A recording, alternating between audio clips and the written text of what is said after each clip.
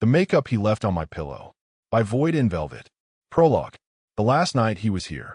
The Nakamura-za after a performance was a specific kind of quiet.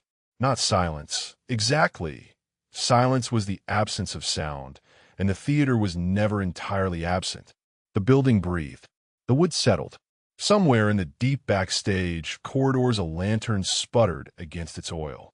The stage itself held the shape of the evening, the way a body holds the shape of sleep long after waking, and you could stand at the edge of the Hanamichi walkway and feel it, the specific pressure of 1,000 people having been here and now being gone, the electric residue of story, the particular relief of a house that had believed everything it was told and then gone home to dream.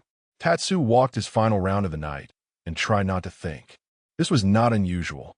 He was a man who had learned, across years of practice, to convert the thinking parts of himself into attention, to pour everything that might otherwise become feeling into the clean, useful work of observation.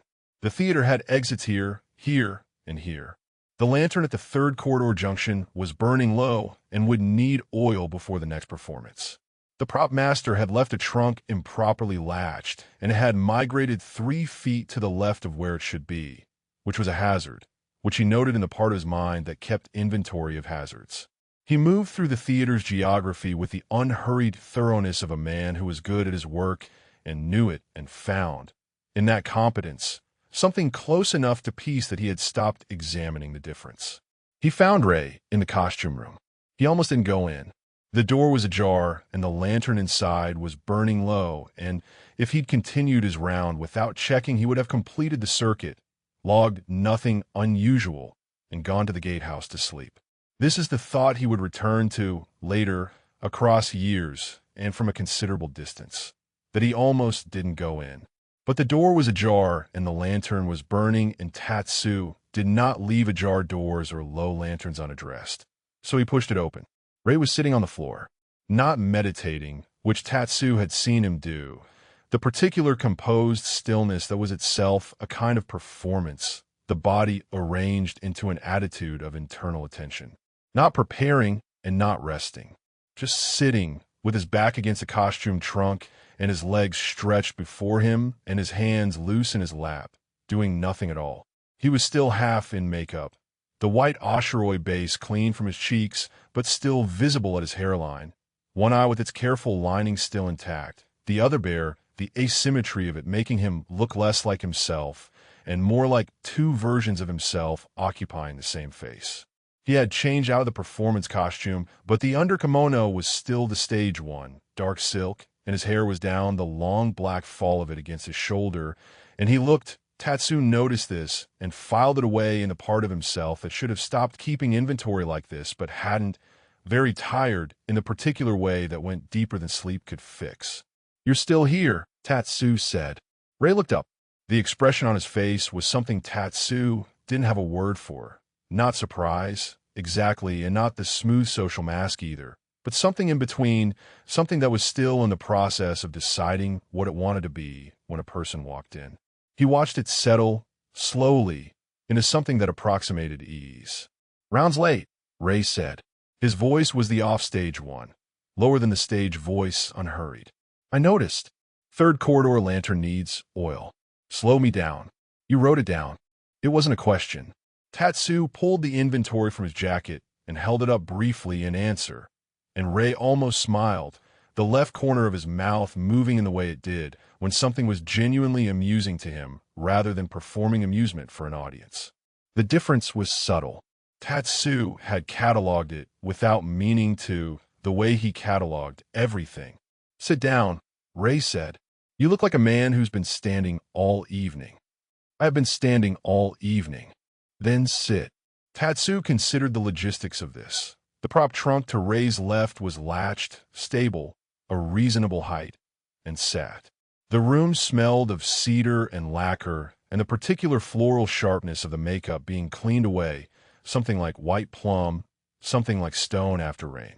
He set his inventory on his knee and said nothing, because Rei had asked him to sit, and he had sat, and if Rei had something to say, he would say it when he was ready, and if he didn't, then the silence was its own kind of company, which they had established between them across months of shared theater walls and late rounds and the occasional evening that went like this. "Good house tonight," Tatsu said after a while. "Very good." Rei was looking at the costume racks, at the layered silk, the folded brocade, the wigs on their stand with their perfect black architecture. Looking at them the way you look at things you know very well and are seeing, for some reason, as if slightly from a distance. They were with me from the first scene. I could feel it. The third act. Yes. Something in his voice when he said it. Not pride exactly. Something more complicated than pride. The third act was yes. Tatsu had been in the house for the third act, standing at the back, as was his habit during performances, keeping his attention distributed across the room, while in practice, keeping approximately 30% of it on stage. The Nakamura-za smelled like history and cedar and something underneath both of those that Tatsu could not immediately name. He stood in the gate entrance with his pack over one shoulder and let Okamoto Fuseo walk slightly ahead of him, which was the appropriate arrangement, and paid attention to the things a man in his profession was supposed to pay attention to: load-bearing walls, sightlines, the depth of the eaves and the height of the courtyard lantern posts, and the number of steps between the public entrance and the stage door, and the likely distance from the stage door to whatever passed for a gatehouse. He also paid attention to other things, because he couldn't help it, and because the two were not in competition. The theater was beautiful. He noticed that last, the way you notice weather when you've already checked every exit. 3 main performance spaces, Fuseo was saying. Precise, unhurried, in the voice of a man who had described these things many times and had long since passed the point of sounding rehearsed. He spoke as if every sentence were being recorded for posterity, which perhaps it was. The main stage, the Hanamichi, and the secondary hall for training and smaller productions. You'll have access to all 3. The key system. Who had access before me? A small pause.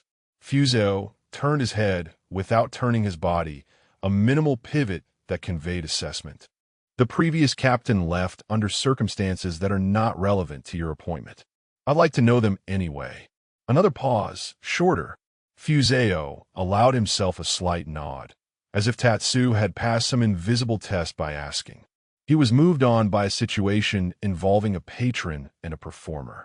The specifics were managed quietly. That is always the preference here. Quiet management. We are a theater, Kadowaki-san. Noise has its season. Off the stage, however, we find it counterproductive. Tatsu filed this alongside the exits and the lantern posts. Understood. The tour continued. Fuseo walked him through the backstage geography with the efficiency of someone who valued other people's time in direct proportion to how highly he valued his own, which was considerable. Kuro tilted his head in a way that indicated the answer was both complicated and simpler than it looked. He chose sides in something he shouldn't have had sides in. Patron désagrément. He managed the noise instead of the situation. A pause, eating. Fuseo-san doesn't like noise. He always mentions it. Kuro glanced at him sideways. The real orientation is different from the tour. You want it? Yes. They ate standing in the courtyard gate while Kuro delivered the actual structure of the Nakamura-za in the same unhurried, practical way he seemed to do everything. The hierarchy was explicit in ways Fuseo hadn't articulated. The principal performers at the top, specifically the leading onnagata, specifically the patron relationships that were the theatrical economy's spine. The stagehands and dressers operated in a parallel system with its own internal logic. Security existed, in practice, to protect the boundary between those two worlds, and most of the work was invisible by design. Patron culture, Tatsu said. The lifeblood and the headache, in that order. Kuro set his empty bowl on the gate ledge. We have 3 main patrons this season. Ogawa-san is the significant one. Senpachi, do you know the name? No. Wealthy. Family money, trade expansion. He's been patron to the theater for 7 years. Specifically a patron to the principal performers. A pause, deliberate. His interest tends to focus on the performers, on particular performers. Kuro said this the way he said everything, without emphasis, which meant the emphasis was in the space around it. He's been absent this past year. He's expected back for the season opening. Tatsu nodded. Hey, who's the principal onnagata? Kuro looked at him. Rei had rehearsed his entrance. This was not unusual. He was an onnagata, and entrances were a discipline, and he had learned before he was 20 that the way a person entered a room determined everything that followed. But he had never, in 28 years, rehearsed a real entrance the way he rehearsed this one. In the weeks before his return from Osaka, he had composed it with the same precision he brought to his most demanding roles. The angle of approach, the appropriate effect, the specific register of composure that read as welcome without reading as relief. He had considered the season and the light, the state of his wardrobe, the particular quality of stillness that said, I have been away and returned, and the return is not complicated. He was very good at his craft. The entrance was flawless. Mayo, waiting at the stage door with his unpacked kid at her feet and the expression of a woman who had seen every version of him since he was 19 and had subsequently developed very good peripheral vision, did not look convinced. She said nothing. She handed him a cloth for his hands and fell in a step beside him, and he told her about Osaka. The theater there, the spring program, the way the river sounded different from the canal, the things you noticed about a city when you'd been in it long enough to stop being a visitor. And she listened the way she always listened, fully, with the quality of attention that felt like being genuinely seen, which was something Rei permitted from approximately 2 people in the world, and one of them was Mayo. How are your feet? She asked. Fine. You walked the whole way from the boat landing. I had luggage. Shima offered to carry it. Shima offered to talk to me the entire way. The luggage was incidental. He touched the silk of the nearest door frame as they turned into the performer's corridor, fingers reading the grain by habit. The theater looks the same. You're too generous.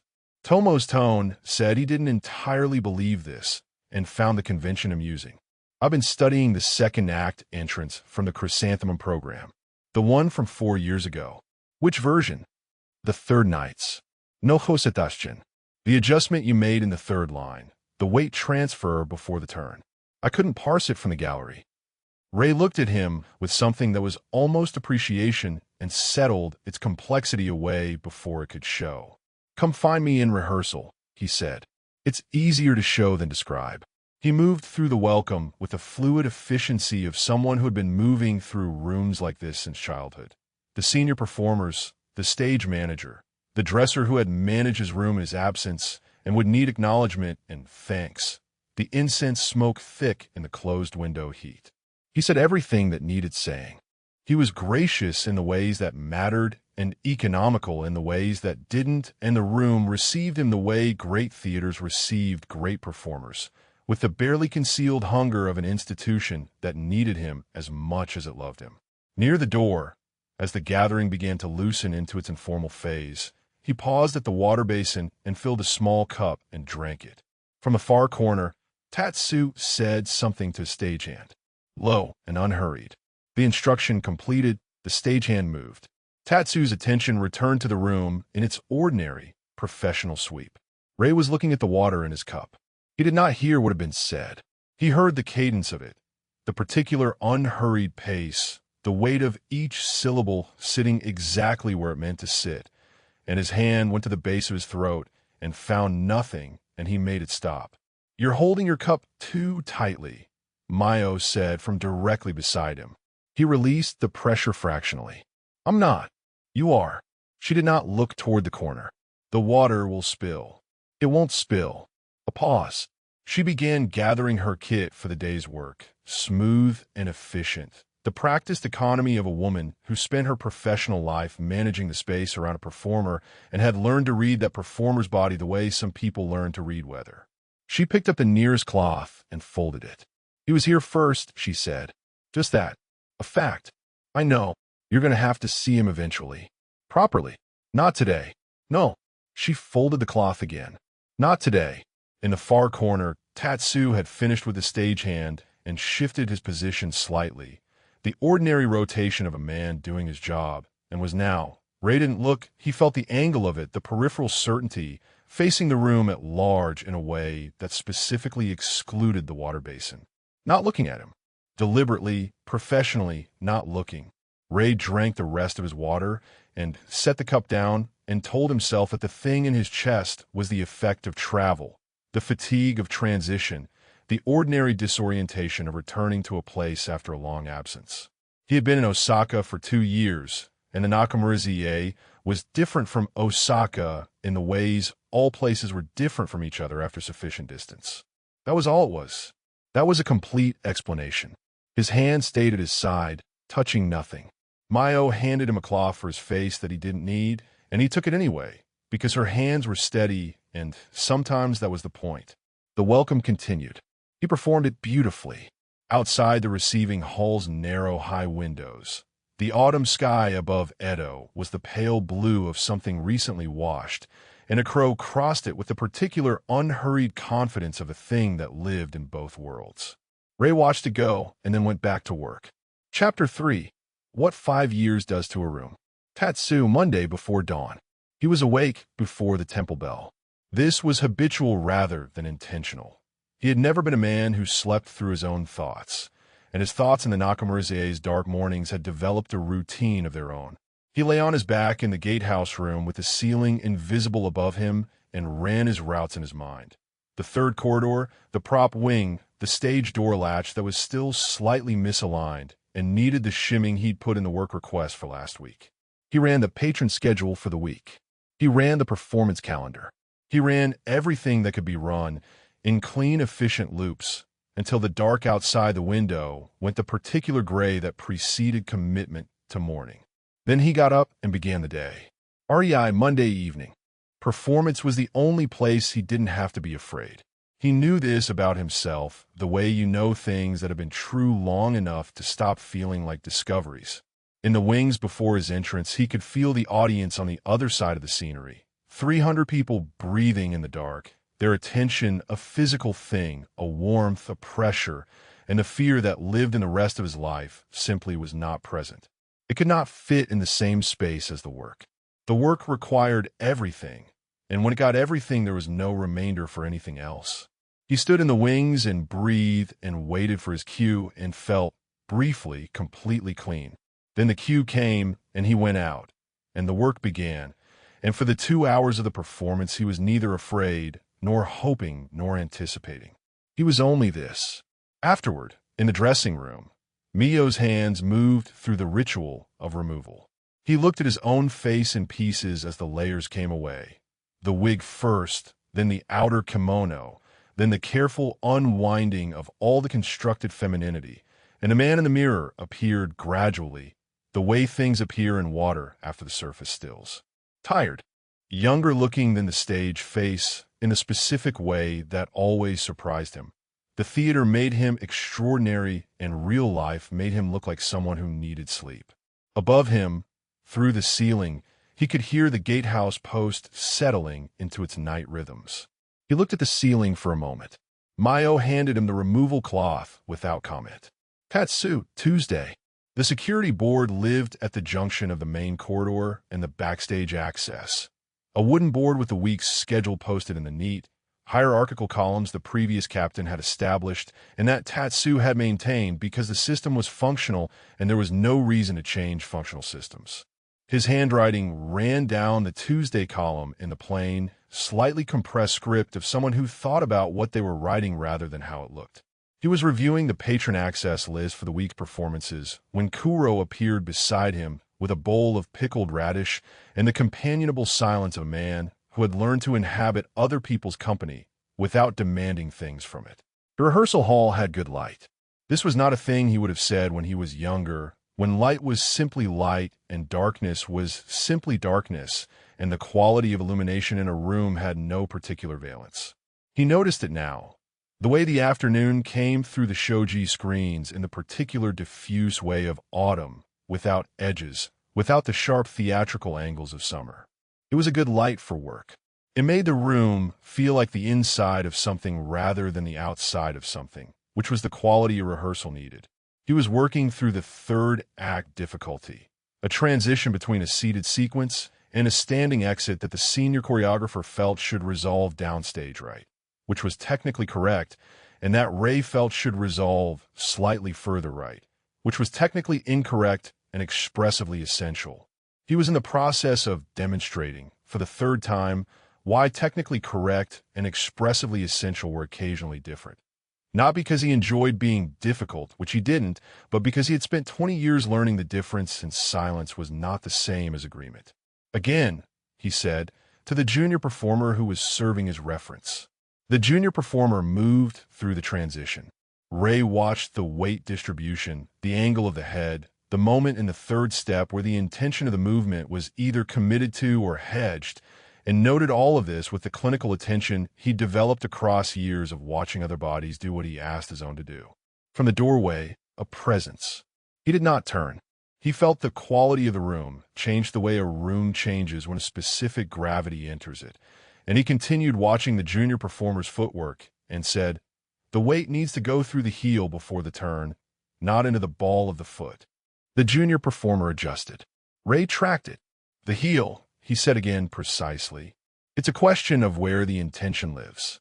The doorway presence moved. He heard it, the particular cadence, 3 steps into the corridor, and then gone. His attention stayed on the footwork in front of him. His right hand, which had been clasped behind his back in the choreographer's posture he used during rehearsal observation, moved briefly to the base of his throat and returned to its position. "Better," he said to the junior performer. Again, he turned the corner at the east junction of the main corridor at the end of his final round and stopped. Someone was moving away from him down the corridor, dark robe, hair to the jaw, the slight, unhurried quality of the walk that said this was someone moving through their own space rather than through someone else's. He saw the line of the shoulders, the angle of the head, the particular way the robe moved as they turned at the far end of the corridor, and his body understood what it was seeing before his mind authorized the understanding. He stood in the corridor for longer than was necessary. His right hand moved his left wrist and found the leather cord and rolled it once, slowly, and stopped. The corridor was empty. Whatever he'd seen had turned the corner and was gone, and the lantern at the junction burned clean and bright, and the Nakamura breathed around him with its late-night sounds. He walked on. He did not look back at the far corridor, because looking back at things that were already gone was not a habit he could afford. He had tried that for 5 years, and it had not made anything clearer. He walked on, and the night closed behind him, and the theater held everything in it the way theaters always do, all the things being performed, and all the things not being performed, and all the things that hadn't been decided yet about which was which. Chapter 4. The Man Who Doesn't Look at Me. The preseason gathering was Fuseo's institution, and Fuseo's institutions were orderly. Twice a year, before the spring program and before the autumn, the Nakamura-za assembled its inner population in the receiving hall and its patron ledger in the front rooms, and allowed the 2 groups to occupy the same space for an evening in the carefully managed way that the theater's economy required. The performers performed their social selves. The patrons performed their generosity. Everyone understood the transaction, and everyone agreed not to name it, which was its own kind of performance, and one that the Nakamura-za had polished to a very high finish over 40 years. Tatsu stood in his corner and watched the exits. This was the job. The receiving hall had 4 exits: main entrance, side corridor, garden access, and the service passage behind the hanging screen. And his attention moved between them with the habitual, unhurried sweep of a man who had found, over years, that the exits were where things happened. Not always dramatically. Most of what happened at an exit was ordinary. Someone leaving, someone arriving, someone using the garden access to have a conversation they'd prefer not to have indoors. But exits were information, and Tatsu ran on information, and so he watched the exits and let the rest of the room happen around him. The rest of the room was beautiful and busy and full of things he was not watching directly. Rei moved through the gathering the way he moved through everything, with the particular fluid ease of someone who had learned, at significant cost, to make every room feel like a room he'd chosen to enter. He was in the formal kimono he reserved for patron occasions, deep blue with a subtle silver pattern at the hem that caught the lantern light when he moved, his hair pinned with the precise artlessness of something that required considerable art. He laughed at things people said. He inclined his head. He took offerings of tea and sake with the graceful acceptance of someone who had never had to reach for anything in his life, which was a performance Tatsu happened to know was exactly that. He didn't look at Tatsu. The room was full of people, and Tatsu was in the corner doing his job, and not being looked at by anyone was approximately the expected outcome of that arrangement. Except, he had watched Rei in rooms before. He had watched him with the detached, involuntary attention of someone who cannot help knowing exactly where a person is even when pretending not to, and he knew, from that months-long accumulation of not looking, how Rei moved through a room he was comfortable in and how he moved through a room he wasn't. The difference was almost invisible. Almost. It lived in the set of the shoulders, in whether the slight natural asymmetry of his walk was present or suppressed, in whether the pauses in his conversation were the choosing kind or the loading kind. Tonight, the pauses were the loading kind. Tatsu watched the exits and filed this under things he was not doing anything with. The gathering had been running for approximately an hour when the main entrance opened and Ogawa Senpachi came in. Tatsu knew the type before he knew the man. Had seen it enough times at enough theaters to have a quick, efficient read on it. The particular confidence of someone who moved through spaces as if he had commissioned them, the warmth that preceded him into the room like a season, the way the crowd adjusted to accommodate him without appearing to do so. He was in his mid-50s, broad in a comfortable way, with the face of a man who had been handsome younger and had become impressive instead, which was often the better outcome. His kimono was the fine, understated kind that cost more than the decorated kind and was intended to make that point. He moved through the gathering with the ease of someone who had been doing this for 7 years and found it genuinely pleasant, which might even have been true. His eyes moved to Rei. Tatsu did not look at Rei. He watched Senpachi cross the room and watched Rei see Senpachi coming and watched Rei perform the transition between the version of himself that had been running and the version required for this specific conversation. The adjustment taking, Tatsu estimated, approximately 2 seconds, which was either impressive or dismaying, depending on how you felt about the skill. Senpachi took Rei's hand in both of his. From the corner, Tatsu watched the warmth of the greeting, heard it, in fragments, over the ambient noise of the room, the expansive welcome of a man who had missed someone and was pleased to say so. He watched Rei receive it. He watched the quality of Rei's reception, gracious, warm at the surface, with something underneath that was not warmth and was not its opposite, but was more complicated than either. He noted all of this without changing his expression, without adjusting his position, without doing anything with his hands except keeping them where they were. His attention moved back to the exits. Then, the main entrance again, a late arrival. And when his eyes returned from the entrance to the room's center, he found that Rei had turned slightly in the course of the conversation and was now, from this angle, facing the corner. Their eyes met. It was not the first time Tatsu had looked at him directly since his return. There had been the corridor near Miss Thursday evening, which Tatsu was not counting because he had been looking at a dark robe and a familiar silhouette and not at Rei. And there had been a moment in the rehearsal hall doorway that Tatsu was also not counting because he had not been there long enough to be looking at anything in particular. This was different. This was across a receiving hall full of people, over Senpachi's shoulder in the lamplight, with no way to pretend it wasn't happening. He had been ready for this.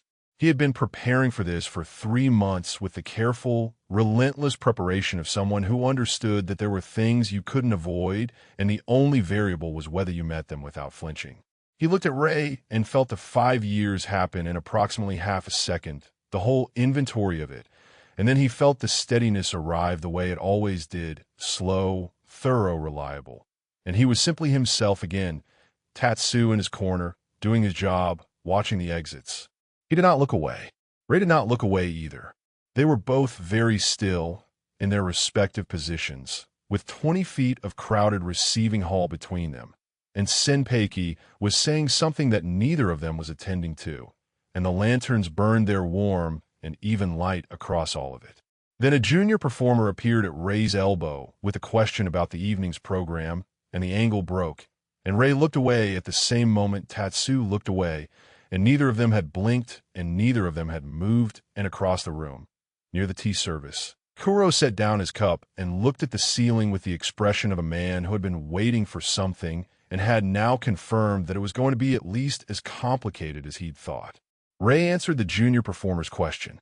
He laughed at something afterward, the social laugh, and moved to include another patron in the conversation and did not look at the corner again. Tatsu watched the exits.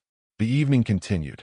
The gathering ran its proper course, efficient and gracious, the theater's social machinery at full operation. Senpachi circulated. Hei circulated.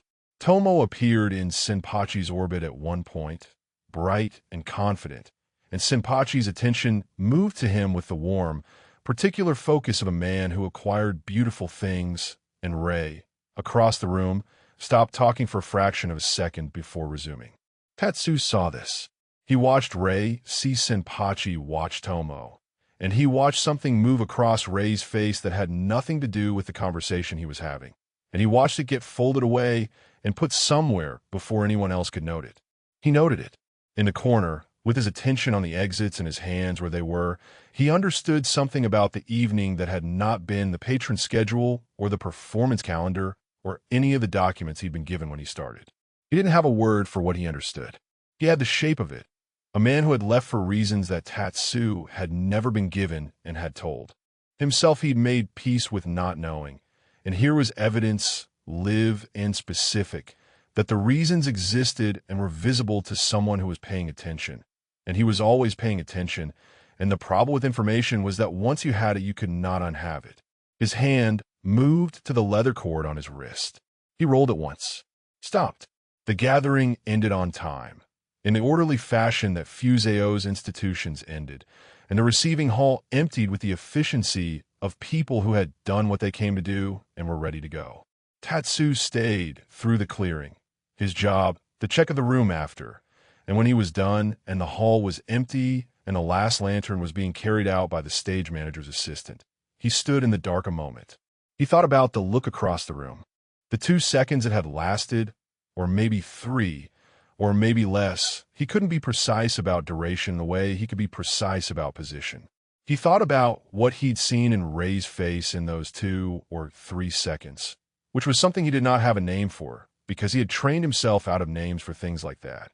And then he stopped thinking about it, because the discipline of that stopping was the thing that had kept him functional for 5 years, and he was not ready to set it down.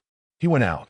In the corridor, near the garden access, Kuro was waiting with a lantern and the patient expression of someone who had calculated that company was probably appropriate and had decided to offer it without asking. They walked the late round together in silence. That was, Kuro said, after a while, a lot of not looking at one person. Tatsu said nothing. I'm including both of you in that statement. Tatsu said nothing. Kuro held the lantern around the corner of the prop wing junction and let the silence have what it needed. Then, in the tone of someone placing a very small observation in a very specific location, Senpachi-san's attention moved to Tomo-san twice during the evening. I noticed. Rei-san noticed too. Yes, that's interesting. Kuro didn't say in what way it was interesting. He carried the lantern and walked, and let the corridors do what corridors do in the dark. Hold things. Are you all right? Tatsu considered the question with the thoroughness he brought to everything. Yes, he said. It was mostly true. It was true in all the ways that mattered for the continuing operation of the evening. Kuro nodded. Good. He lifted the lantern to check the junction. 3rd corridors still holding. I oiled it Monday. I know. I'm complimenting your foresight. They completed the round. Tatsu wrote his log. He noted the exits, the lanterns, the latch on the garden access that needed a slight adjustment. He did not note the 2 or 3 seconds across the receiving hall, or the shape of what Rei's face had done in Senpachi's shadow, or the fact that his right hand had moved to the leather cord and stopped twice before the end of the evening. Some things went in the log. Some things went somewhere else. He blew out the gatehouse lamp and lay in the dark and listened to the Nakamura settle into its night self around him, and did not sleep for a while, and eventually did. Below his post, the dressing room light was out. Chapter 5. A Man Who Has Made His Peace. The reasons to leave were good ones. Tatsu enumerated them on Friday morning while he walked the West Wing. The route he developed as a secondary patrol that did not pass the rehearsal hall window, the East Junction corridor, or the dressing room door, and that he was not yet ready to acknowledge he had developed for those specific reasons. The reasons to leave. He turned them over in the way he turned over structural problems, methodically, from every angle, looking for the place where the math stopped working. The job at the Morita-za was not confirmed, but was likely. He'd worked with Endo there 6 years back, and Endo had been asking around, which in this world was the same as an offer with the formal word simply not yet sent. The Morita-za was a good theater, a stable theater, a theater that did not have Rei's dressing room below its security post. He could send a note to Endo today and be gone inside a week without drama, without requiring explanation, without anything that resembled the conversation he was not having with himself about why he'd come here in the first place. He turned the corner at the West Junction, checked the lantern, full, steady, and continued. The reasons to stay were harder to articulate. The job here was genuinely good. Fuseo ran the Nakamura-za with the kind of institutional precision that made a security captain's work tractable. The budget for equipment was adequate. The stagehand crew was competent and mostly sensible. Kuro was here. Those were real reasons. He believed in them.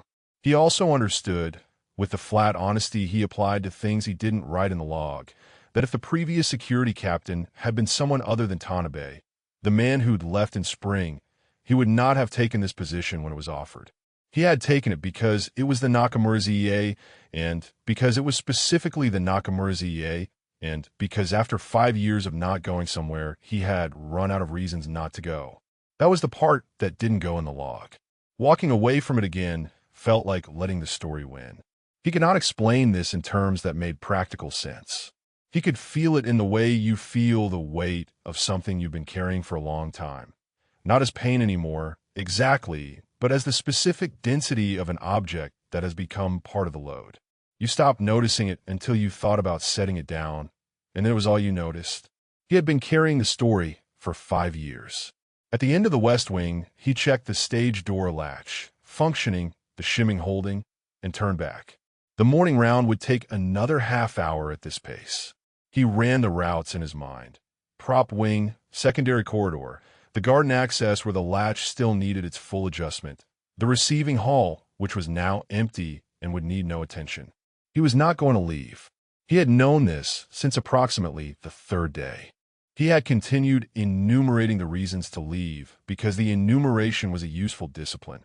It meant he had considered the option, had applied genuine thought to it, and had arrived at staying through a process rather than through the inertia of wanting. He was not staying because he couldn't make himself go.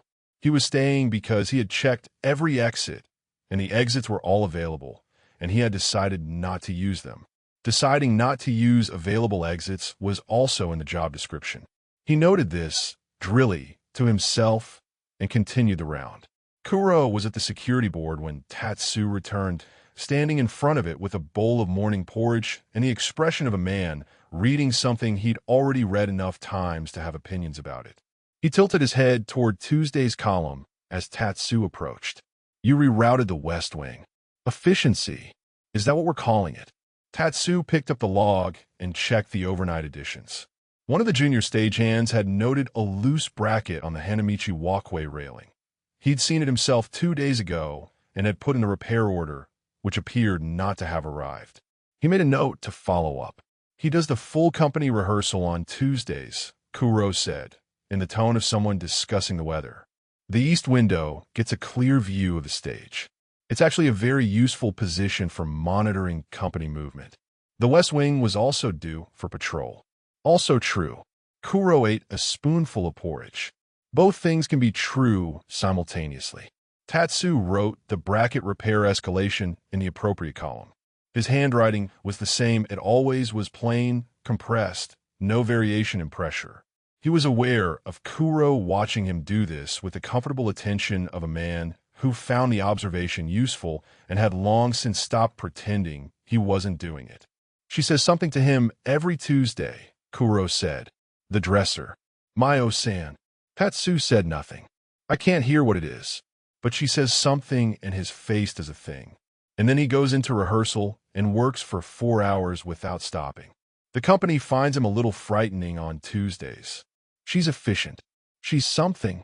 Kuro finished his porridge. I like her. She doesn't say things that aren't useful. The things she doesn't say, on the other hand. He placed the bowl on the edge of the board's ledge. She's noticed you. Tatsu looked up from the log. Not in a concerning way, Kuro said, with the mildness of a man defusing his own observation. In a way she notices everything. Assessment. She spent about 3 days on you in the first week, and then filed it somewhere and moved on. He paused. I've been here 8 years. She spent about 2 days on me. I think you scored higher, which is either a compliment or a warning. What does she notice? Things that are useful. Kuro straightened the board marker into its column, a brief, unnecessary adjustment. She doesn't gossip, but she watches the way you do. Less like she's looking for something and more like she's making a record, keeping inventory. He tilted his head. Sound familiar? Tatsu returned to the log. The Hanamichi bracket, the garden access latch, the third corridor lantern follow-up. All practical, all finite. He wrote them in the order of priority and felt the orderliness of it, the way the column filled, the way a completed section looked when everything that needed managing had been noted and addressed, and the page had a shape. You're going to have to look at him eventually, Kuro said. I know you know this. I'm saying it anyway, because sometimes things need to be said even when they're already known. I looked at him at the gathering. That's not, Kuro considered. That's not what I mean, and you know what I mean. Tatsu closed the log. The morning was advancing. He could hear the theater beginning its day, sounds in the distance. The stagehand crew at the equipment stores, the first of the junior performers arriving for warming exercises. Today was not a full company day. Tuesday was the full company day. He had rerouted his patrol on Tuesday. He would not reroute it again. My father, he said. Kuro went still in the particular way. He went still when something he hadn't expected was being offered. He waited. He was a man who had made a decision early about how things worked. What you could expect from them. From life, from people, from circumstances. Tatsu looked at the security board, the orderly columns, the week laid out in its proper sequence. He made the decision once, and then he stopped deciding. He just lived inside the decision. For 40 years. Was he happy? He was stable. Tatsu said this without judgment, which was the hardest thing about it. He was functional. He managed his situation. The dojo ran well until it didn't, and when it didn't, he managed that situation too, and when there was nothing left to manage, he was very good at that also.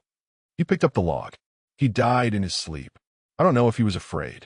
I think he might not have been, which is its own kind of answer. Kuro was quiet for a moment. The corridor moved around them. A junior performer with a costume bundle, the prop master's assistant heading toward the storage wing.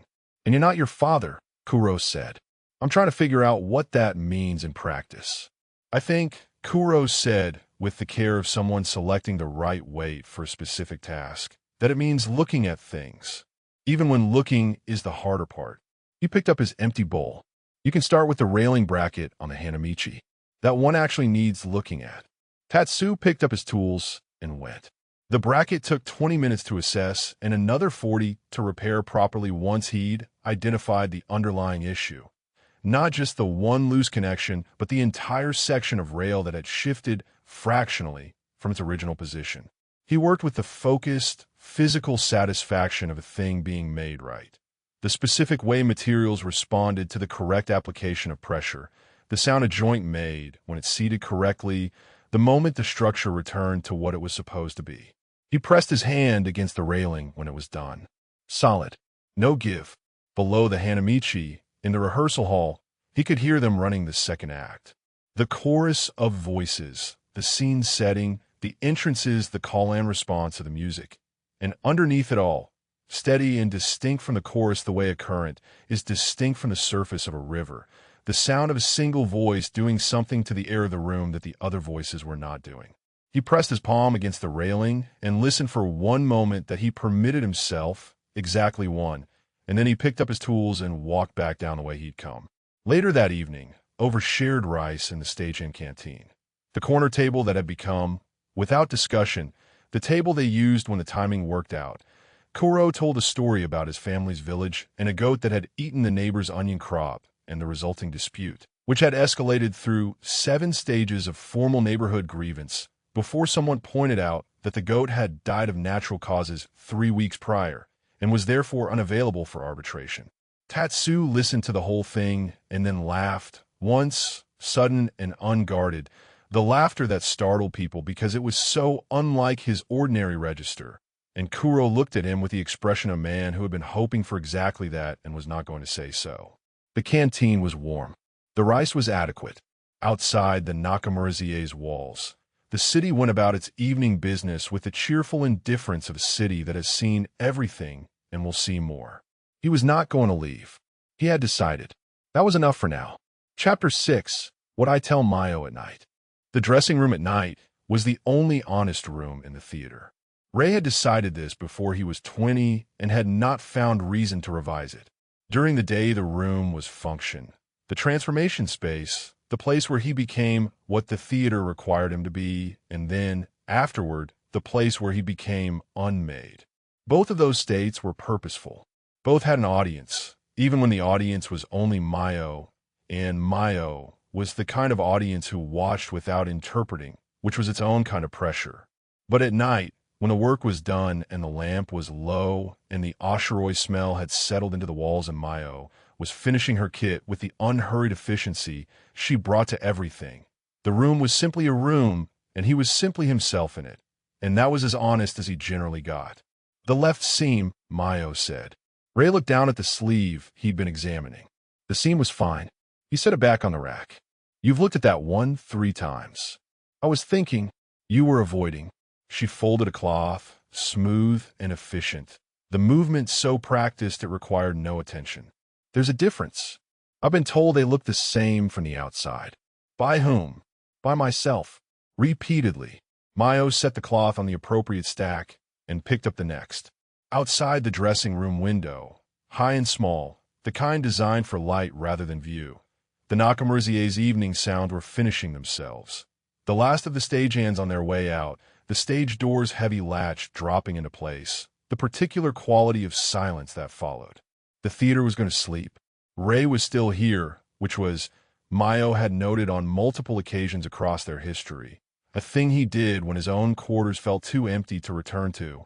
She had stopped asking him about it. He always said he was reviewing costume inventory or drafting correspondence or some other practical thing that was true and irrelevant. She handed him what he needed, which was the company, and she did not require him to name it. How was the second act run today? She asked. Tomo's still hedging the pivot in the third sequence. Is he? He has the technical knowledge. He's pulling the commitment at the last moment.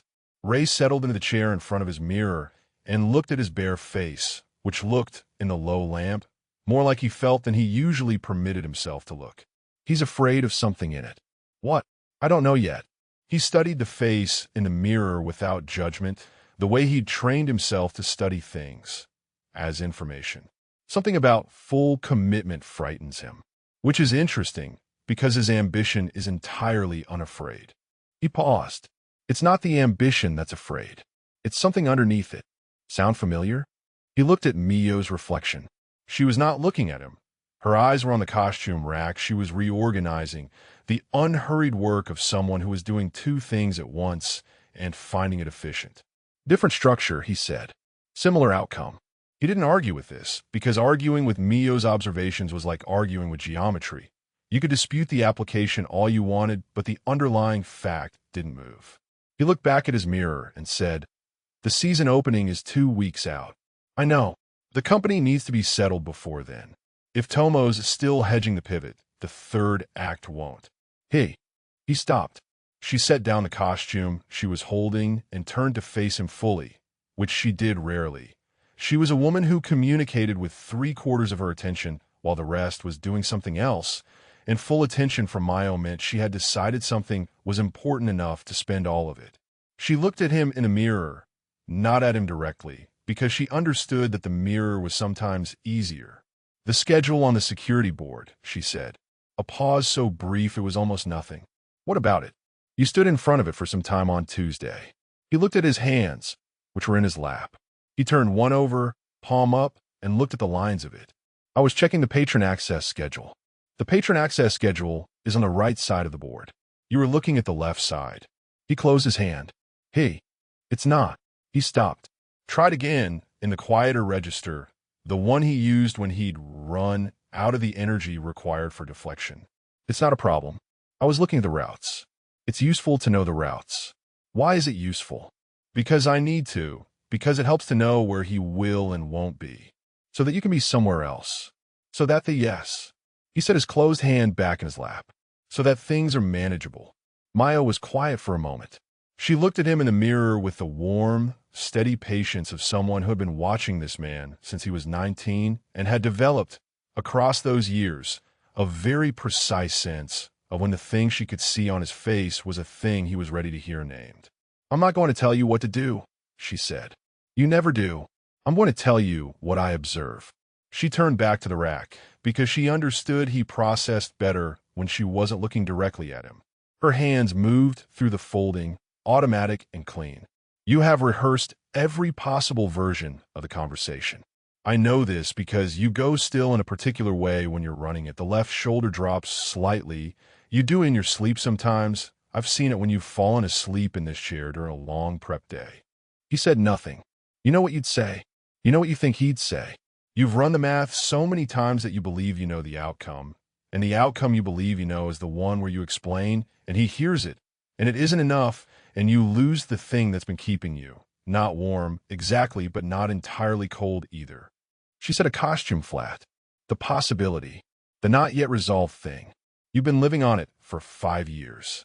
That's a complicated way of saying I'm afraid. It's a precise way of saying it. She picked up the next piece. Are you going to let me finish? Yes. What I observe, she said, is that you are running exactly the same calculation you ran 5 years ago.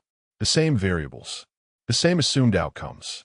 The same conviction that you already know how the story ends and that the ending is loss and that it's better to manage the loss from a distance than to let it happen up close. She set the piece down. The calculation was wrong the first time. The room was very quiet. I thought, he stopped. His hand went to the base of his throat and found nothing. I thought I was protecting something. That was real. The calculation was real. I know. Senpachi was already. I know, Rei. Her voice was not hard, which was the thing about Mayo. She could say the most accurate things with the most ordinary gentleness. I was here. I saw what was happening. I watched you make the decision, and I didn't stop you because it wasn't my decision to stop. She straightened the last piece on the rack. I'm not saying the calculation was made in bad faith. I'm saying it was wrong.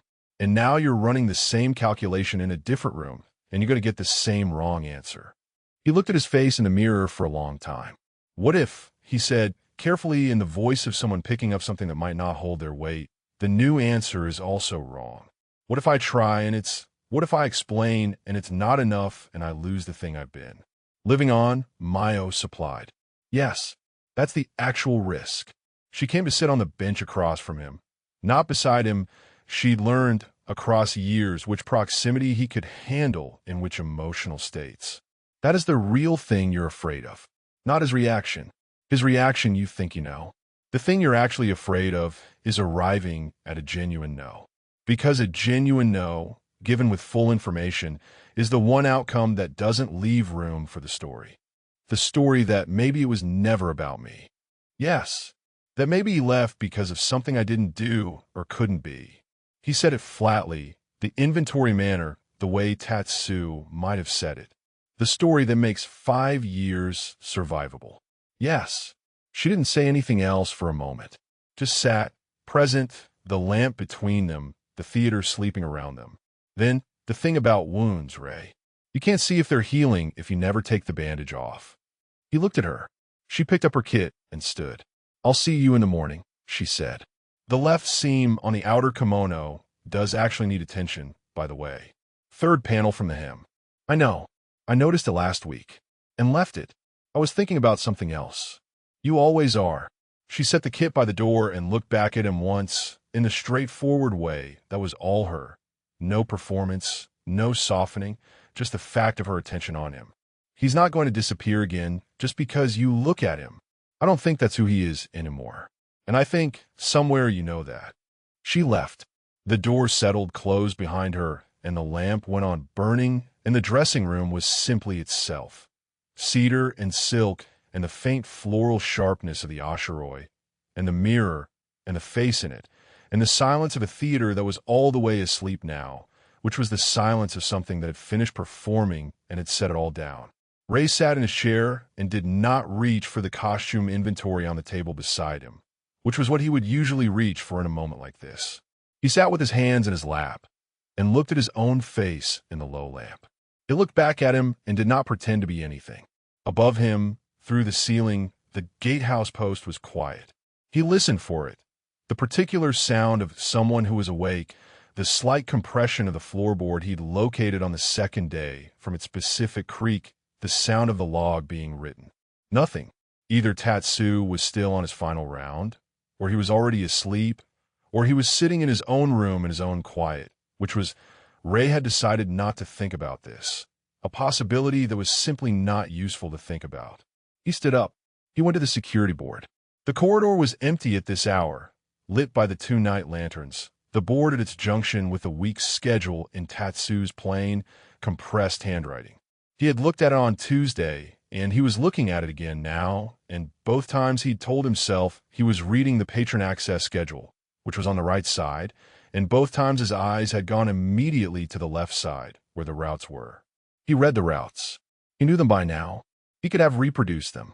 He stood in the empty corridor and read them anyway, the week laid out in its orderly columns, and thought about what Mayo had said, and what he would say if he said anything, and what it would cost, and whether the math was actually wrong or whether it was correct, and he was simply too afraid to accept the correct answer. The routes were efficient. They didn't waste motion. Every corridor addressed, every lantern checked, every latch and bolt and bracket on a schedule that had clearly been thought about rather than inherited. The Hanamichi railing repair was noted for Tuesday with a follow-up for the week after. He was standing very close to the board. He stepped back. He returned to the dressing room and sat in his chair and picked up the costume inventory and did not read it. He set it down. He looked at the low lamp. He thought, I was afraid. That's the whole story. I was afraid and I called it love so I could live with it. He did not know yet what to do with that thought. He blew out the lamp and went back to his quarters in the dark, and the Nakamura-za held its silence around him, and somewhere above his dressing room ceiling, the floorboard with the particular creak was quiet. Chapter 7. First Blood. The altercation at the backstage entrance was, as most altercations were, about something other than what it appeared to be about. The patron, a young man, well-dressed in the way of someone performing wealth rather than having it, with the particular edge of someone who had drunk enough to be certain of his importance, had come to the wrong door. This happened. The backstage entrance was clearly marked, but clearly was a relative term when the motivation to enter was strong enough and the inhibition about it had been thoroughly loosened. He wanted to speak with one of the junior performers. He had, apparently, been told to wait and had decided not to. Tatsu dealt with it the way he dealt with everything, with the minimum force appropriate to the situation, which in this case was his physical presence and a register of polite calm that communicated, without stating that the alternative to voluntary compliance was an outcome nobody was going to enjoy. He was not a large man by the standards of men who work this kind of work, but he was built in the way that communicated solidity rather than size, and the combination of samurai bearing and the specific quality of his stillness had a reliable effect on people who had decided that their feelings were more important than anyone else's comfort. The patron went back the way he'd come, considerably deflated. Tatsu turned from the now clear backstage entrance. Rei was standing in the corridor, not immediately behind him, 4 feet, perhaps 5, at the point where the backstage corridor bent toward the costume wing. He was in a dark practice robe, undyed, the kind the performers wore for off-performance rehearsals, and one side of his outer layer was incompletely fastened, the silk falling open at the shoulder in a way he either hadn't noticed or hadn't bothered to address. His hair was down, the fall of it to his jaw slightly disordered by the afternoon's work. His face was the near face, not quite the full armor, not the bare one either, the version that appeared in the middle distance between them.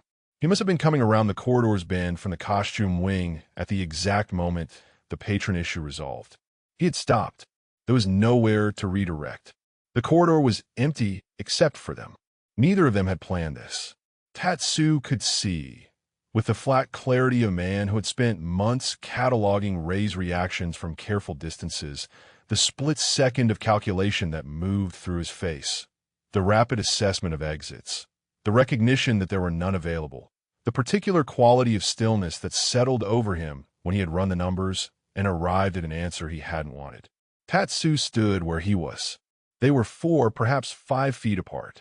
The corridor was lit by the near lantern and the far lantern and the slice of late afternoon that came through the high vent near the ceiling, and all of it landed between them on the corridor floor without resolving anything about what to do with it. Rei said, "First, trouble. Handled. I saw." He shifted the incompletely fastened side of his robe with the automatic, absent attention of someone who'd finally noticed it and addressed it without needing to think about it. "A patron. Wrong door. Misunderstanding about access. There are always misunderstandings about access." A pause in which his eyes moved to Tatsu's face and then moved away, not quite managing the full neutral distance. Fuseo-san should review the door signage before the season opens. I put in the log. Good. Another pause. Good. The corridor was very quiet.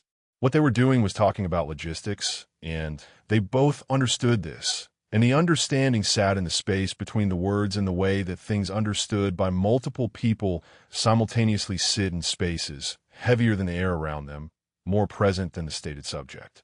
Rei needed information about the post-performance lockup. This was true.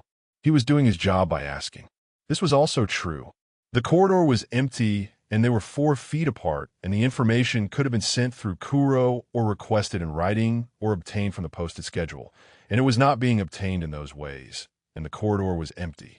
"The lockup schedule," Rei said. "Changed from last season. Mayo-san will need the updated times if she's staying past third bell. She sometimes does on heavy costume days. The new third bell cutoff allows 15 additional minutes before the East Wing seal. The gate post keys are with Kuro-san for the late allowance." He said this the way he said everything, without inflection, without the pauses that would indicate he was deciding how much to give. The information was relevant. He gave it. Rei received it with the composed attention of someone making a mental note. "I'll tell her." Good. A silence, different from the earlier ones. Not the silence of people who had said what needed saying and were waiting to leave. The silence of people who had said what needed saying and were still here, in the same corridor, with nowhere to be and nothing in front of them except the fact of each other. Rei's hand moved to the base of his throat. The gesture touched nothing and returned to his side. Tatsu watched this. He had cataloged it from a distance, and here it was at 4 feet. The ghost gesture, the reach for something that wasn't there.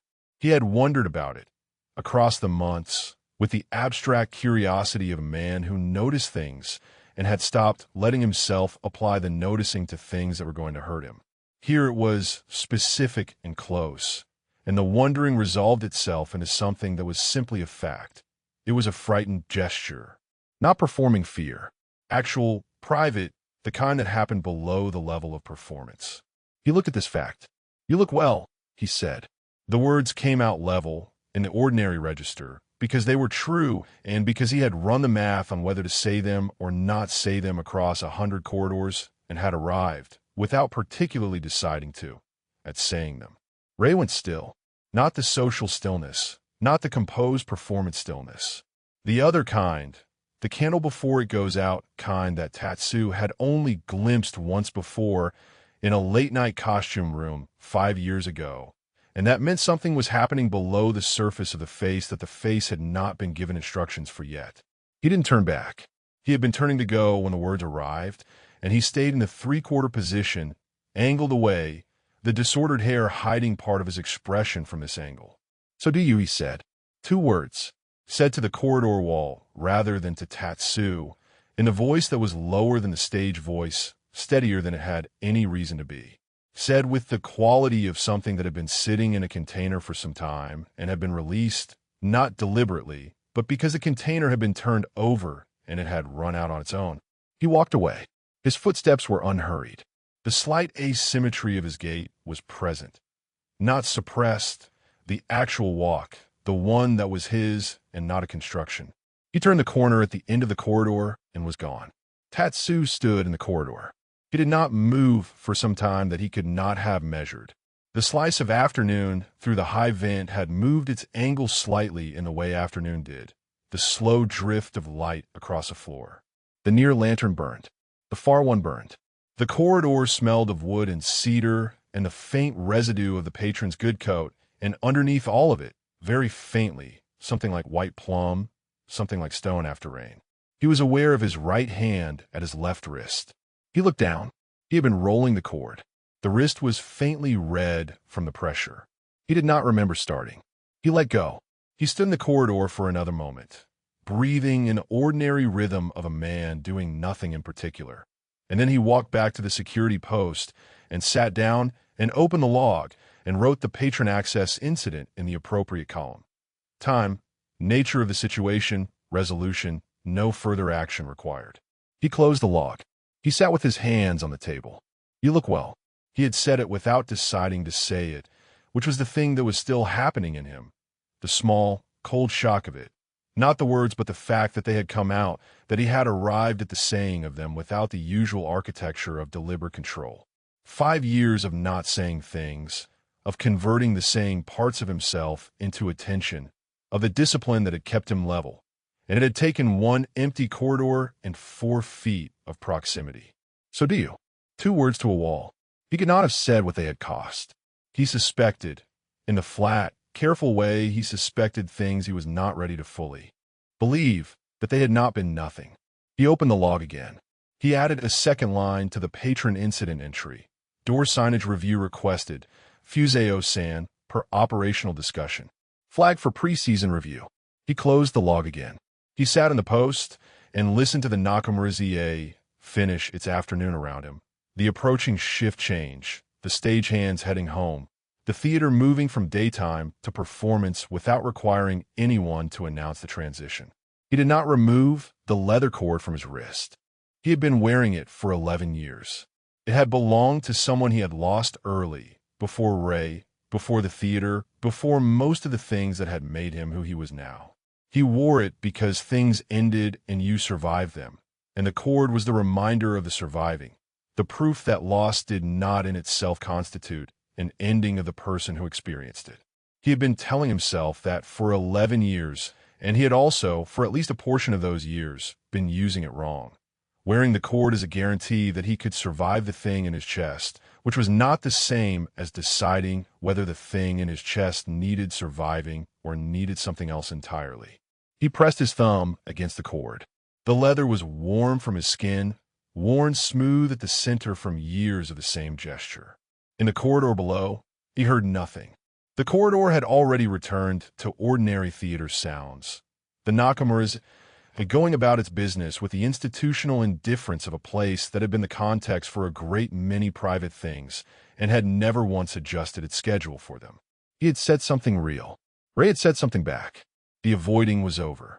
He understood, with the flat and inconvenient clarity that came to him sometimes in the post with the log closed and nothing in front of him, that the next thing was going to be harder, and the next thing after that harder still, and at some point at the end of a chain of harder things, there was either going to be something on the other side or there wasn't, and he was not going to know which until he was standing in front of it. He opened the log for the 3rd time. He wrote the equipment check schedule for the coming week. He was very thorough about it. Chapter 8. The B story walks in on 2 legs. Fuseo told him on a Thursday, in a way Fuseo told people things that were already decided, without preamble, in the receiving hall, with the calm authority of a man who had already run the calculations and found the outcome satisfactory and saw no reason to perform uncertainty about it.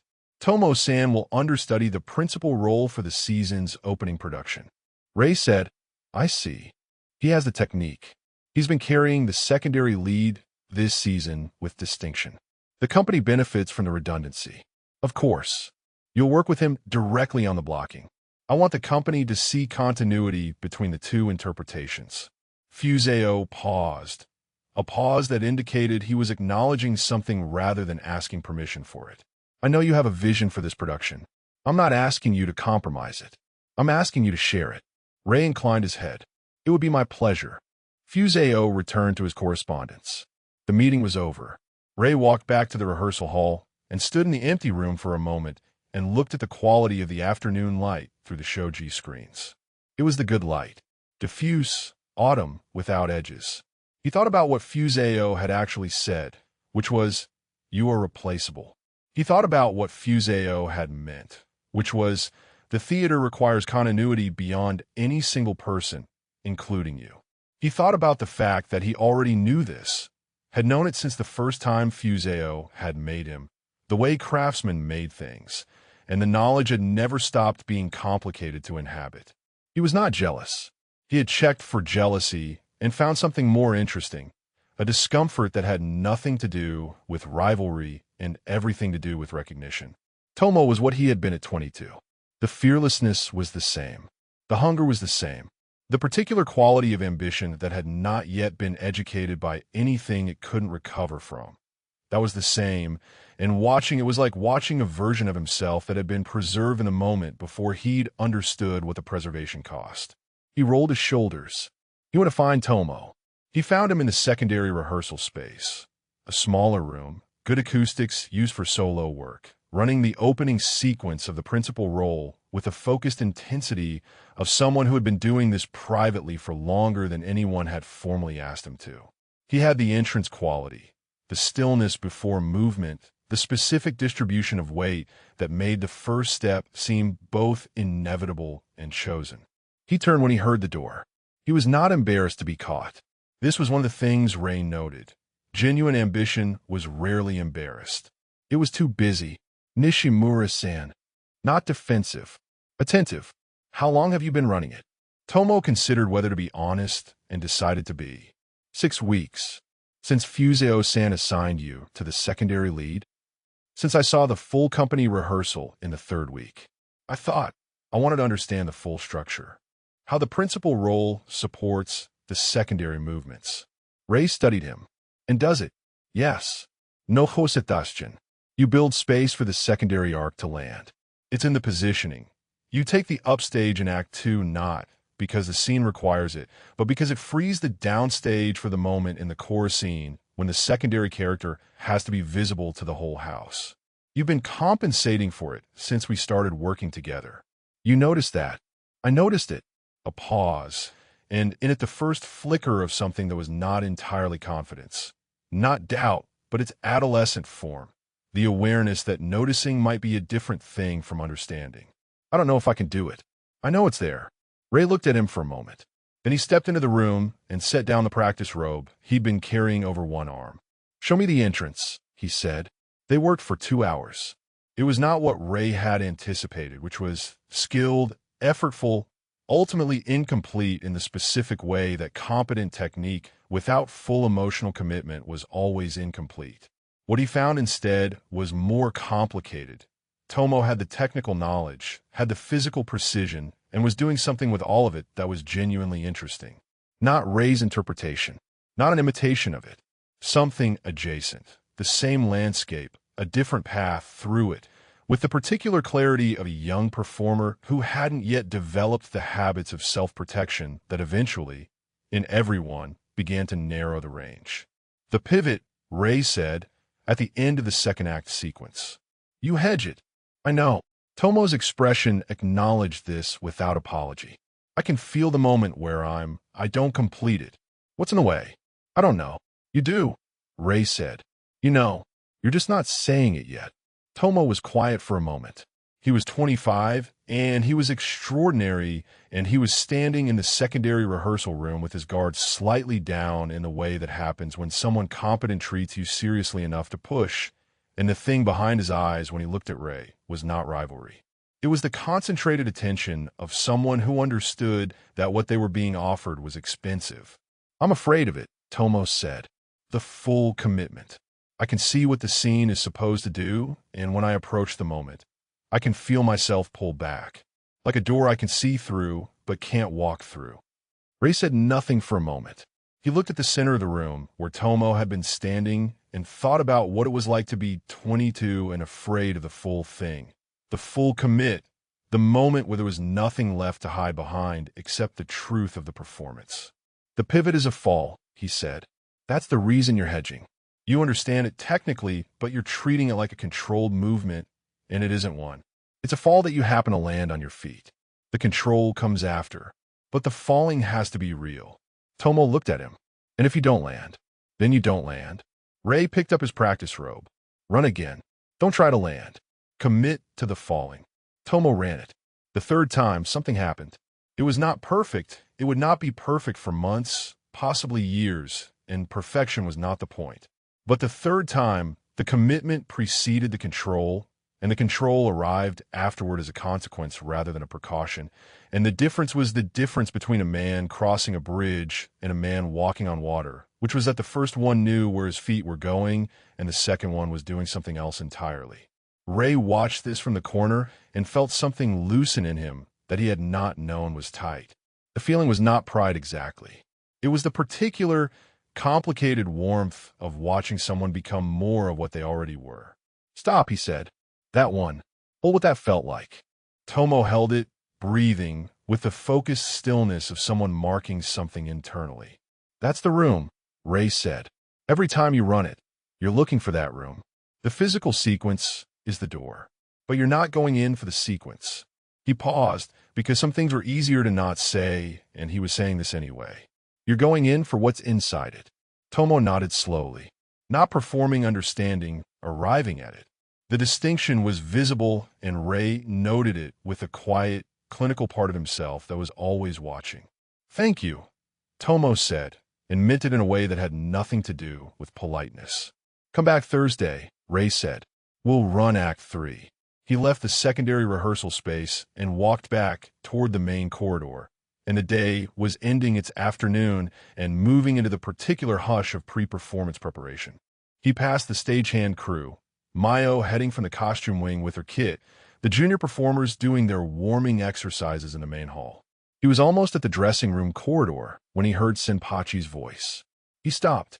He had not known Senpachi was coming today. The patron schedule had listed him for the week's opening performance tomorrow, not today. An early arrival, then the kind of thing Senpachi did, had always done, arriving before he was expected because he had the ease of a man who understood that his presence was welcome wherever he directed it.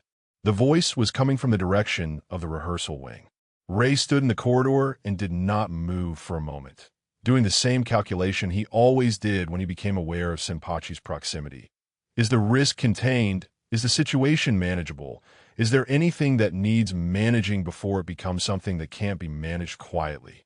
The answer, all the way through the calculation, was assess first. He went to the doorway of the main rehearsal hall. Senpachi was standing near the practice floor with the warm, expansive ease of a man entirely comfortable in the space, which he was. He had been coming to this theater for 7 years and knew every room. He was speaking with someone. His back was partially to the door. His shoulder blocked the view of whoever he was talking to, but the voice answering him was bright and slightly overpolished in a way that identified it before Rei could see the face. Tomo had not, apparently, gone directly to his quarters. Rei stood in the doorway and watched Senpachi's hand come to rest on Tomo's shoulder, the warm, proprietary weight of it, the particular quality of attention that Rei had spent years learning to read and could now read from across a room in poor light. He watched Senpachi say something and Tomo laugh with the unguarded brightness of someone who had not yet learned to watch for the shape of the thing beneath the generosity. He had been exactly that laugh once. He turned to go. From the far side of the rehearsal hall, near the secondary entrance, Tatsu was standing at his security post. He was doing his job. The watch, the door, the position that put him within response distance of the rehearsal spaces during the pre-performance hour.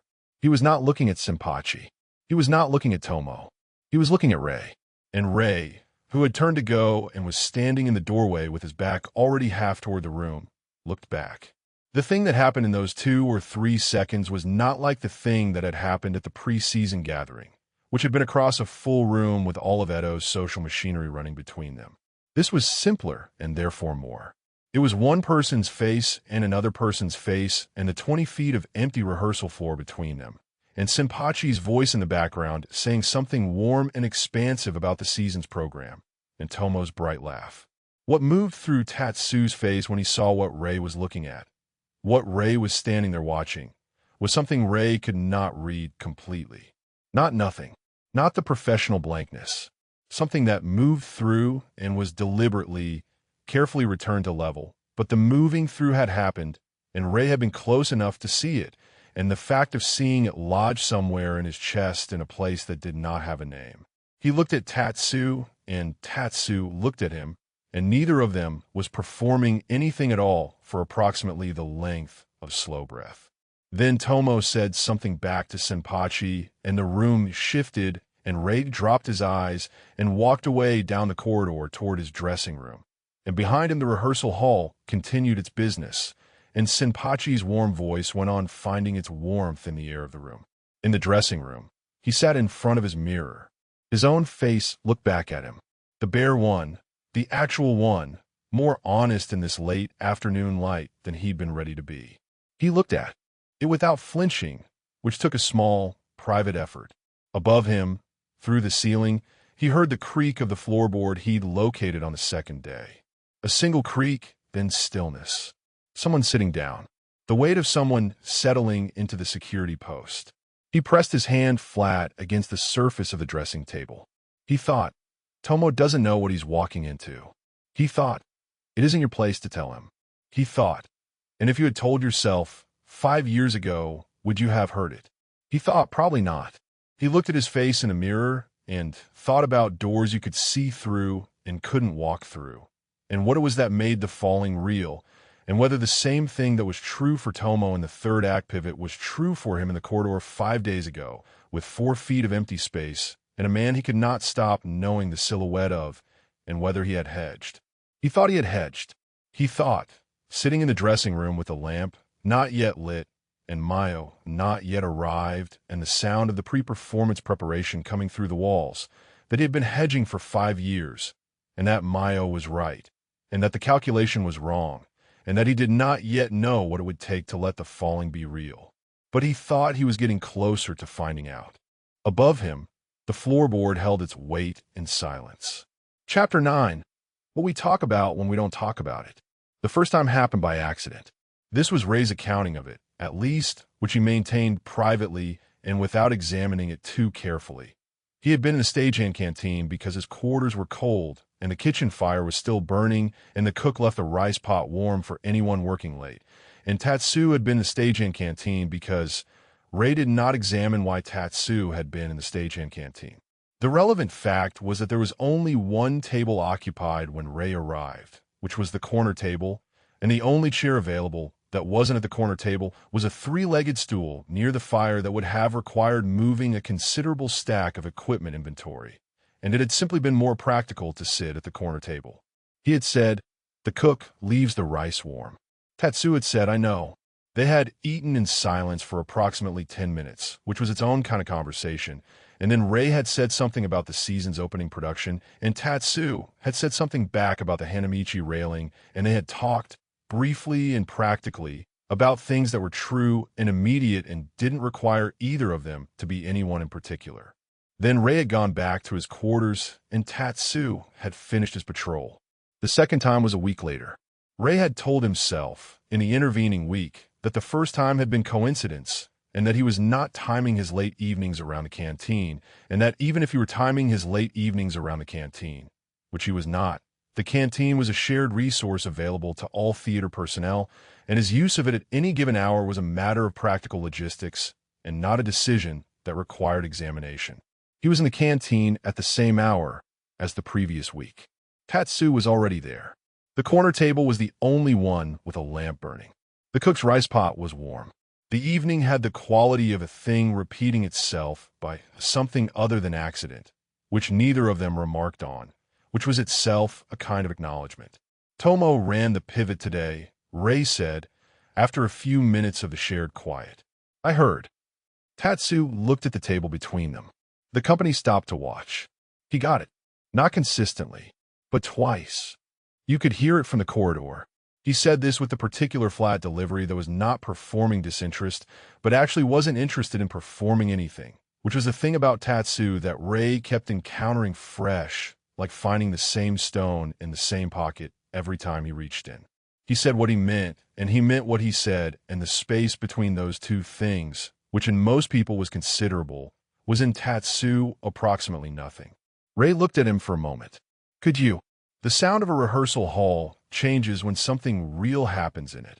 He turned his bowl slightly in his hands, the small movement of someone who is comfortable but not unaware of being watched. The acoustic quality shifts. It takes about 5 years to notice it. You've worked in theaters for 5 years. Longer. He ate. The Kamakura-za before the Ichimura-za. Before that I did gate work at the Morita-za. They're different. The Nakamura-za has something in the main hall. A resonance.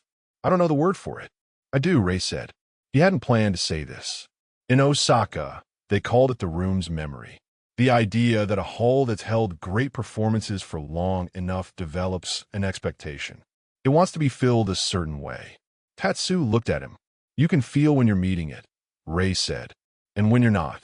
A pause in which neither of them looked away, and it was a different kind of pause from the ones at the gathering and the corridor and the rehearsal hall door. Those had all been the pause of two people who had been brought into the same frame without planning to be and were managing the experience. This was the pause of two people who had arrived at something real in the middle of an ordinary conversation and were both sitting with it, without exit. Do you always know? Tatsu said. Which one it is? Not always. He looked at his bowl. The best performances are the ones where the question doesn't arise, where you're so far inside the work that you're not measuring it anymore. He paused. Those happen less often than people assume. Most of the time you're aware of the distance between what you're doing and what the room wants. And what do you do with the distance? You close it, Rei said. Or you don't. Most of the time you do. They were quiet again. Outside the canteen's small windows, the Nakamura-za's night yard was dark and still, the season having turned enough that the evenings came early and stayed. Inside, the cook's fire put out its even warmth, and the lamp on the corner table burned in its steady way, and the rice pot was exactly what it always was, which was adequate and hot and enough. The railing on the Hanamichi, Rei said. Fixed. I know. I saw the repair log. He looked at the table. It was thorough. It needed more than the bracket. I read that too. He was aware of himself saying this. Aware that he was continuing the conversation past the point where it had a practical purpose, aware that Tatsu knew this too, aware that they were both in the corner booth of the stagehand canteen after the last shift with the cook's fire for warmth, and that neither of them had looked at the door. The structural assessment was good. Tatsu looked at him for a moment. She said, in a way that meant she had heard something other than what he'd said, and was filing it under things she would not mention again unless he gave her a better opening. He gave her no opening. The rehearsals continued, and Tomo's pivot improved with the consistency of a thing being genuinely learned rather than merely practiced. The season opening approached with the calm inevitability of a tide, and Rei performed on opening night with the particular quality that the room expected and that he understood how to meet, and the house was extraordinary. And afterward Mayo unpinned his wig and removed the layers with the professional efficiency of 9 years of practice and said nothing except, "Third panel from the hem is still holding. I reinforced it on Thursday. Good. You were very good tonight." I know. Tatsu-san was at the back during the third act. He looked at her reflection. She was looking at the wig in her hands. He's always at the back during performances. It's his post. Yes. She set the wig on its stand. He was at the back. He did not say anything else, and she did not say anything else, and the dressing room went about its business of returning him to himself. The prop room encounter happened on a night 3 weeks into the season when Rei could not sleep and went, as he sometimes did, to walk the quiet theater. Not the late round. That was Tatsu's territory, and he was not encroaching on it. He was simply walking in the way that people who have a restless quality to their stillness sometimes needed to let the restlessness become motion rather than lie in the dark, adding things up. He went through the costume wing, where the racks of layered silk absorbed the sound, and through the storage corridor, and into the prop room, which smelled of lacquer and cedar and the specific drywood cold of a room that held old things. Tatsu was there, not doing his round. The round was finished. The theater was at the tail of its night in a way that felt like pre-dawn, even when it wasn't. He was sitting on a low trunk near the prop shelves with a lamp beside him and something in his hand that Rei, from the doorway, took a moment to identify as a small whetstone. He was working the edge of his belt knife with the focused, habitual attention of someone doing the kind of maintenance that didn't require thought and so allowed thought to happen independently. He looked up when Rei appeared in the door.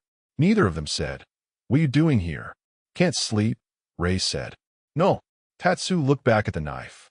Neither. Rei came into the room and sat on a trunk 2 feet from Tatsu's, because the alternative was standing in the doorway like someone deciding whether to enter, and he had already entered. The lamp between them was one of the small oil ones used for close work, and it made the prop room into a cave of warm light with the costume racks fading into dark around the edges. The theater outside was entirely quiet, the specific quiet of a building that had held a full house hours ago and still carried the residue of it, the way a room carries warmth after the fire goes out. "The secondary rehearsal hall has a ghost," Tatsu said. Rei looked at him. "What kind?" "The kind that moves things. The prop master's inventory comes up short every 3rd week. Same items, different positions. I've checked the lock twice. It holds. It's always held. The ghost has been there since I was an apprentice." He looked at the shelves, the orderly arrangement of old props, masks, fans, props, swords, lacquered boxes in various states of theatrical use. The apprentices call it grandfather. The theory is that it's the original prop master from the Nakamura-za's 1st generation. He disapproves of the current organizational system. He'd be right about that. The indexing makes no structural sense. It makes theatrical sense. Everything is arranged by emotional register rather than type. He gestured. "Grief props here, celebration props along that wall, props associated with decision-making in the back corner. You can reach what you need by mood instead of category." Tatsu looked at the shelves as if reconsidering them. The lamp made the light move slightly in the draft from a corridor, and his face in it was the actual face, not the level professional one, but the one underneath, the one that was slightly younger than his age and significantly more present than anyone who hadn't been paying close attention would have suspected was in there. "That's either brilliant or very inconvenient," he said. "Both." Rei picked up a small hand fan from the nearest shelf, grief register, which he noted and chose not to comment on, and turned it in his hands. The lacquer work was old, the hinge still sound. It's the same principle as the kabuki stage itself. Nothing is organized by logic. Everything is organized by feeling. Is that how you navigate it? As a performer. He looked at the fan. "It's how I navigate most things," he said, which was true and also more than he'd meant to say. And he set the fan back on the shelf before the sentence could develop into something further. Tatsu was quiet for a moment, working the whetstone along the knife's edge with the even, practiced stroke of someone who had done it many times. The sound of it was small and rhythmic in the quiet room. "The Nakamura-za," he said. "Before this, there was a prop room there too. Smaller. The prop master kept a persimmon tree in a pot near the window, said the humidity was good for the lacquer work." He paused. It might have been true. I'm not qualified to say. Did it work? The lacquer work was excellent. He turned the knife. I don't know if it was the tree. Rei almost said something about persimmon trees and the particular quality of their autumn color, and the way the Nakamura-za's courtyard had one that he'd watched for 11 years through the high window of his dressing room. He held it back, not because the information was sensitive, but because the holding back was habit, and habit was the thing he was working on, and he was noting the working on without doing anything about it in this particular moment. "The company thinks grandfather took a fan this week," he said instead. Tatsu looked up. "Small one. Red lacquer, 2nd shelf. It was an inventory Monday and wasn't there Tuesday. I've seen it." Tatsu reached to the shelf behind him without looking. Muscle memory, the route cataloged, and produced a small red lacquered fan from the back of the 3rd shelf. He set on the trunk between them. It was filed in the celebration register instead of the grief one. "I moved it." Rei looked at the fan. He looked at Tatsu. You reorganized the prop room by emotional register. Rei stopped. He stood in the doorway of the prop room with the lamp in his hand, and the dark corridor behind him, and the question sitting in the air of the room. It was not the question. It was not. Why did you leave? It was not. What were you afraid of? It was something smaller and therefore harder. A question that fit through the gap in the armor that the larger questions couldn't find. He held the lamp. He said, "The theater was good. I was busy." He paused. The pause went on longer than he'd meant it to. It was the theater. This was a deflection. He knew at the moment it left his mouth, and he felt, from the brief quality of Tatsu's stillness, that Tatsu knew it too. "Good," Tatsu said, in the tone of a man receiving information he'd already calculated the probability of. Level. No accusation in it. Just a flat, careful receipt of something. Rei nodded once. "Good night." He went. In the corridor, walking back toward the performer's wing, he could feel the shape of what had happened. The moment he'd deflected and Tatsu's face had closed, that specific quality of shutting, like a window being pulled against wind. He had done it automatically. He had not decided to. The muscle had fired and the deflection had come out, and by the time he understood what had happened, the moment was already behind him in the corridor, gone the way moments went in this theater, absorbed, held, available only in residue. He had been getting closer, he'd thought. He pressed his hand against the corridor wall, once, briefly, and kept walking. Behind him, in the prop room, the lamp Tatsu was using burned on. Chapter 10. The name he leaves in every room. The 30% arrived on a Tuesday evening, over rice in the way Kuro arrived at everything. Gradually, practically without announcement. They had been talking about the canal repair on the street behind the theater, the ongoing municipal project that had been disrupting the morning deliveries for 2 weeks and showed no sign of concluding. And Tatsu had been calculating, with the part of his mind that was always running logistics, the revised delivery schedule, and whether the prop department would need an adjusted inventory cycle. This was the kind of conversation he found genuinely satisfying, a real problem, a finite set of variables, a solution that was simply a matter of applying thought in the correct order. He was in the middle of explaining the adjusted cycle when Kuro set down his chopsticks. "All right," Kuro said. Tatsu looked at him. "I've been carrying the 30% for about 3 months.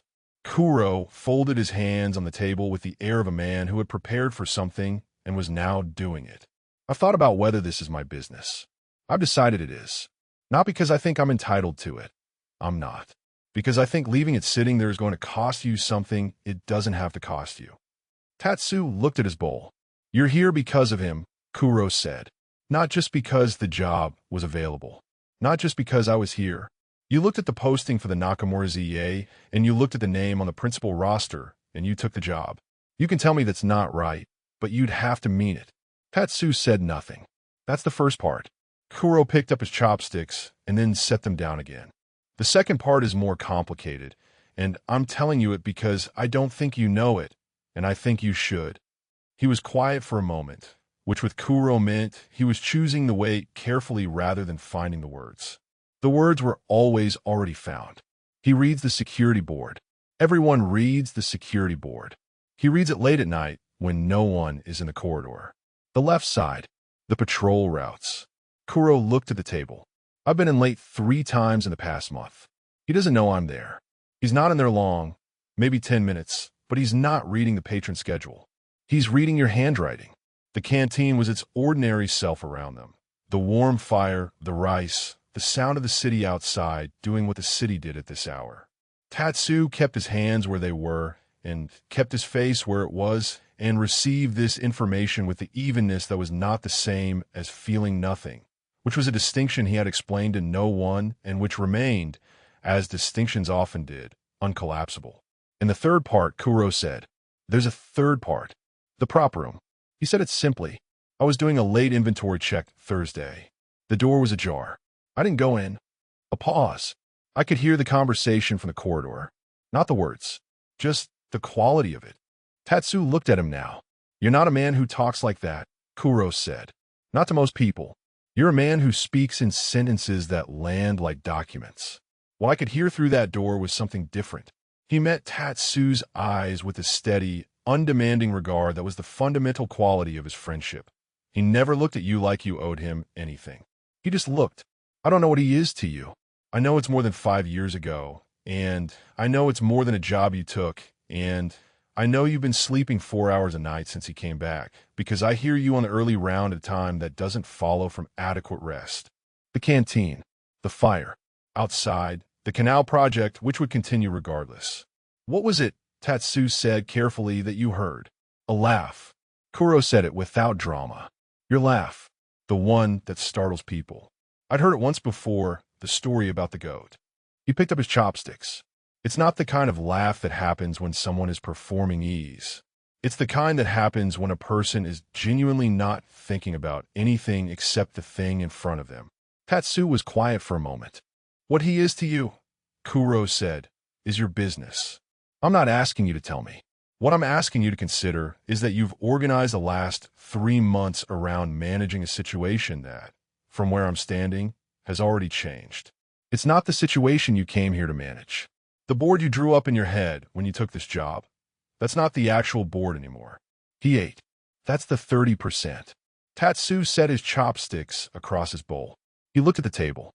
The wood was old and scarred in the specific way of institutional furniture that had been used heavily for a long time without being replaced, not from neglect, but from the kind of durability that made replacement feel unnecessary. He had eaten at this table for 3 months and had developed, without meaning to, a kind of affection for its specific scratches. This was the kind of thing he noticed. This was the kind of information he collected. When I was 19, he said. Kuro waited. There was someone. He turned his bowl slightly. Before the Nakamura-za. Before most of what came after. They finished the meal in the ordinary silence of 2 people who had completed something that needed completing and were now simply sitting with it, which was a different silence from the kind that meant nothing was happening. The fire burned down to its comfortable maintenance level. Outside, the canal project was quiet. They worked during the day and not at night. Edo continued its evening with the constitutional indifference of a very large city that had been doing this for considerably longer than either of them and expected to keep going. Tatsu walked his final round alone. He took the east route, not the rerouted west wing, the actual east route, past the rehearsal hall window and the junction with the 3rd corridor and the board with its orderly columns. The rehearsal hall was dark at this hour, empty, the good light gone, and the room simply a room waiting to be a room again tomorrow. He stopped at the window and looked in at the dark, the shape of the space visible by the light from the corridor lanterns, the Hanamichi with its repaired railing running from the stage to the back wall. He had worked in theaters for 7 years.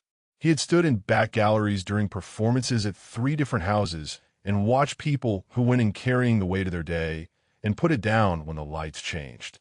He had thought of this always as a function of the story. The story was a container you could put yourself inside and rest. He was only now thinking about what it meant that the person who built the container could not be inside it at the same time. He pressed his hand against the window frame and stood in the corridor for a moment. Then he continued his round. The 3rd corridor lantern was burning cleanly, the oil he'd added on Monday still holding. The stage door latch was sound. The prop room door, when he passed it, was closed and dark. He had left it so last Thursday, and he had locked it with the key on his ring, and the key was still on his ring, and he had not been back. He took the key and turned it in his hand once. He put it back on the ring and continued. At the security post, he sat and opened the log and wrote the round in its appropriate column. The lamp beside him was the small oil one from the prop room, which he had, apparently, carried back without noticing. He looked at it for a moment. He wrote until the round was logged. He noted the canal delivery schedule adjustment. He noted the Hanamichi railing follow-up, which had now been followed up twice and was holding well and could be closed. He drew a line through the open item with the particular satisfaction of completing a thing that had needed completing. He sat with his hand on the closed log. The leather cord was warm under his thumb. 11 years. The texture of it was so known to him by now that he could have described it in the dark with his eyes closed. The way the braid had worn smooth at the center, the slight stiffness at the knotted end, the place where the color had faded to almost nothing from the repeated contact of his own skin. He had been wearing it wrong. He pressed the cord flat against his wrist and held it there, not rolling it, just the flat pressure of acknowledgement. He was still sitting like this when the wind changed. It was not a dramatic change, not the sudden gust of something arriving, but the slow, significant pressure shift that preceded arrival, the kind of change the body registered before the mind did. He became aware of it the way he became aware of most things, first as a physical fact, then as information, then as something requiring assessment. The lantern flame on his desk bent slightly east and straightened. The window screen rattled once, a brief complaint, and settled.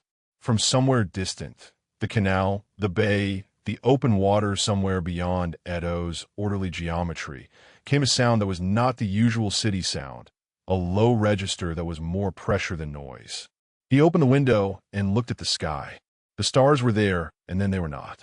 The cloud cover was moving in from the southeast with the speed of something that had made a decision, and the air had the particular flat quality that Tatsu associated from years of paying attention to weather as security information, with incoming weather that was not interested in being gradual. The canal below the Nakamura-za's eastern wall was running fast. He could hear it, the elevated speed, the sound of water that had too much of itself to move. He closed the window. He picked up the log and wrote, "Weather assessment. Significant system incoming from southeast. Canal elevatif. Recommend shelter protocol review before morning." He looked at what he'd written. He added, "Recommend Fuseo-san be informed first bell." He closed the log. He sat for a moment longer, with the lamp and the changed air and the sound of the city doing what the city did when weather was coming, which was continuing. Just continuing. He thought about what Kuro had said about the spring. He thought about what he'd been using the cord for. He thought about the prop room and the quality of the conversation and the deflection in the doorway and the way a face looked when it was closed. Not angry, just closed, the window pulled against the wind, and the moment on the other side of the window that was already gone. He thought about the way the rehearsal hall sounded when something real happened in it. He thought, I don't know what the word after survival is. He had said this to Kuro weeks ago. He had meant it as a true statement of the present. He was still not sure he knew the word, but he thought he knew now that there was one, that the fact of not knowing it didn't mean it didn't exist. He would find out in the morning what the weather was going to do. For now, he sat in the post with the lamp and the log and the cord on his wrist and the Nakamura-za breathing around him, and outside, somewhere over the bay, a storm was organizing itself. It would come when it came. Chapter 11. Everything that can't be outrun. The storm did not announce itself with drama. It had been building all day in the way serious weather built. Not with theatrical preparation, but with the steady, incremental pressure of something that had made a decision before anyone on the ground had made theirs. The sky had gone the particular color Tatsu had noted from the security post window the night before. Not dark, exactly, but wrong in the specific way of skies that had somewhere to be. By mid-morning, the canals were running fast. By noon, the wind had a direction with opinions in it.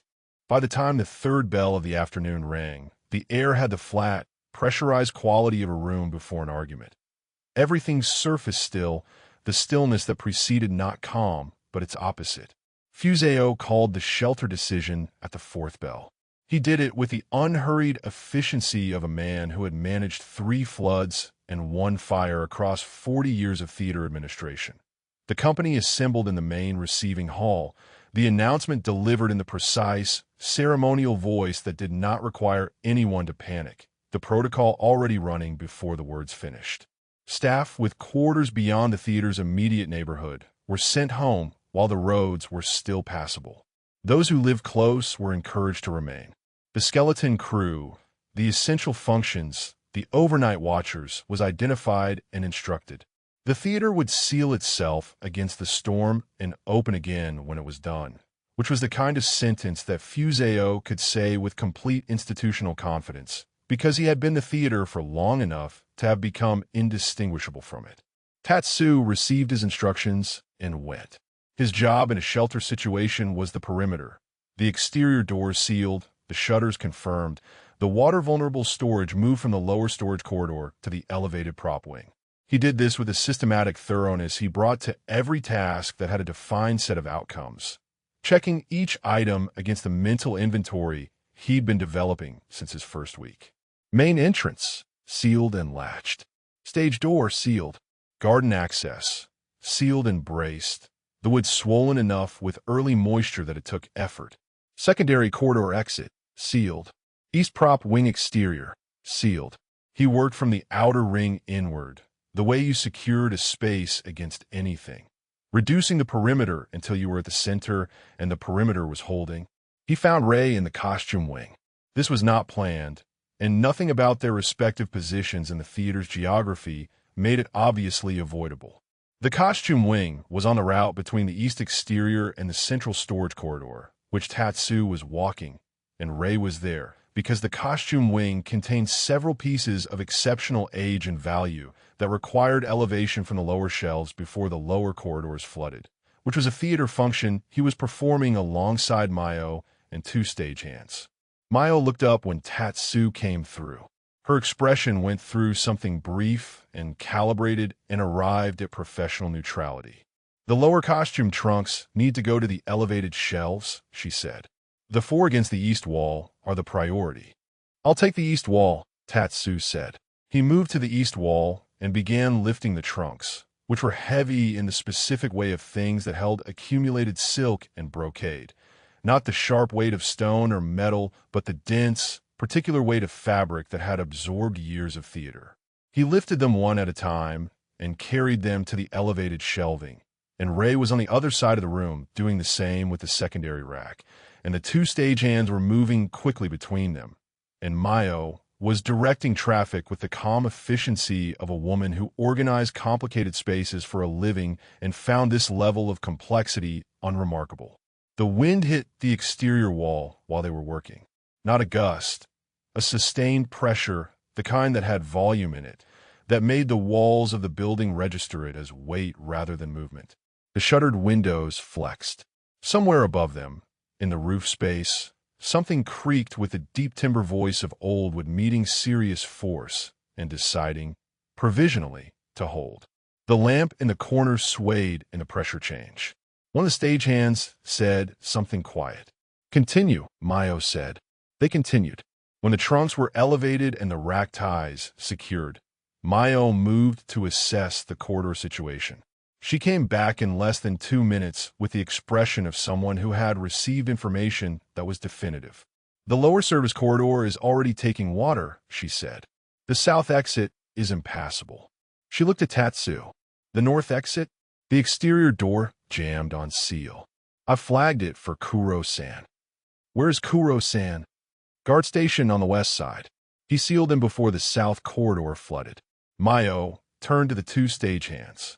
Go through the inner access, north passage, to the main hall. Do not use the lower corridor.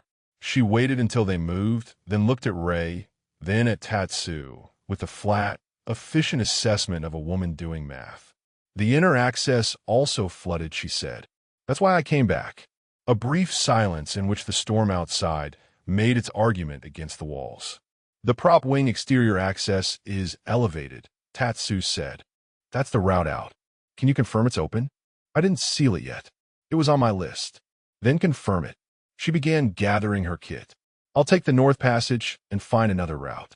I know this theater. She said this last with the particular confidence of a woman who had been moving through its corridors for 15 years and had, at some point, stopped needing the lights. She looked at Rei once, for exactly the length of time that contained a full sentence, and said nothing. Then she was gone.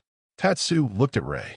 Rei was looking at the door Mayo had just left through, with the expression of a man who had received a message in the quality of silence and was processing its contents.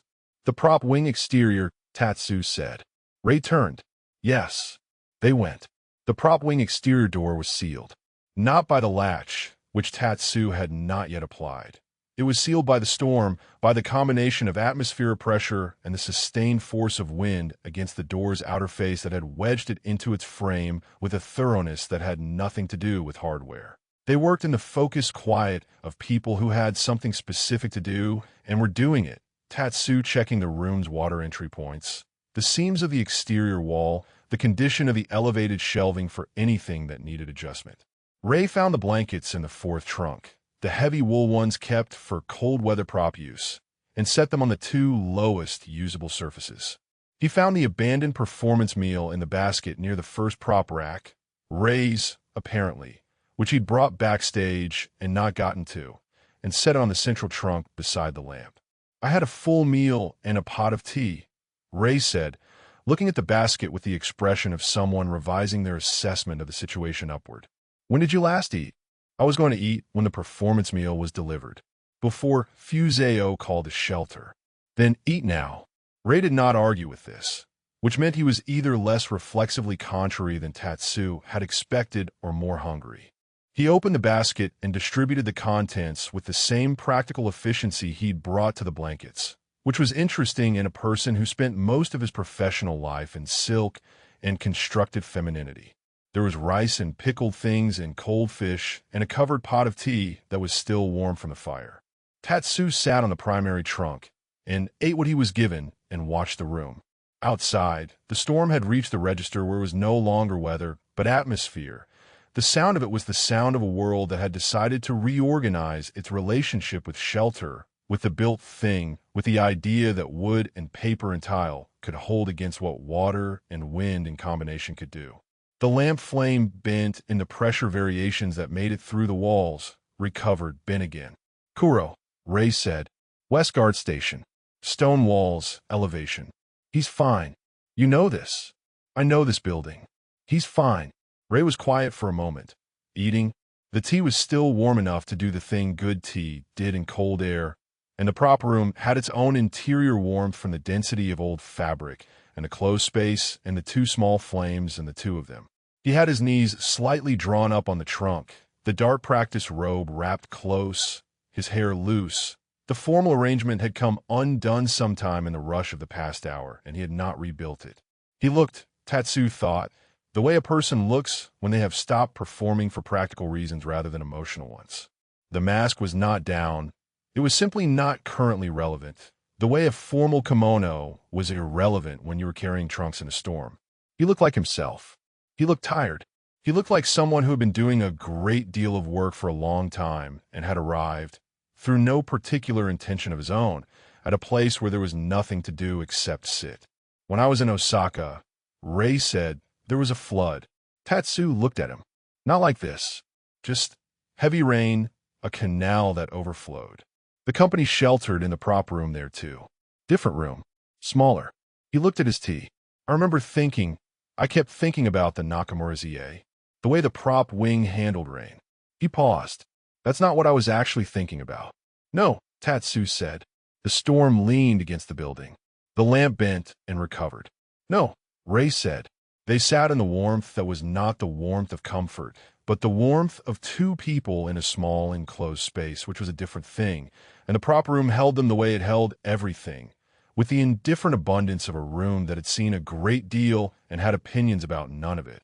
And the first hour passed in a way that the first hour of something genuinely uncertain passed, with practical cooperation and the ordinary conversation of people doing the work of a situation. And underneath it all, like the sound of water under ice, the thing that was going to happen when the ordinary work ran out. It ran out around the second hour. By then, they had eaten and confirmed the room's structural status and identified the highest elevation point in the wing for worst-case scenarios and established that the corridor door was holding and that the water beyond had not advanced.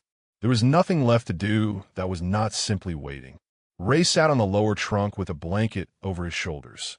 Tatsu sat on the higher trunk with his back to the prop shelves and his hands on his knees, and both of them were looking at the lamp, and the storm was still doing what storms did when they had genuinely arrived, persisting with the earnest conviction of a natural event that had no schedule and no interest in anyone's plans.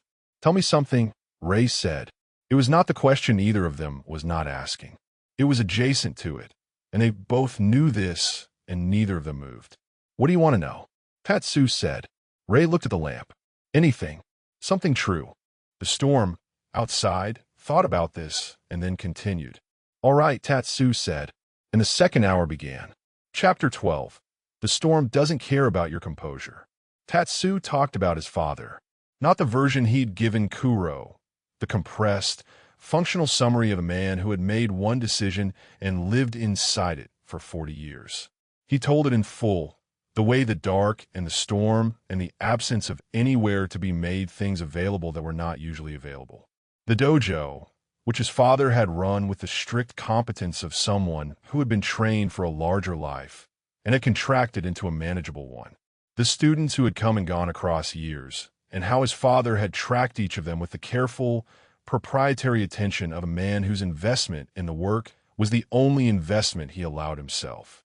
The way the dojo had begun to fail in the last years, not from scandal or bad luck, but from simple irrelevance, the slow retraction of a world that no longer needed what it produced, and how his father had managed the failing with the same disciplined composure he brought to everything, without grief, without adjustment. Just management. Just the same posture applied to a smaller and smaller surface until the surface was gone. He was good at it, Tatsu said. The management. To the end. I used to think that was strength. Rei was sitting across from him on the lower trunk, his knees drawn up and the blanket around his shoulders. He was listening in the way he listened when he was actually listening rather than constructing a response, with the quality of attention Tatsu had noticed in the prop room the first time, the specific density of someone who had genuinely stopped doing anything else. What did you think it was in the end? Rei asked. I still don't know. Something between strength and fear. Maybe the kind of discipline that's hard to distinguish from the outside. He looked at the lamp. I think he was afraid that if he let himself grieve any of it, he'd grieve all of it. So he never started. And you, I inherited the posture. He said this without self-pity, just a flat inventory of it. Different things to not grieve. Same method. Rei was quiet for a moment. Outside, the storm had entered one of its sustained registers. Not the spikes of sudden force, but the deep, continuous roar of a system that had fully arrived and was settling in. The walls translated it as vibration rather than sound, a low resonance in the timber that you felt in the feet and the base of the spine. You didn't, Rei said. Not entirely. No, not entirely. You came here. Yes. That's not what your father would have done. No, they sat with that. The lamp flame was steady in the relative calm of the room's interior, protected from the pressure variations that had been bending it earlier. The storm was so large now that it had become its own weather system inside the building. An equalization, the swing smoothed out by the sheer sustained volume of what was happening outside. Rei shifted on the trunk. He reached for the teapot, which was cold by now, but still had something in it, and refilled his cup and held it without drinking. His hands were bare and without their usual armor. No performance rings, no formal wrist bindings, and Tatsu noticed this in the way he noticed things without meaning to, filing it under the inventory of a person that he'd been keeping without permission for years. The first time I performed the principal role, Rei said, without preamble. How old? 20. Fuseo gave me the role 6 months before I was ready for it. He knew I wasn't ready. I knew I wasn't ready. The senior performers knew I wasn't ready and had opinions about it. He looked at the cup in his hands. The opening night I was terrified. I don't perform well when I'm terrified. I perform very precisely, technically, with every instinct completely suppressed because I'm managing the fear instead of using it. It's the difference between a fire that's contained and a fire that's burning. What happened? The third act happened. He turned the cup. There was a moment. There's always a moment in that role, if you find it, where the character stops being a character, where the story you're performing and the story you're living become the same story, just for a few seconds. I never found it in rehearsal. I found it that night. He paused. I still don't know what opened.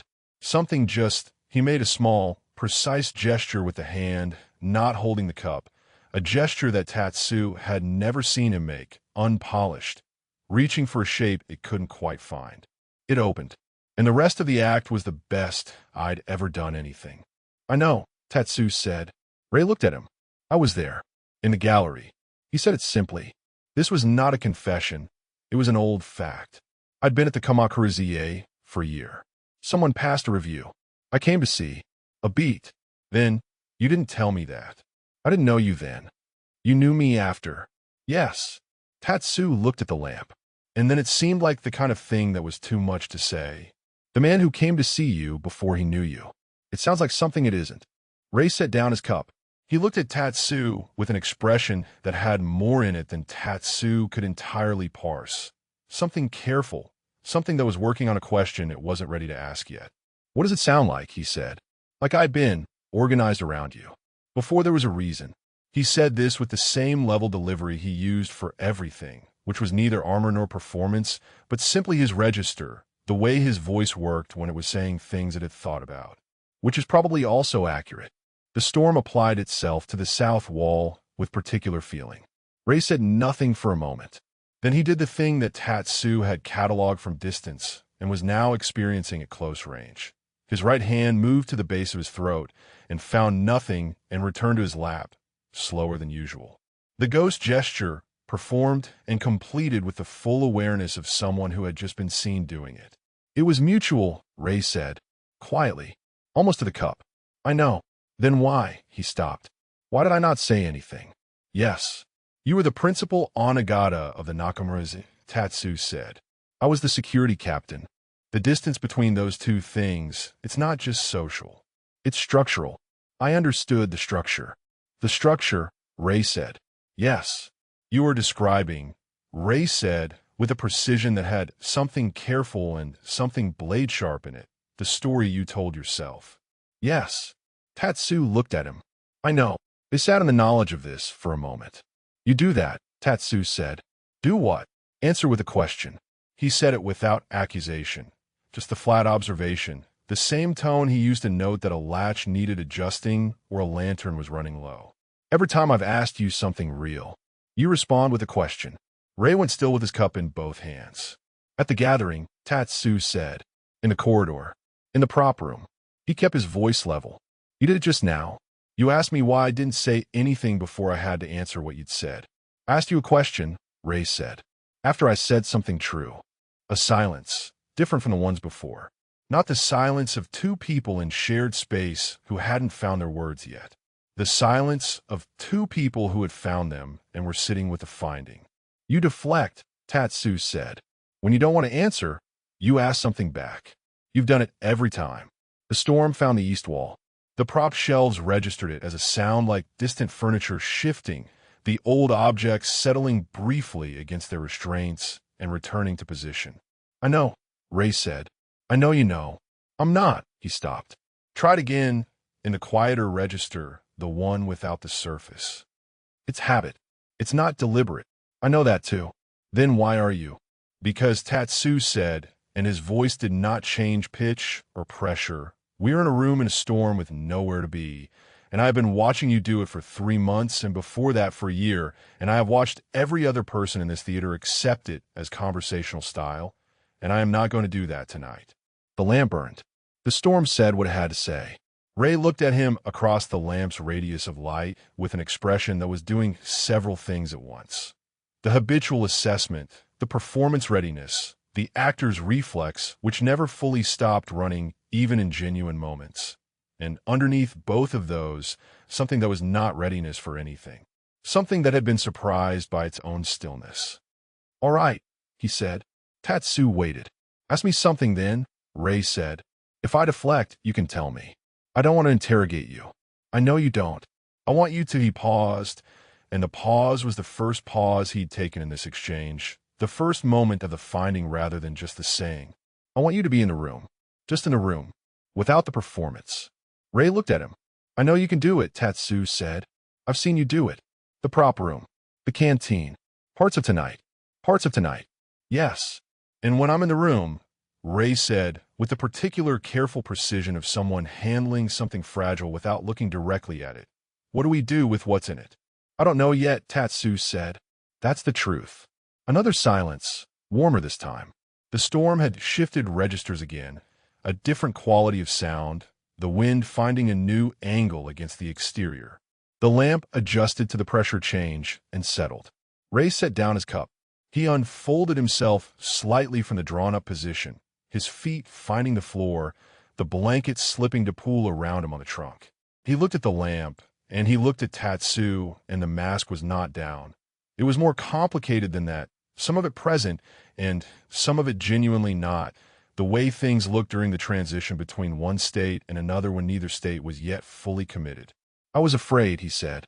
In Osaka. That's what I said when you asked, and then I said something else instead, and both things were true, but only one of them was honest.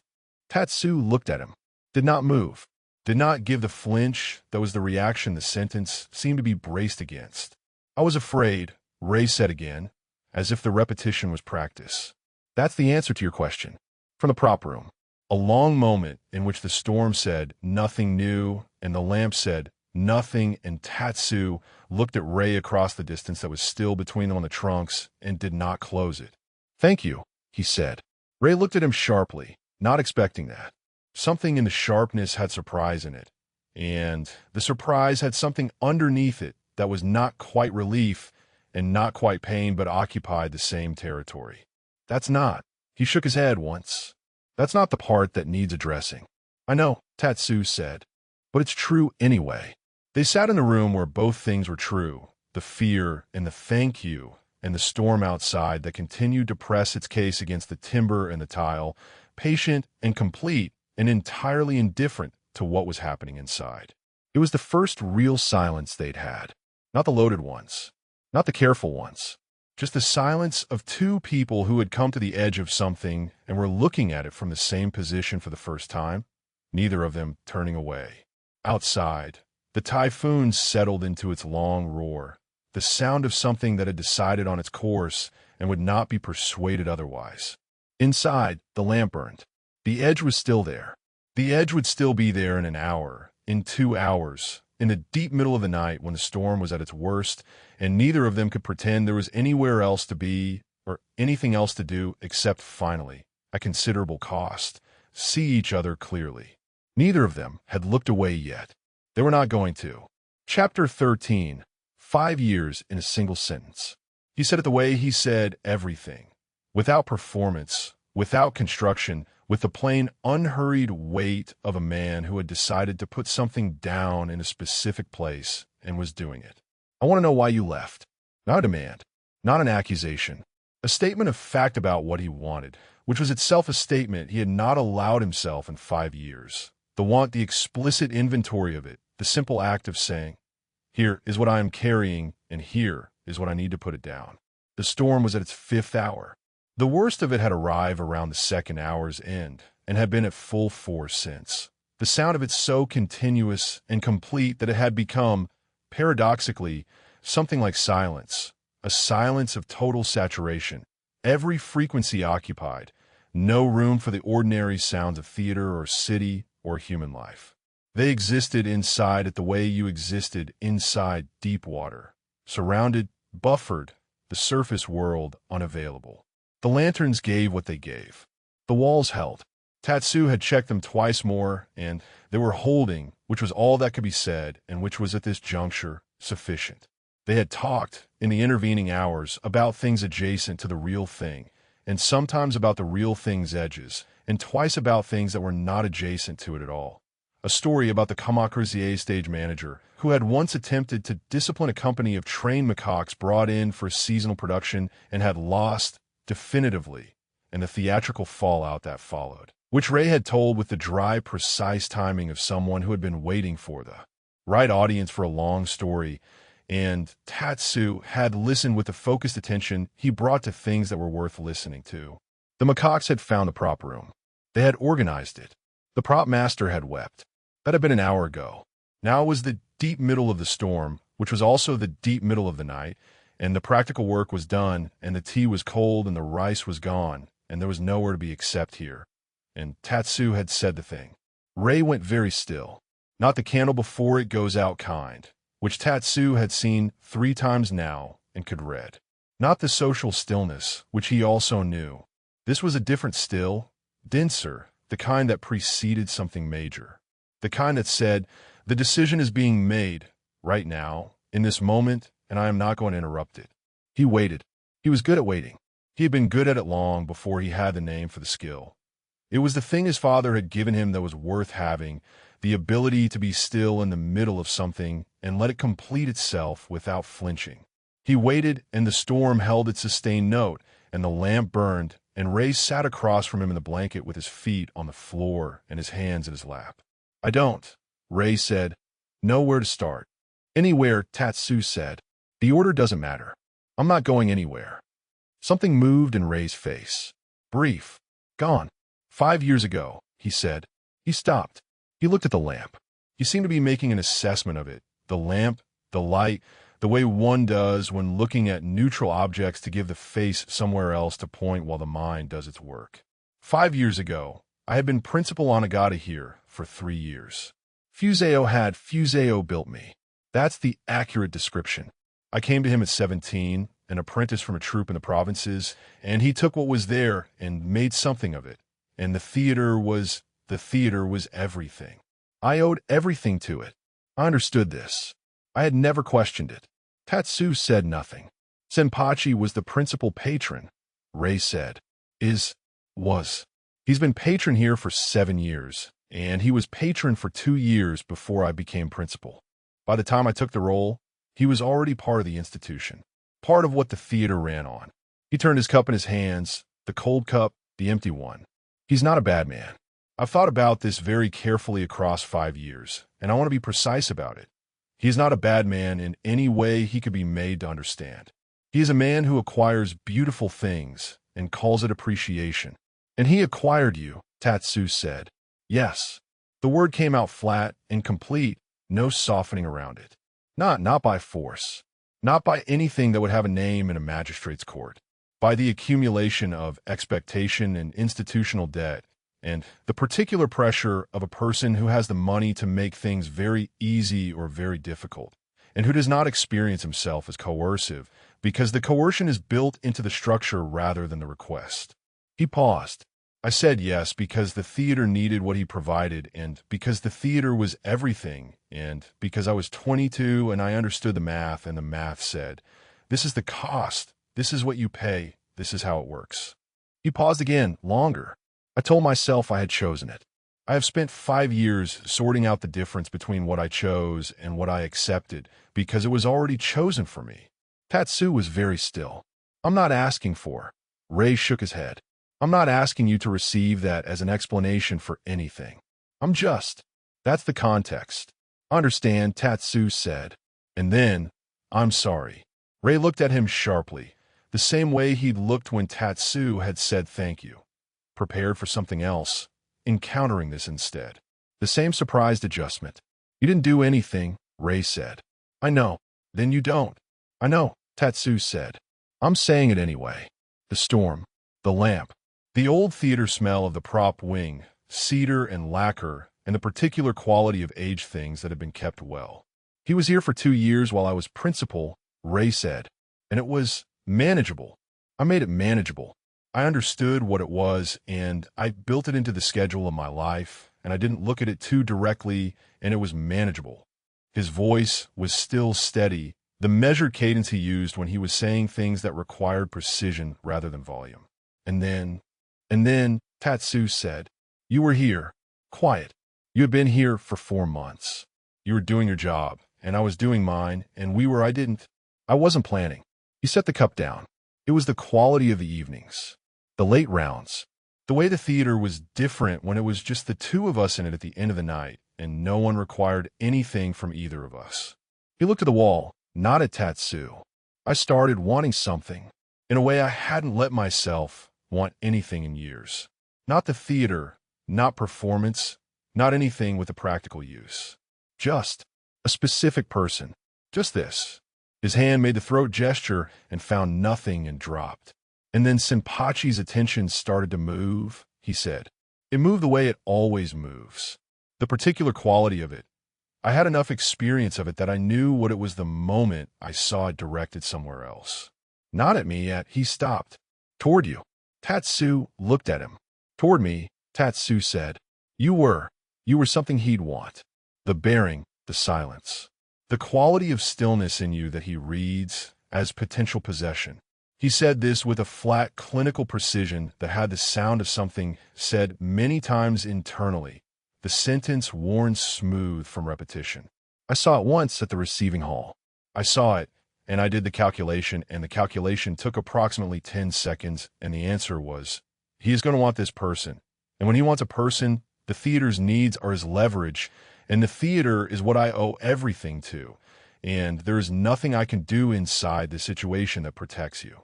You could have told me, Tatsu said. The sentence landed in the room. Not loud, not a blow, just the plain fact of it. 4 feet of lamplit air between them. Rei closed his eyes briefly. He opened them. Yes, he said. You could have told me what was happening, what the situation was, what you were afraid of. Yes. And let me decide what to do with the information. The words were not angry. This was the thing about Tatsu in the moment of them. The voice had not changed. The register had not changed. The face was doing the thing it did when he was in the territory of something that mattered. The particular stillness, the density of it, the jaw set but not clenched, the eyes exactly as they always were. He had said the thing in the same voice he used to say everything, and it landed with the weight of everything he'd ever said combined. Rei sat with it. You could have told me, Tatsu said, and let me be a person who made his own choices. Instead, you made a choice for me and left. The storm said, yes, and held its full roar against the building. Yes, Rei said, that is what I did. He said it without self-protection, without the architecture of justification that had been the frame of the sentence every other time he'd said it to himself in the dark of a city that wasn't Edo. He said it bare, the exact fact of it, and the fact had all its weight and none of its distance. I believed. He stopped. He started again. I called it love. In my head, I called it, I'm doing this because I love him. Because the alternative is staying and watching Senpachi's interest organize itself around him, and I cannot stand between a patron and the institution that depends on that patron. And so I will remove myself from the situation entirely so that you are not something he wants. I was not yours to protect, Tatsu said. I know. I was not a child. I was not naive. I had been managing situations involving powerful men and institutional pressure for 7 years. I know. You didn't trust me with the truth because you had already decided what I'd do with it. His voice was still steady, still the same register. The anger, Tatsu knew, was in this steadiness, in the complete absence of the volume that would have been easier to receive. You decided I would stay, that I would try to hold the situation, that the attempt would cost me, and you would have to watch that cost, and you couldn't do it. Rei was not looking away. Yes, he said. That's right. And if you were wrong about what I'd do, I couldn't. He pressed his hands together in his lap, the knuckles going briefly white. I couldn't afford to be wrong. If I was wrong, if you were the kind of person who understood the calculation and left anyway, because the thing between us was worth more to you than the position, then I'd taken 5 years from us for nothing. And that was worse.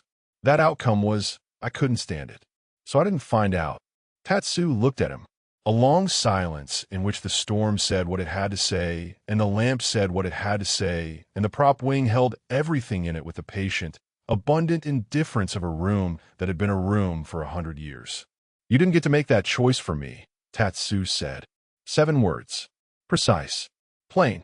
Without cruelty and without mercy, which were the same thing in this moment, in this room, which required neither. Just a fact. Just the plain, irrefutable weight of it. Rei received it. It hit him in the specific way that true things hit when you've been carrying the false version for long enough that you've begun to believe it. Not with the force of a blow, but with the quiet, comprehensive dismantling of load-bearing structure. The story that had held 5 years of sleep and 2 years in Osaka, and every morning with his own reflection in a mirror. It had been love. It had been sacrifice. He had paid a cost, and the cost had protected something, and the protection was the whole of it. The protection had been a decision he'd made for someone else. The cost had been someone else's also. He sat in this truth, and did not look away from it, and did not reach for any of the architectural alternatives, the framings, the careful contextual conditions that might reshape the weight of it. He just sat in it. I know, he said. His voice, for the first time in the 5 years of this sentence, was simply small. Not performing smallness. Not using it. Just the voice of someone who had been handed an accurate mirror and was looking at what was in it. I know that. I've known it. I've known it for I've known it for a long time, and I didn't know what to do with knowing it, so I kept adding more structure around it. I know, Tatsu said. I'm not asking you to. I know, Tatsu said again, and the repetition of it, the same plain two words, was not dismissal. It was the opposite of dismissal. It was the most thorough acknowledgement Rei had been offered in 5 years. I see what you're not asking for. I see why you're not asking. I see the shape of all of it. I know. Something in Rei's chest moved. He had no word for the movement. He had a great many words. He had spent his life in possession of more words than most people and had never found a use for all of them, and he had none for this. He pressed his hands flat against his knees. The storm outside was at its most sustained, the long roar of something fully committed. But somewhere inside the roar, there was a frequency shift, the barest suggestion, too early to name, of the storm beginning to find its own center. Not ending, not nearly ending, but no longer climbing. Tatsu rolled the leather cord on his wrist once, slowly, and stopped. He did not say, "This is enough." He did not say, "We can stop here." He did not do any of the things that would have been, in other circumstances, in other rooms, the kind thing. Because the kind thing and the true thing were not the same thing in this room, and they were not, either of them, interested in kindness right now.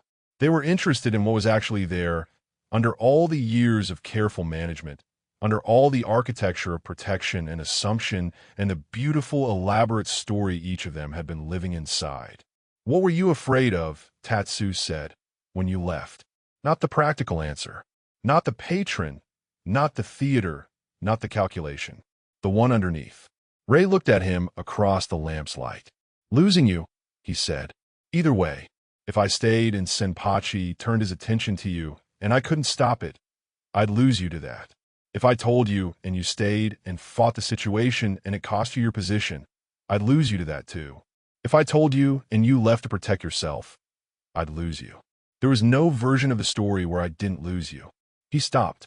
"So I chose the version where I was the one who did the losing. Where was my fault? My act. At least that way I had. At least I had done it. Not just watched it happen." "You lost me anyway," Tatsu said. "Yes. And I lost you. Except I didn't know why. So I told myself a story about it." "I know. For 5 years," Tatsu said, "I told myself I was never enough for someone like you. That I was too rough, too plain, no education in beauty or performance or any of the things that made the Nakamura-za what it was. That I was the kind of man who could do the work that made performance possible and could never be what the performer wanted." He said this in the same plain register as everything else, which was the most devastating thing about it. That story kept me standing. It was functional. Rei was very still in the dense, private way.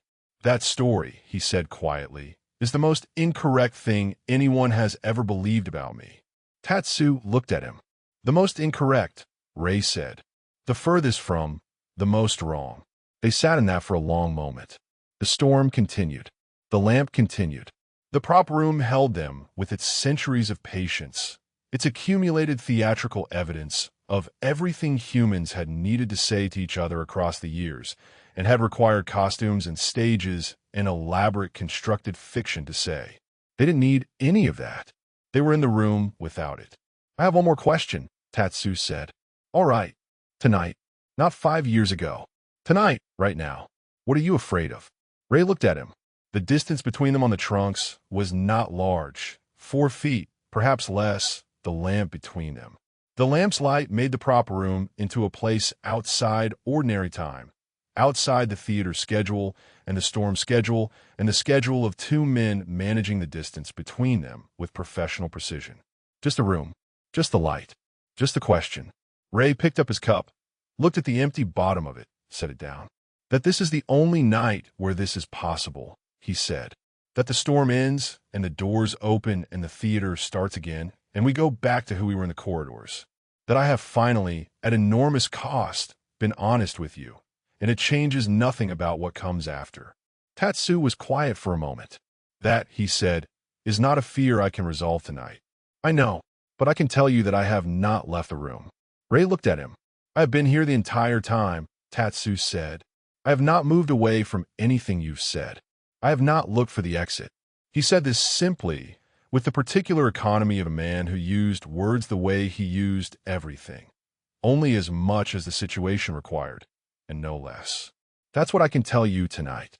Rei sat with this, the way he sat with things he had not prepared for, genuinely still, no calculation running, no frame being built, just receiving it. All right, he said. Outside, the typhoon held its position over Edo, patient and enormous and entirely committed to its business. Inside, in the prop wing, two men who had been not looking at each other for 5 years were finally, at the cost of everything it cost, looking. Chapter 14. What he was protecting. There were things Rei had said to the city of Osaka that he had not said to anyone in the Nakamura-za. Things said to the particular dark of a room above a canal in a city that was not his city, where the sound of the water was wrong, and the street vendors called in an accent that was close enough to home to make the distance more acute. He had said them to himself and to no one in the specific way of people who are very alone for a long time and develop a relationship with the air of small rooms.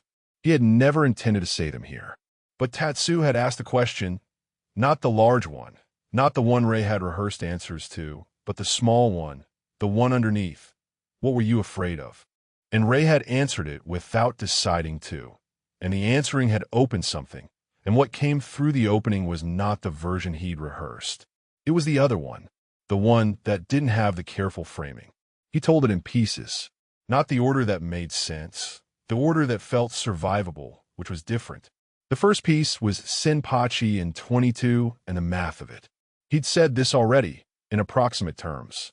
He said it more fully now, because Tatsu had listened to the approximate version with complete stillness and had not moved, and the not moving was permission for more, which was the thing Tatsu did that Rei had no defense for. He simply didn't move when you told him things.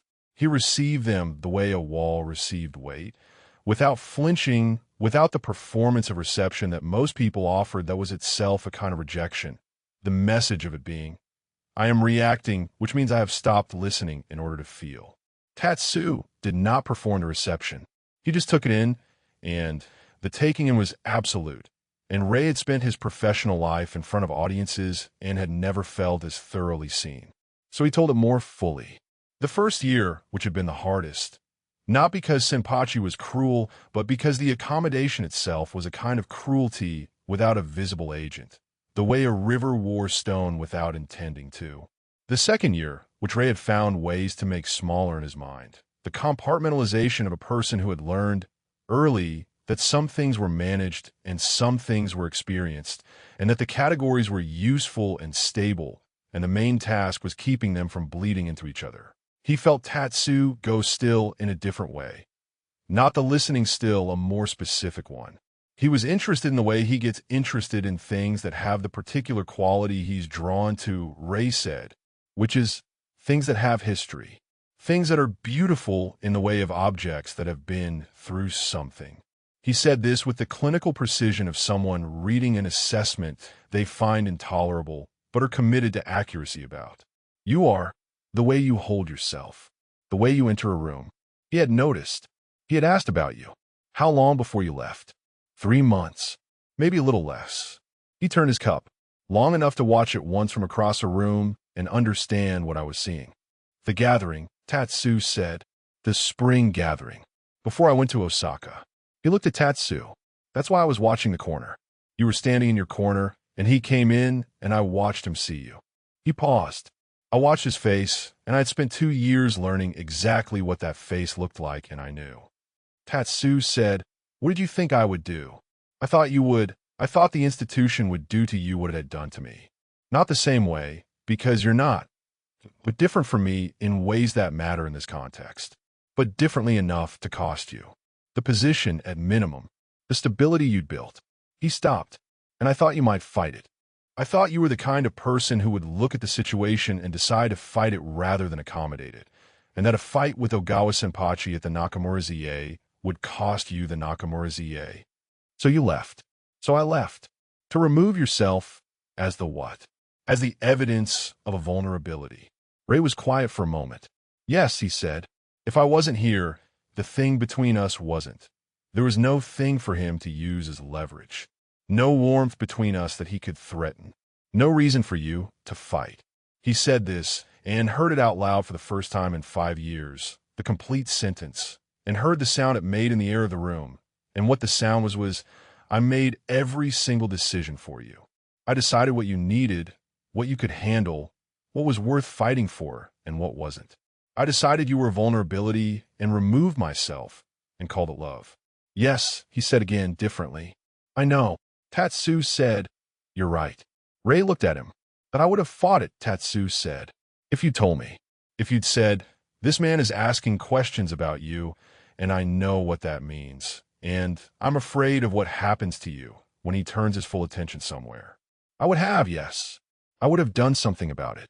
He was looking at the wall, not at Rei, in the way he sometimes did when he was thinking rather than performing thought.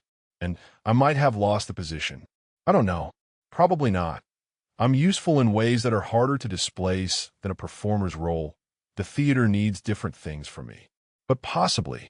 He came back to Rei. That would have been mine to lose. I know. You took the possibility away from me. The choice. Yes.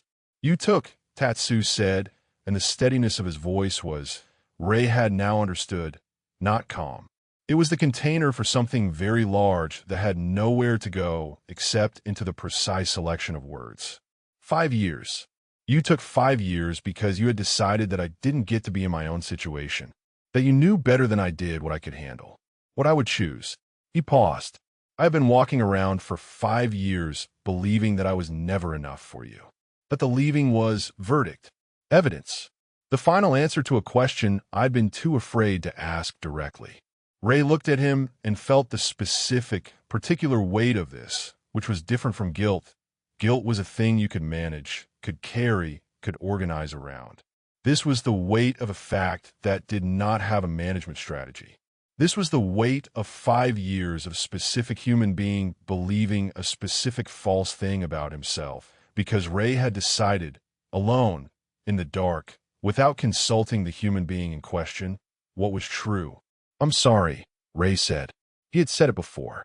To himself, in the dark, many times in all the versions of the conversation he'd rehearsed. But this was the first time he said it to Tatsu, which was the only version that counted, and the saying of it without the architecture of justification around it. Without the but the theater, without the it was the only way, without any of the load-bearing structures he'd built around the 3 words to make them survivable, was, he found, the most frightening thing he had done in recent memory. I know, Tatsu said. That's not sufficient. It was true, but it's not sufficient. I know that too. Rei set his hands on his knees. He looked at them. His hands, the actual ones, bear the performance rings, the formal wrappings, the constructed femininity. Just his hands, the ones that ran along fabric out of habit and reached for things they weren't supposed to touch, and went to his throat looking for a collar that was never there. Tell me, he said, what it actually was. For you. The 5 years. Tatsu was quiet for a moment that Rei did not rush. At first, Tatsu said, it was the kind of loss that had a direction. Something happened. I didn't know what. The thing I'd had was gone. Anger is useful in that state. It gives the grief somewhere to point. I was angry for a while. He said this without drama, just the inventory of it. Then the anger ran out, the way it does, and what was underneath, it was worse. The uncertainty, the not knowing. I couldn't put it in the past the way you could put a loss in the past when you understood it. It just stayed unresolved, open. And you built a story, Rei said, to close it. Yes, the story about what I wasn't. It was a bad story, and it was wrong, and it made me into someone smaller than I'd been before you left. But it had a shape. It had edges. I knew where the story ended, which meant I knew where I ended, which meant I could. He pressed the cord against his wrist. I could organize myself around the ending and stop waiting for something that wasn't coming. Instead, you came back, Rei said. Yes. Why? Tatsu looked at him directly. Because I ran out of ways to not come back, he said. Because 5 years of that story was apparently the duration of my capacity for it. He paused. Because I wanted the truth more than I wanted the story to stay intact. Rei was very still. I wanted the truth, Tatsu said again. Even if the truth was that I had been right about what I was. Even if it confirmed everything I'd built the 5 years on. I wanted it to be real rather than assumed. I wanted to have been a person who asked the question rather than someone who decided he already knew the answer. And now you have the truth, Rei said. And now I have the truth. They sat in it. The truth, which was, the story had been wrong, and 5 years had been built on a wrong story. And the wrong story was Rei's fault, and the fault was not the same as the reason, and neither the fault nor the reason undid the 5 years. And the 5 years were simply there, a fact like the storm, like the walls of the theater, like the lamp burning between them. Rei asked the question the way Tatsu had asked his. Not loudly, not with the weight of accusation, just the plain fact of wanting to know. What did you tell yourself? About why I left? What was the story? Tatsu had been expecting something like this. Fair was the word he would not have used because the word implied a transaction, and this was not a transaction. But there was a logic to it. Rei had emptied himself of 5 years in the past 2 hours, had said the things he'd been not saying in the corridor, in the canteen, and the prop room on the quiet nights, had said them without protection, and now here was the reciprocal. The question that meant, I have been looking at my own reflection in this conversation. Now let me look at yours. He did not want to answer it. He answered it. I told myself, he said, that I had misread the situation, that I'd built something in my head that wasn't real, that what was between us was my interpretation of things that didn't mean what I was reading them to mean. A man sitting with you at the end of the night. A man who asked questions and listened to the answers. A man who laughed once. He paused. I told myself the leaving was proof that the reading was wrong. That if the reading had been right, you wouldn't have been able to go. Rei was looking at him with the particular dense attention that Tatsu associated with him when he was receiving something and not managing it, just taking it in whole. And the rest, Tatsu said, the part about what I was. Tell me. He looked at the lamp. The flame was burning lower than it had been. They'd been here long enough that the oil was going, but there was still light, still enough. He kept his voice at its ordinary level. I wasn't enough. I was too plain, too much of function, too little of a person that anyone would want to stay for. Someone like you. You move through rooms the way weather moves through rooms, the way the entire room reorganizes itself around you without knowing it's doing it. You are built for being wanted in a way that has nothing to do with the onnagata. That's just you, the actual person underneath all the silk. He said this without inflection, reading a document he'd memorized. And I was the security captain, the man who held the door. Useful, reliable, the infrastructure that made the beautiful thing possible, not the beautiful thing itself. He stopped. Rei was looking at him with the expression that had started as something Tatsu couldn't read and was resolving slowly into something that looked like grief. You believe that, Rei said. Yes. For 5 years. Yes. You built your life on it. Yes. He said it without defense, without apology. Just the fact. It was functional. It gave the leaving a shape I could live with. A verdict I could adjust to. He pressed the cord against his wrist. Better a comprehensible answer than no answer at all. Even when the comprehensible answer requires you to believe something terrible about yourself. Rei was quiet for a long moment. You built a whole life, he said. And it was not a question, on a story that I put you in. Without asking, without knowing. He pressed his hands flat on his knees. I made you smaller. I didn't intend to. It happened because of the thing I did, and I didn't know it was happening, and it happened anyway. Yes, Tatsu said. I'm sorry, Rei said. For the second time. This time with more inside it. Or maybe with different things inside it. Less about the leaving and more about the 5 years of a specific false story embedded in a specific person's daily life. I know, Tatsu said. And then, because it was true and the evening had established a standard for true things, so did you. Rei looked at him. You built a life on a story too, Tatsu said. The one about the noble sacrifice. The protection. The cost you paid, so I didn't have to pay a different one. He said this without hardness. That story required you to believe that the cost was yours alone to decide, that the calculation was yours to run, that the right outcome was the one you arrived at in your own head without consulting the other person in it. Rei was very still. It's not a better story than mine, Tatsu said. It sounds better. It has better architecture. It has reasons, justifications, a logic you can follow. But what it cost you in the living of it was the same kind of thing. 5 years of not being where you were. Not being with the people you were with. Being in Osaka and thinking about the Nakamura-za and meaning something else entirely. Yes, Rei said, quietly. So Tatsu said. He let the words sit. Rei looked at him, and the expression that had been grief was doing something more complicated now. The movement of a face that had had several things dismantled in rapid succession and was in the process of locating itself in the wreckage, which was neither comfortable nor entirely uncomfortable. Something was different. The structure had come down, and what was visible under the structure was not nothing, was something that had been living under the weight of the structure all along, surviving, not flourishing, surviving, and still here, and still apparently functional. Tatsu looked at Rei and understood this. He understood it with the flat, comprehensive clarity that came to him sometimes in the post with a log closed, the understanding that bypassed language, that arrived as a physical fact before the mind could get in front of it. The fact was, the 5 years were a weight both of them had been carrying in the wrong direction, like two men carrying a trunk toward opposite exits and wondering why it wasn't moving. The false stories they built had been responses to the same event and had organized them, independently, around the same wrong interpretation, and they had both been standing in their respective corners of the Nakamura-za for 3 months being very professional about the carrying. The carrying was not going to work anymore. That was not a decision. It was more like discovering, in the middle of the night, that the lamp oil has run to its last quarter and the darkness is not improvable. Just a fact about the state of things. I have. Rei stopped.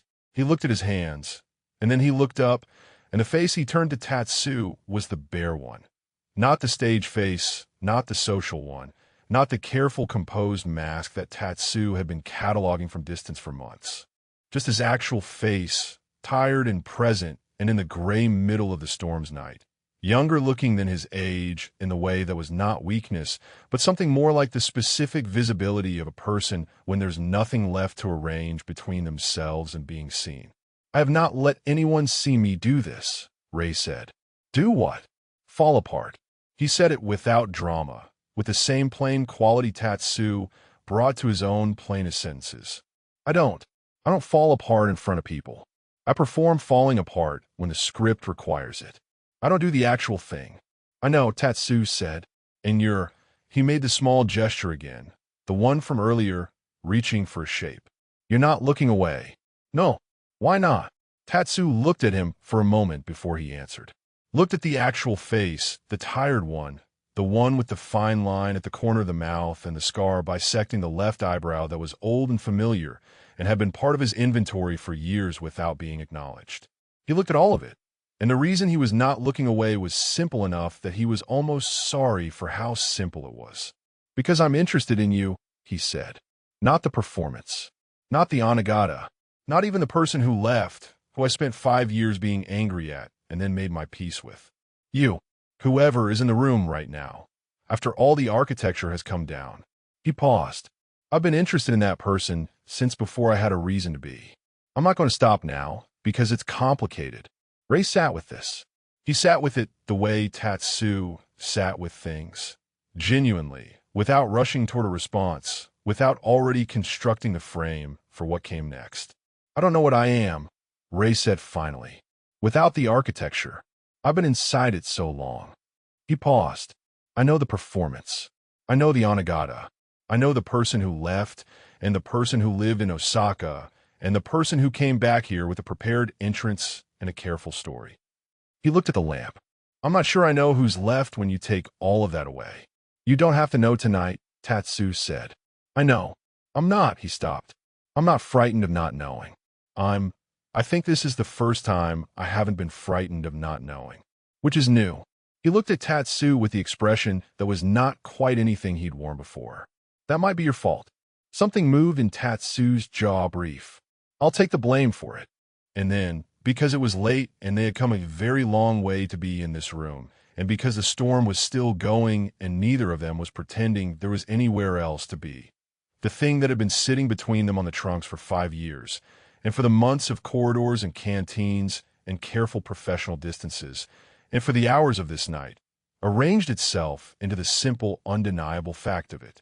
Rei moved first. It was not the dramatic movement of a scene. It was smaller than that, the kind of movement that happened when someone stopped holding themselves in position, the slight leaning that was the body's decision rather than the mind's. He closed half the distance between the trunks without meaning to, and then looked at Tatsu with the expression of a man who had just realized what he'd done and was not taking it back. Tatsu looked at him. "I've been in this room the whole time," he said. It was not a question. "Yes," Rei said.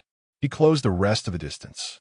Not a performance. The actual thing, the genuine forward motion, the body that had been trained to move with calculated grace, simply moving toward what it wanted, which was a different thing entirely. He reached Tatsu, not as a performer reaches for a prop, but as a person reaches for another person in the dark of a room where the performing is done and what's left is just the reaching. Tatsu's hand came up and found the side of Rei's face, the flat, unhurried palm of it, and held. Not pulled, just held. The warm, calloused weight of a hand that worked with what it touched and did not fumble. Rei went still. Not the candle kind, not the fear kind. The kind that happened when something you'd been braced against didn't arrive, and instead of the blow, there was this, the steadiness, the hold, the quality of someone's full attention turned entirely and without remainder toward you. He pressed into the hand. His own hand came up and covered it. The back of Tatsu's hand, the worn leather cord beneath his fingers. He could feel the cord's texture even through Tatsu's hand. The smooth-worn center, the knotted end. "All right," he said. Not to anything in particular. To the room, to the storm, to the 5 years, and the prop shelves, and the lamp guttering toward its last oil, and the theater around them that had been the context for a great deal, and was being the context for this too, indifferently, as it always was. Tatsu said nothing.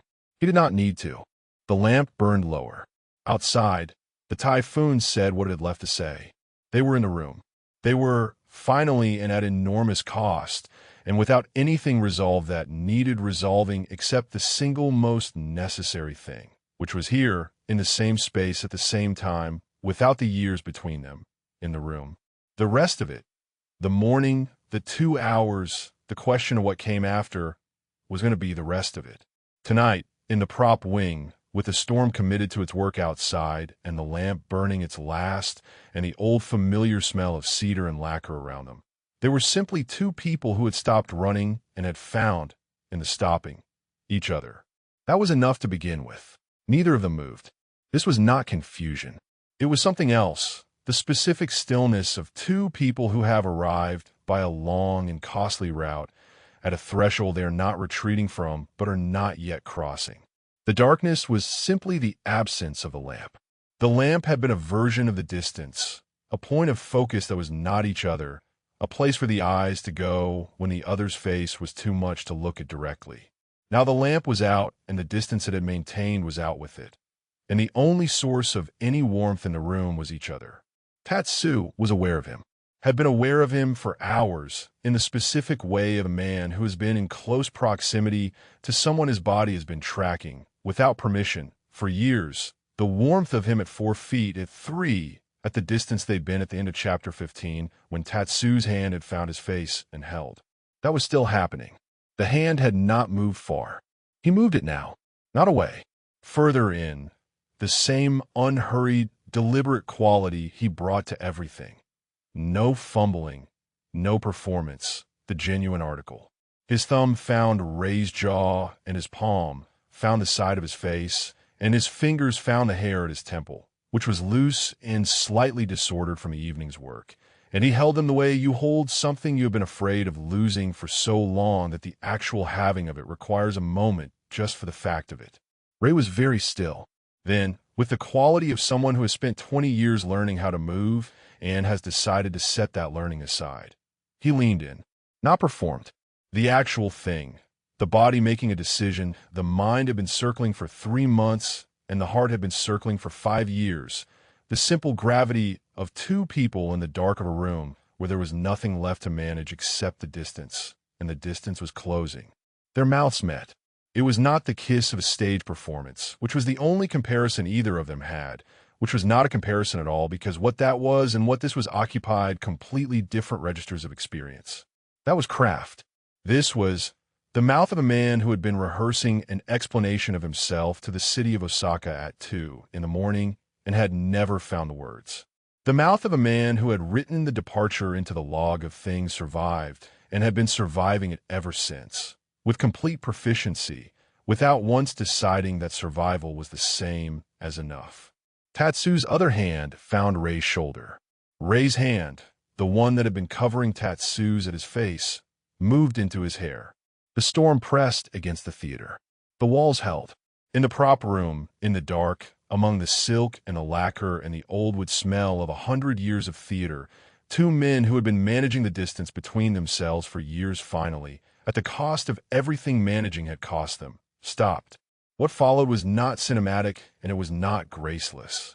It was the specific thing. It was private, costly, real, earned across months of corridors and canteens, and one prop room evening and all the years before that, earned across a conversation that had dismantled things both of them needed dismantled, earned across the specific intimate labor of being honest with another person at the hour and in the conditions that make honesty most difficult and most necessary. Rei was present in his body in a way he rarely permitted himself. He was not watching himself from above, not monitoring the performance, not doing the habitual work of the onnagata's discipline that lived in his muscles and fired automatically even in genuinely private moments. The discipline was simply not running. What was running was this, the specific reality of Tatsu's hands, which worked with everything they touched and did not fumble. The specific weight of Tatsu, which was the weight of someone who had refused to fall apart for 5 years and had done the refusing so thoroughly that it had become structural, part of the way he moved through the world, and which was, right now, pressed against him with the quality of something that was finally and completely not performing. Tatsu was careful. This was not caution. It was the specific quality of care he applied to things he valued, which was thorough and patient and without the restless overlay of wanting it to be something other than exactly what it was. He was careful in the way that meant he was paying attention, the same way he paid attention to everything, with his whole self, nothing diverted elsewhere, nothing in reserve. He said it the way he said true things, quietly, without editorial, the plain fact of it. He meant 5 years are not erased. He meant the conversation we had is still the conversation we had, and the cost of it is still the cost. He meant what just happened was real, and real things are not the same as resolved things. And he was finished, absolutely finished, with the practice of pretending that the distance between those two states was something you could collapse by wanting to. He meant all of this. He was honest. Rei heard, this too will end. He heard it in the specific way that 5 years of a false story conditioned a person to hear things, through the filter of the story, which translated plain honesty into the language it had been listening for, which was, I am telling you, gently, that you're not the kind of person who gets to keep things. He heard, warning. He heard, exit sign. He did not say this. He lay in the dark with Tatsu's breathing against the top of his head and Tatsu's arm around him, and the weight of the man he had been not having for 5 years finally, at considerable and specific cost, present against him, and he made the decision in the dark the way he made all his decisions, quietly, without consulting anyone, with the conviction of a person who had run the math and arrived at the only answer the math produced. He would leave before Tatsu woke. It was the familiar decision. The one his muscles already knew.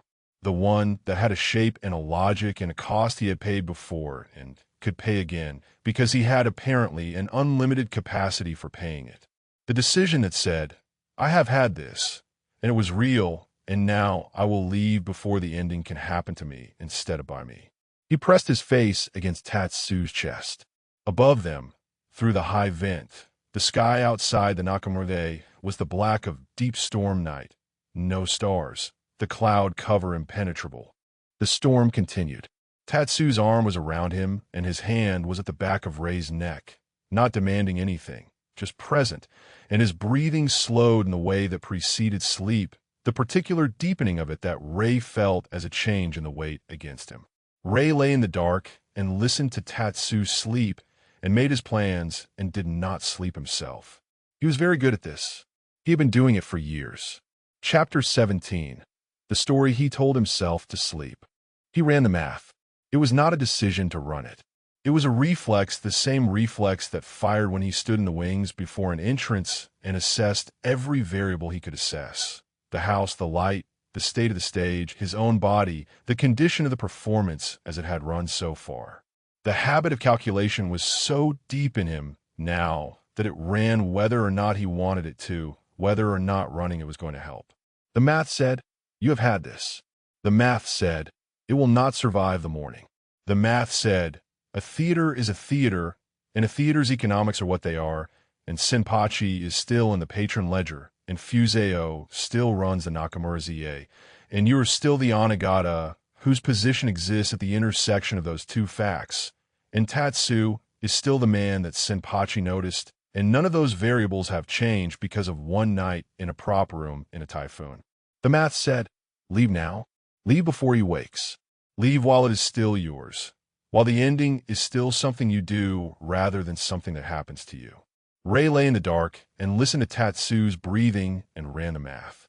Then he ran it again, because the first answer was the same as the last 1,000 answers, and he was beginning to understand, in the specific way you understand things at 4 in the morning when the person you love is asleep against you, that an answer you've been arriving at for 5 years might not be produced by the quality of the math.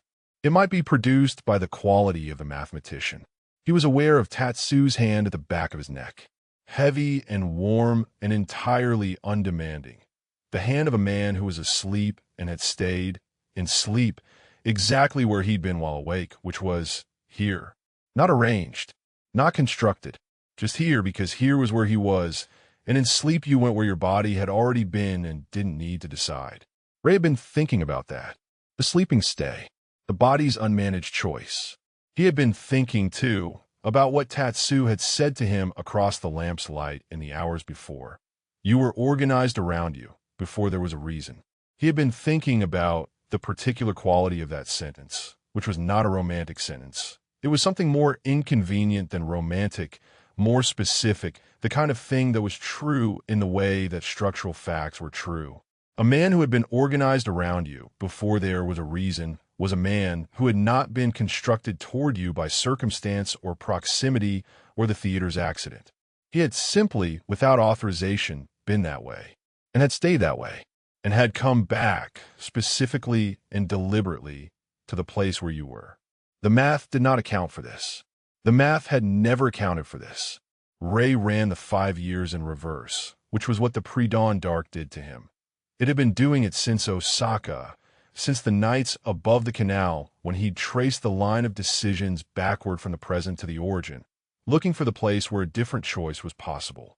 He'd always arrived at the same origin, 22 and Senpachi, and the calculation that said the cost was fixed and the only variable was who paid it. He ran it backward again. This time he kept going past the origin, past 22, past the first season as principal onnagata, past the apprenticeship and the years of Fuseo making him into what the theater required, past the formation of the calculation and the installation of its variables, past the assumption that the theater was everything and that being everything required the theater, back to the thing underneath all of that, which was a boy from a provincial troupe who had been extraordinary and had known it, and had also, from very early, understood that extraordinary was not the same as safe. That being seen, genuinely seen, the way Tatsu saw things, with the flat, comprehensive attention of someone who was not going to stop seeing, just because it was inconvenient, was the most dangerous thing available. That was the real math, not the patron and not the institutional debt, and not the cost of the position. Those were the surface. The real math was, I am afraid to be known. I have been afraid to be known since before I knew to be afraid of it. I built everything I am around the fact of that fear, and I called the building identity. He lay very still with Tatsu's breathing against him. He thought about the look Tatsu had given him in the lamp's last light. when the mask was gone and the architecture was down, and Rei had said, "I don't know what I am without it," and Tatsu had said, "You don't have to know tonight," which was the most patient thing anyone had ever said to him, and was still, for hours later, sitting in his chest like something that had no intention of leaving. He thought about Mayo saying, "The thing about wounds. You can't see if they're healing if you never take the bandage off." He thought about what it had cost Tatsu to come back to the Nakamura-za. Not the job, not the logistics, the actual cost. To take the posting at the theater where the man who had disappeared had reappeared.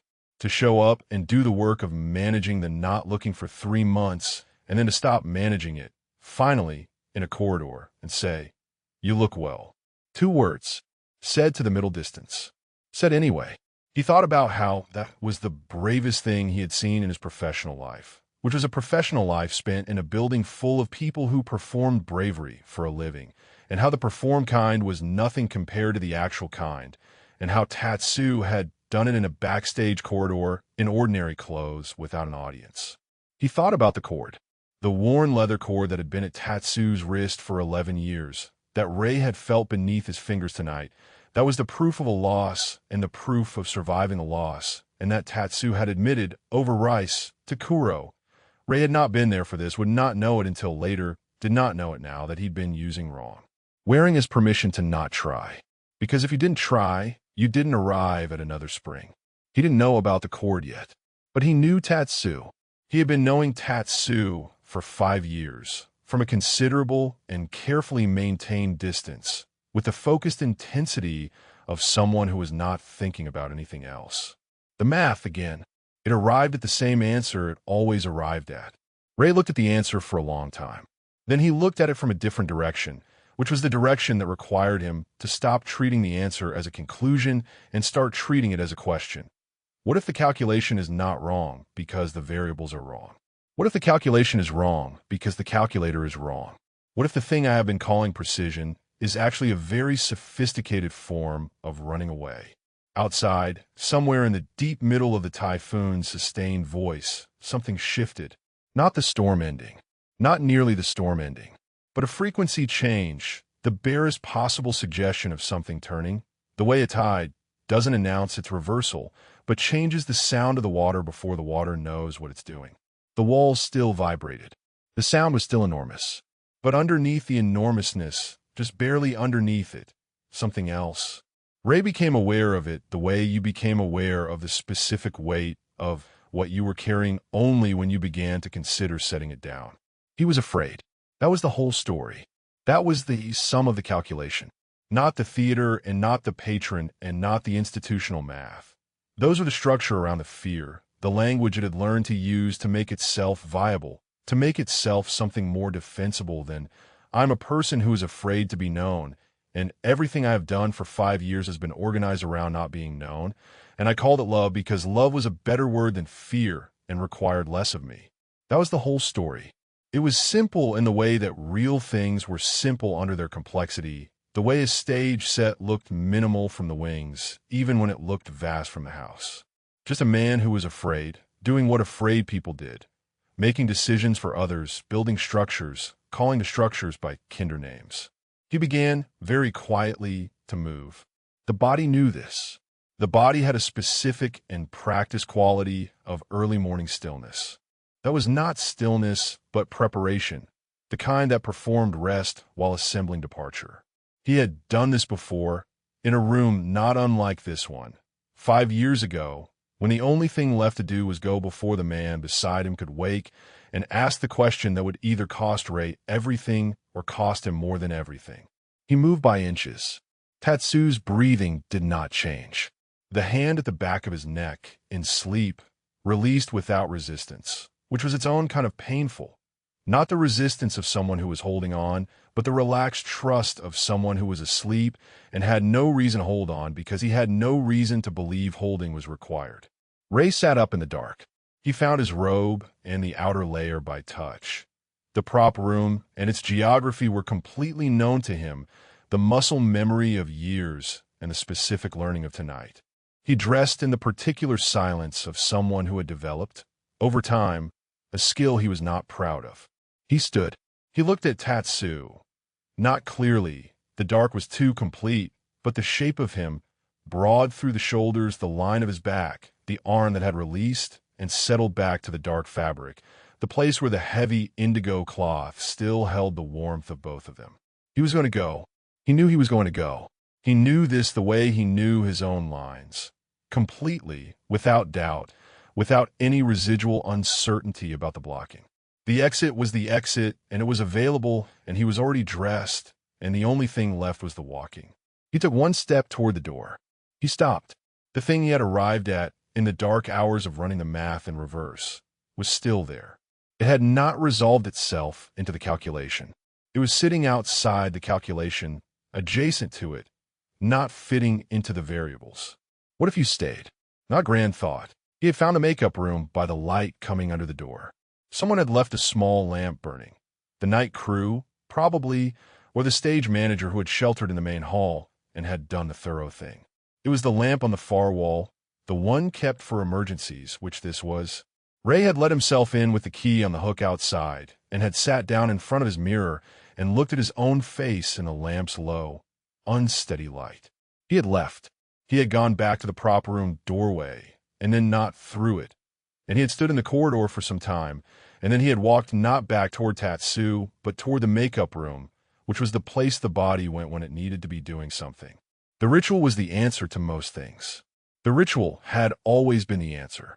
White base, careful lines, the incremental construction of a face that could meet the world. The world was going to require meeting very soon. The storm was still going, but it was going differently now. The frequency change of the pre-dawn hours becoming something more pronounced, the roar modulating toward the particular quality that preceded loosening. By the time the morning bell rang, there would be people in this theater. By the time the company assembled, there would be eyes on him. And the eyes would need something to look at, and the something needed to be built. He had sat in front of the mirror and begun. White base first. The ashiroi, the paste that rebuilt a man into something legible for the stage. He applied it with the automatic practice precision of someone who had done this 10,000 times. The smoothing, the coverage, the particular even finish that was the foundation of everything that came after. He watched his face disappear under it. The scar, the dark circles, the fine line at the corner of his mouth, the specific tired legibility of a person who had not slept and had said more true things in the past 6 hours than in the previous 5 years. All of it covered. All of it replaced with the clean, neutral white that was not a face, but was the ground on which a face was built. This was why he did it. He had always known this, at some level below the level of professional discipline. The ritual was not about transformation. It was about control. The application of it was the act of deciding. This is what will be visible, and everything else will be under the white. The white was not hiding. The white was just prior. Everything else came after, as a choice. He started on the eyes. The liner, the precise border, the careful construction of the onnagata's gaze. He worked with the habitual precision that required neither thought nor attention, the hands knowing what to do and doing it while the mind was elsewhere, which was in the prop room, which was on the specific quality of Tatsu's breathing in sleep against the top of his head, which was the hand at his neck, relaxed and trusting without knowing it was trusting. He had left. He had not stayed. He worked the liner to the outer corner, the upward angle, the line that made the eye a performance rather than an eye. He thought, this is what I always do. He thought, this is the sum of what I am. He thought, I ran the calculation in the dark, and I ran it again, and I arrived at the thing underneath the calculation, the actual thing, the fear, the real story. And then I got up and walked to the door anyway, because the body knows its exit, and the exit is all the body knows. And understanding why you do something and being able to stop doing it are not the same thing, and I am 28 years old, and I have not learned a single other way to be. He looked at his own reflection. The left eye done, the right eye half. The face in the mirror was half his and half the construction, the familiar asymmetry of a thing in process, neither one thing nor the other. He thought, I am tired.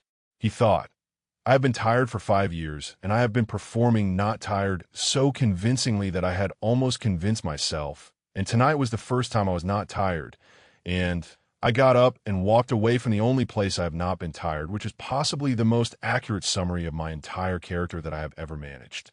He put down the liner. He sat with his hands in his lap and looked at his half-constructed face in the mirror.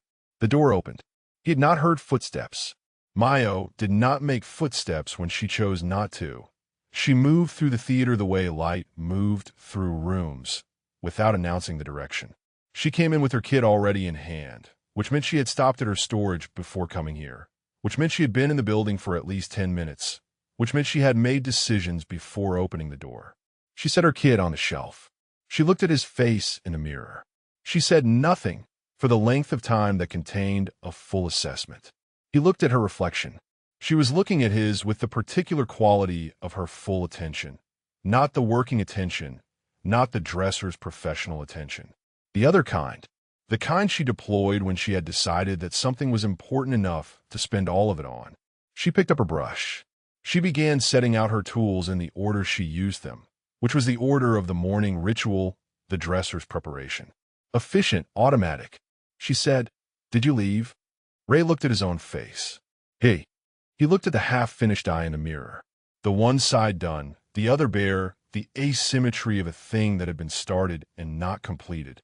Hey, did you leave him there? The silence that followed was its own answer. Mayo received it with the stillness of a woman who had been expecting it. She did not make the face of someone surprised. She made the face of someone who had known and had come here anyway, which was its own kind of statement. She picked up her brush and did not set it back down. "I know where he is," she said. Not a question, not a command, just a fact, delivered in the voice of someone reading aloud something that was true and did not require editorial. "I know," Rei said. "And you're here. I'm here. Building your face." He looked at the mirror. The half-face. Yes. She was quiet for a moment. She set her brush down and picked up a different one and set it down also. Then she did something she almost never did. She turned to look at him directly, not at his reflection. At him, in the room, the actual person rather than the surface. "I have watched you," she said. "Choose the performance over the person 6 times in the years I have known you. I stopped counting at 6 because the counting was beginning to feel like something I was doing instead of saying something." She said this without heat, without judgment. Just the inventory of it, the same way Rei made his own inventories. "I have not said anything on 5 of those occasions because they were your choices to make, and I am not your mother and not your priest." "And the 6th, Rei said. "This is the 6th, Mayo said. He looked at his hands. "He came back," she said. "He took a position at the theater where you were going to be.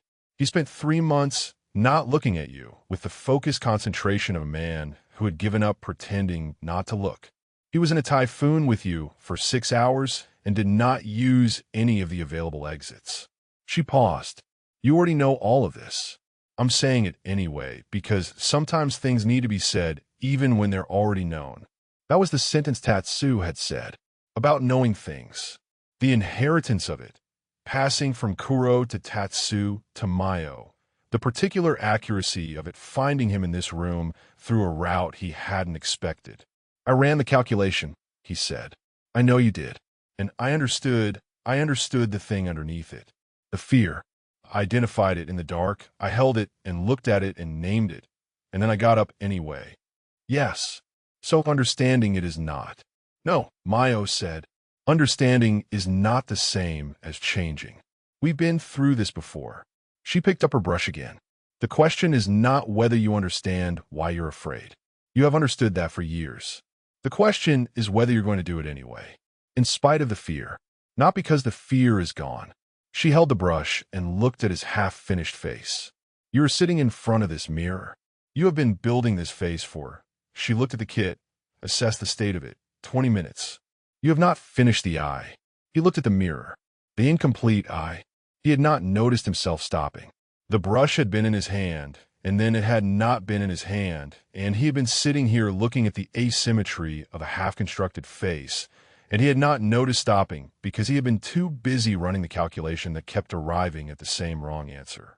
"He's going to wake up," Mayo said, "and you're not going to be there, and that is going to cost something specific." She said it simply. "You already know what." He didn't know. He knew with the certainty of a man who understood, from inside the experience of being left without explanation, exactly what the experience was. He knew what it felt like to wake to absence and to fill the absence with the worst available story. He had done that to Tatsu once. He had spent 6 hours dismantling the specific false story that absence had produced in Tatsu over 5 years. He was about to produce another one, smaller, more immediately survivable, but the same in structure, the familiar retreat, the exit that said more than he intended, the message of absence that would be received as, "This is what I am. This is, in the end, after all of it, what I am." He looked at his hands. He put down the brush. It made a small sound on the table, the sound of a deliberate thing being set aside. He looked at it. The familiar handle, the worn bristles, the tool he had used 10,000 times to build the face the world required of him. He left it there. He stood up. He looked at his face in the mirror one more time. The half-constructed thing, the incomplete eye, the white base over everything else, the face that was neither his nor the performances, neither completed nor bare. The face of a person in transition, which was perhaps the most honest thing he'd worn in years. He went to the shelf and found the small lacquered box. It was where it always was, the personal box, the one he carried himself rather than leaving with the dresser's kit, the one with the instruments of his daily reconstruction. He picked it up. He held it in both hands. Rei Mayo said. He looked at her. She looked back with the expression that was her love for him, which was not soft and was not sentimental and was not the expression of someone who required him to be anything other than what he was, including the parts that were frightened and the parts that kept making the same mistake and the parts that were standing in this makeup room at dawn holding a lacquer box instead of being where they should be. She said go. He went. The corridor was the particular gray of very early morning. The light that came before the light committed to being day, the light that belonged to the hour when the city was not yet sure whether it was going to bother. The storm was still present, but different. The walls no longer vibrated. The roar had become something lower, the quality of sound that preceded the settling out of weather that had done what it came to do. Somewhere outside a canal was running high and fast and brown. Somewhere a tile had shifted in the night, and water was coming through in a thin, cold line. The Nakamura-za was beginning, at its edges, to feel the end of the emergency and remember that it was a building that had a schedule to keep. Rei walked through the gray corridor with his lacquered box and his half-finished face and the specific quality of motion that was not the onnagata's train movement and was not running. It was just going back. For the first time in 5 years, going back. The storm had not announced its end. There was no dramatic shift, no sudden silence, no crack of light splitting the ceiling. The typhoon simply loosened. Tatsu became aware of it the way you became aware that a pain had stopped only after it was gone, noticing the absence before he could name what had changed. The roar against the roof had become a murmur. The murmur had become rain. The rain had thinned to the sound of water running off eaves in the dark. That small domestic sound, the kind that belonged to mornings and ordinary life and places where you were allowed to rest. He did not move right away. He had been still for a long time already, since some hour he couldn't name, since somewhere in the depths of the night when the last of the words had finally run out and they had come to the end of all the things they had been carrying for 5 years, and the only thing left was this. Rei's face against his chest and his hand at the back of Rei's neck, and both of them breathing. Just that. Just breathing in the dark. He didn't remember falling asleep. He didn't know exactly when the exhaustion had pulled him under, whether it was before or after he felt Rei's breathing slow and deepen against him, before or after he had tightened his arm, before or after he had pressed his mouth briefly, once, to the crown of Rei's head in the dark where no one, not even Rei, would have to see it. He woke with his back against a trunk of folded silks and his neck at an angle that would trouble him for days. The prop room was gray. Dawn light filtered through the high wooden slats of the vent near the ceiling, the kind of low, diffuse light that belonged to the hour just before the world committed to being day. He was alone. His chest understood before his mind did. Something dropped through him, fast and cold, the old reflex, the old familiar freefall. Gone again, of course, and his hand moved to the place beside him before he could stop it, pressing into the pile of dark fabric where they had been. Still warm. He made himself breathe. He's not gone, he told himself, in the voice he had learned to use over 5 years of being his own only company. He went to prepare. The first post-storm performance. They'll call rehearsal as soon as the doors open. He has duties. He has a face to build. The voice was calm and reasonable and believed none of its own words. Tatsu pressed his palm flat against the fabric and breathed through his nose. The prop room smelled of cedar and old lacquer, and somewhere beneath that, faintly, the particular smell that he had spent 5 years trying to forget and had instead memorized completely. Something like white plum, something like stone after rain. The smell of someone he had no business loving and had loved anyway, helplessly, like a man who keeps reaching for a burn. He made himself look down, and then he stopped breathing altogether. The fabric was dark, deep indigo, almost black in the gray light, one of the heavy formal pieces used in winter productions, the kind of cloth that showed nothing, absorbed everything. Except for this. Against the dark, where Rei's face had rested against Tatsu's chest all night, there was a mark. White, unmistakable. The transferred impression of stage makeup. The ashiroi, the white paste that rebuilt a man into a woman every night on the Nakamura-za stage. Pressed from skin to fabric by hours of sleep and warmth and the simple, unarguable weight of one body trusting another enough to go still. It was not elegant. It was not the practiced, precise beauty Rei produced every night for 1,000 eyes. It was smeared at one edge where he must have turned in his sleep. It was softer on the left where the warmth had been greatest. It was by any technical measure an accident. Tatsu stared at it for a long time. He was not a man who was moved by beautiful things. He had spent years in the most beautiful theater in Edo and trained himself to see the scaffolding beneath every gorgeous surface, the stagehands and the sawdust, and the way magic required infrastructure. He had watched Rei perform and felt the feeling and then consciously, deliberately dismantled it, the way you doused a fire that had no business burning. But this was not a performance. This was what was left when the performance was over. This was Rei's face in its last private moment, surrendered against his chest in sleep, the makeup not yet washed away, the face not yet rebuilt into something presentable. This was the mark of a man who had stayed, who had fallen asleep staying, who had let his body press its evidence into the dark fabric like a signature. Tatsu's throat worked. He pressed his hand over the mark, his callous palm against the soft impression of Rei's face, his roughness over the evidence of that strange, costly tenderness. He thought about the conversation that had happened in the deep hours of the night, when the storm was at its worst, and neither of them could hear themselves think over the roar of water and wind, and so they had stopped trying to be careful. He thought about Rei's voice, stripped of its stage-trained resonance, smaller than anyone who saw him perform would have believed, saying, "I thought I was protecting you." Difference this time was that the staying felt like a choice. He pressed the cord against his wrist with his free hand, the left hand, the wrist, the worn leather that had been there for 11 years.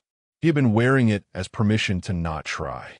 He had told himself this in the corner of a canteen over rice, and had meant it when he said it and was, in the gray morning of the prop room with the white mark beneath his other hand, understanding it more fully than he had then. He was done with that use. He did not remove the cord. He had worn it for a person he had lost early, and the cord was the record of that loss, the proof that loss did not constitute the ending of the person who experienced it. That was still true. That was still worth keeping. What he was done with was the use of it as a reason not to reach.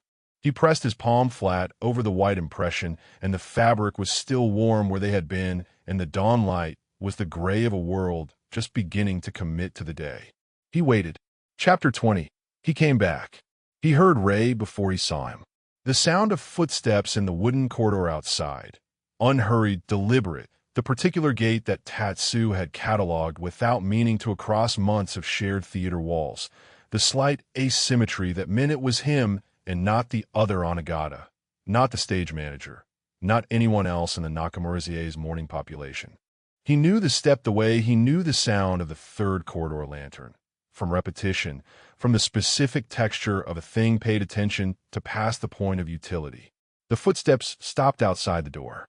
A pause, brief, the length of a decision being confirmed rather than made. The door slid open. Rei stood in the frame with his hands loose at his sides and his face in the complicated early state that Tatsu had never been permitted to see before. The old makeup cleaned away, but the new face not yet built, or rather, half-built, the white base applied and one eye done and the other bare, so what was visible was partly the construction and partly simply him, the actual structure beneath all the artifice. The dark circles, the fine line at the corner of his mouth, the scar bisecting the left eyebrow, old and familiar.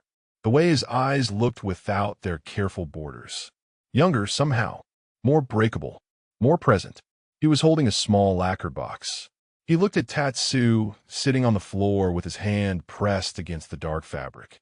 Something moved through his expression that he didn't try to conceal. "I was going to be back before you woke," he said. "I noticed." Rei came into the room. He set the lacquered box down on a nearby trunk and lowered himself to the floor in front of Tatsu with the fluid, economic movement of someone who had spent years learning exactly how much space his body required. He sat close, not touching, but close enough that Tatsu could feel the warmth of him. The morning cold had not touched him yet. He'd come from a makeup room, from the warmth of the lamp, from the internal heat of whatever had brought him back through the corridor in the gray dawn with his box in his hands and his face half done. He looked at the mark on the fabric. Tatsu watched him look at it. A long moment passed in which neither of them spoke, and it was not the terrible silence from the night before, not the silence full of things unsayable, but a different kind, the kind that had room in it, the kind that breathed. "I know it's not enough," Rei said finally, to the mark rather than to Tatsu. "What I said, what I explained. 5 years, that's not something you explain away." "No," Tatsu said. "I'm not asking for it," he stopped. "Try it again. I'm not asking you to decide anything today." Tatsu looked at him. "What are you asking?" Rei lifted his eyes. In the gray morning light, without the full white makeup, without the wig and the bindings and the layered silk, he looked like what he was, a man who was frightened and staying anyway. A man who had come back through a door when his every instinct had pointed toward the street, and had stood in the corridor outside with his box in his hands, and confirmed the decision, and had opened the door. "I'm asking," he said carefully, "if I can, if there's any version of this in which I get to try." The word try did something to Tatsu's chest. Not the grand romantic declarations he might have scripted for himself in weaker moments over the last 5 years. Not "I love you," or "I never stopped," or any of the theater-ready lines that this moment could so easily have collapsed into. Just try. Modest. Honest. The vocabulary of a man who understood he had used up his guarantees and was not pretending otherwise. Tatsu looked down at his hand, still pressed against the white mark on the dark fabric. He thought about the 5 years. He thought about what it had cost to carry them, and what it would cost to put them down, and whether those were the same cost or different ones. He thought about the cord on his wrist and what he decided in the gray of the morning about what it was for. He lifted his hand. The mark remained. It would, he realized, for a while at least. Fabric held things. Impressions lasted. The evidence of a presence didn't simply vanish because the body had gone. He had been learning that for 5 years, the hard way. He looked at Rei. "How early," he said, "does your first rehearsal call run?" A pause. Something careful shifting in Rei's eyes. "Third bell. That's 2 hours from now." "Yes." Tatsu nodded slowly. "Then," he said, "you have 2 hours." Rei went very still in the way he did when he was receiving something he hadn't prepared for. Not the dramatic stillness of a stage performance, but the private kind, the kind that had nothing to do with an audience. Tatsu watched it move through him. The slight tension in the jaw, the breath held and then released, the quality of someone recalibrating around the fact that the answer was not the one they had been braced to receive. "And after the 2 hours?" Rei asked. "I don't know yet," Tatsu said. "That's the truth." "That's enough," Rei said immediately, as if he'd been afraid of being offered something larger than he'd earned. Yes, that's enough." He opened the lacquered box. Inside, a small cloth, a pot of white, the instruments of his daily reconstruction. He had brought them here, Tatsu understood now. Not to perform, not to retreat into the professional preparation that had always been his escape from anything that required him to be simply a person, but to stay. To do the necessary morning work in this room, rather than the makeup room down the hall. To spend those 2 hours in the same space instead of disappearing into the solitude that had, before this, been his most reliable exit. He had not asked permission. He simply began. The small, familiar ritual of self-reconstruction, the careful strokes, the quiet concentration of a man who had done this 10,000 times and was doing it now, in this room, with this specific audience of one. The white base applied to the completed side of his face first, filling in the gaps. Then the incomplete eye, the liner, the careful border that the hasty departure from the makeup room had left unfinished. Tatsu watched him build the work the makeup room had started, the face becoming the performance face, the stage face, the extraordinary one. And he watched the construction without looking away, without the habitual dismantling he had spent years applying to the thing in his chest when it responded to Rei, without anything except the simple fact of looking. Rei glanced at him once, briefly, while he worked the liner, a sideways look from beneath the concentration, checking something. What he found in Tatsu's face, he kept to himself, but the corner of his mouth moved, the faint private movement that was his actual humor rather than the performed kind. He looked back at his mirror. Outside, the Nakamura-za was beginning to wake. Distant footsteps, a door somewhere, the first voices of stagehands discovering what the typhoon had left behind. The world was reasserting its schedule. In 2 hours, there would be rehearsal and duties and the 100 ordinary demands that made up a life inside a theater. In 2 hours, they would have to stand up and walk back into all of that, into the corridors and the canteen and the security board with its orderly columns, into the world that had been the context for 5 years of carefully managed distance, which would now be the context for something else, something neither of them had a word for yet and did not need a word for today. But the 2 hours were not yet gone. Tatsu sat on the floor of the prop room with the dark fabric in his lap and the white mark under his hand and watched Rei build his face in the gray morning light. Slow, precise, the familiar ritual rendered entirely new by the fact of being witnessed. Rei did not hurry. He did not perform the concentration. He simply had it, the working focus of a craftsman doing work he knew. He was letting himself be watched. This was, Tatsu understood, the thing Rei had never permitted. In 5 years of the Nakamura-za, and in the months of corridors and canteens, and the prop room evening, and all the careful distance, the one thing that had been consistently, structurally unavailable was this, being seen doing the ordinary thing. The private reconstruction. The morning face that was neither the stage face nor the bare one, but the transition between them, the visible working of the daily transformation. He was letting himself be watched now. He was letting Tatsu sit in the same room and see it. Tatsu thought this might mean, I am still here. He thought it might mean, I am trying to learn how to stay. He thought those might be the same thing, or the beginning of the same thing, or at least close enough to start with. He pressed his hand back against the white impression on the dark cloth, the flat, unhurried palm over the evidence of someone who had been here through the night. He did not remove it. Outside the Nakamura-za, Edo put itself back together after the storm, the way it always did, with noise and effort and the cheerful, relentless insistence of a city that had survived worse and would survive this too. The canals ran high and brown. The streets steamed in the early light. Somewhere a vendor was already calling, already selling, already convinced that today was worth the trouble. Inside, in a room that smelled of cedar and lacquer, and 5 years finally exhaled, 2 men sat in the gray. That was all. That was everything. Chapter 21, 2 hours. The first thing he noticed was how Rei held the brush. Not the technique of it. Tatsu had seen him at work before, in the fragment glimpses of the dressing corridor when the door was left ajar a moment too long, in the single prop room evening 3 months ago, when Rei had applied a touch-up from a kit he kept in his sleeve pocket, the careful efficiency of a man who could rebuild himself in any available surface. He knew the technique in the abstract, The way you could know the shape of a thing without ever having been allowed to see it whole. This was different. This was the tool held in a hand that knew it fully. The slight forward lean of the working posture, the way Rei's elbow anchored against his ribs for steadiness, the quality of concentration that was not performing concentration, but simply having it. The brush moved in the incremental, patient way of something being done correctly rather than quickly, and the face it was building emerged the same way. Not suddenly, not with the theatrical reveal of a transformation, but gradually, in a way that all real things came into being. A careful line here, a shade of adjustment there.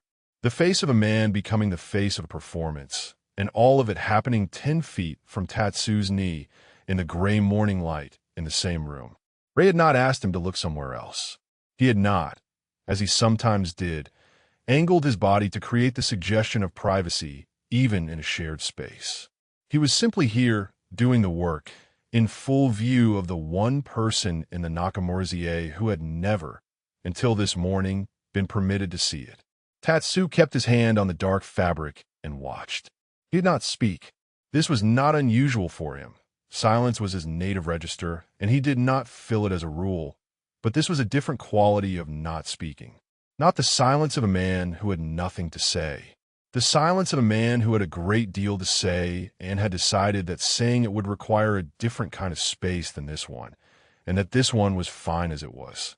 The quiet of someone who understood that what was happening was its own kind of conversation and did not require translation.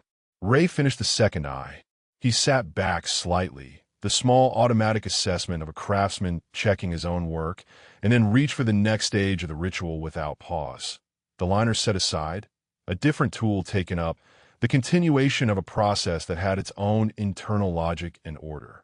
He worked without referencing a mirror, Tatsu noticed. Either there was a mirror he couldn't see from his position on the floor, or Rei was working entirely from the practice certainty of 10,000 repetitions. He thought, both probably. He thought, the body knows this work the way the body knows breathing. He thought, I've been learning him the way you learn a language you're never going to stop learning.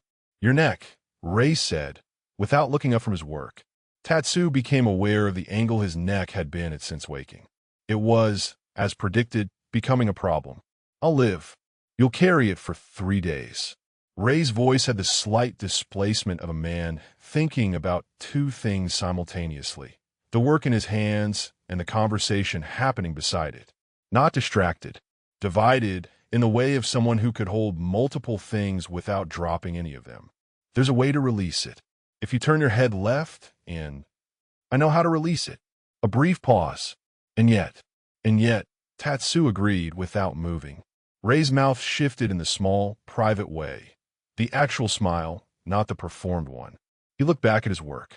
Tatsu watched the corner of his mouth settle into something that stayed after the smile had technically finished, a residual quality, something that had happened there and left evidence. He thought about evidence, about what fabric held, and for how long, and what it meant to find a mark and understand it as proof of presence rather than proof of loss. He thought about how he had spent 5 years making the same mistake in the same direction, reading absence as verdict, reading every closed door as a statement about his worth, constructing with considerable ingenuity a story about why he was the kind of person things moved past.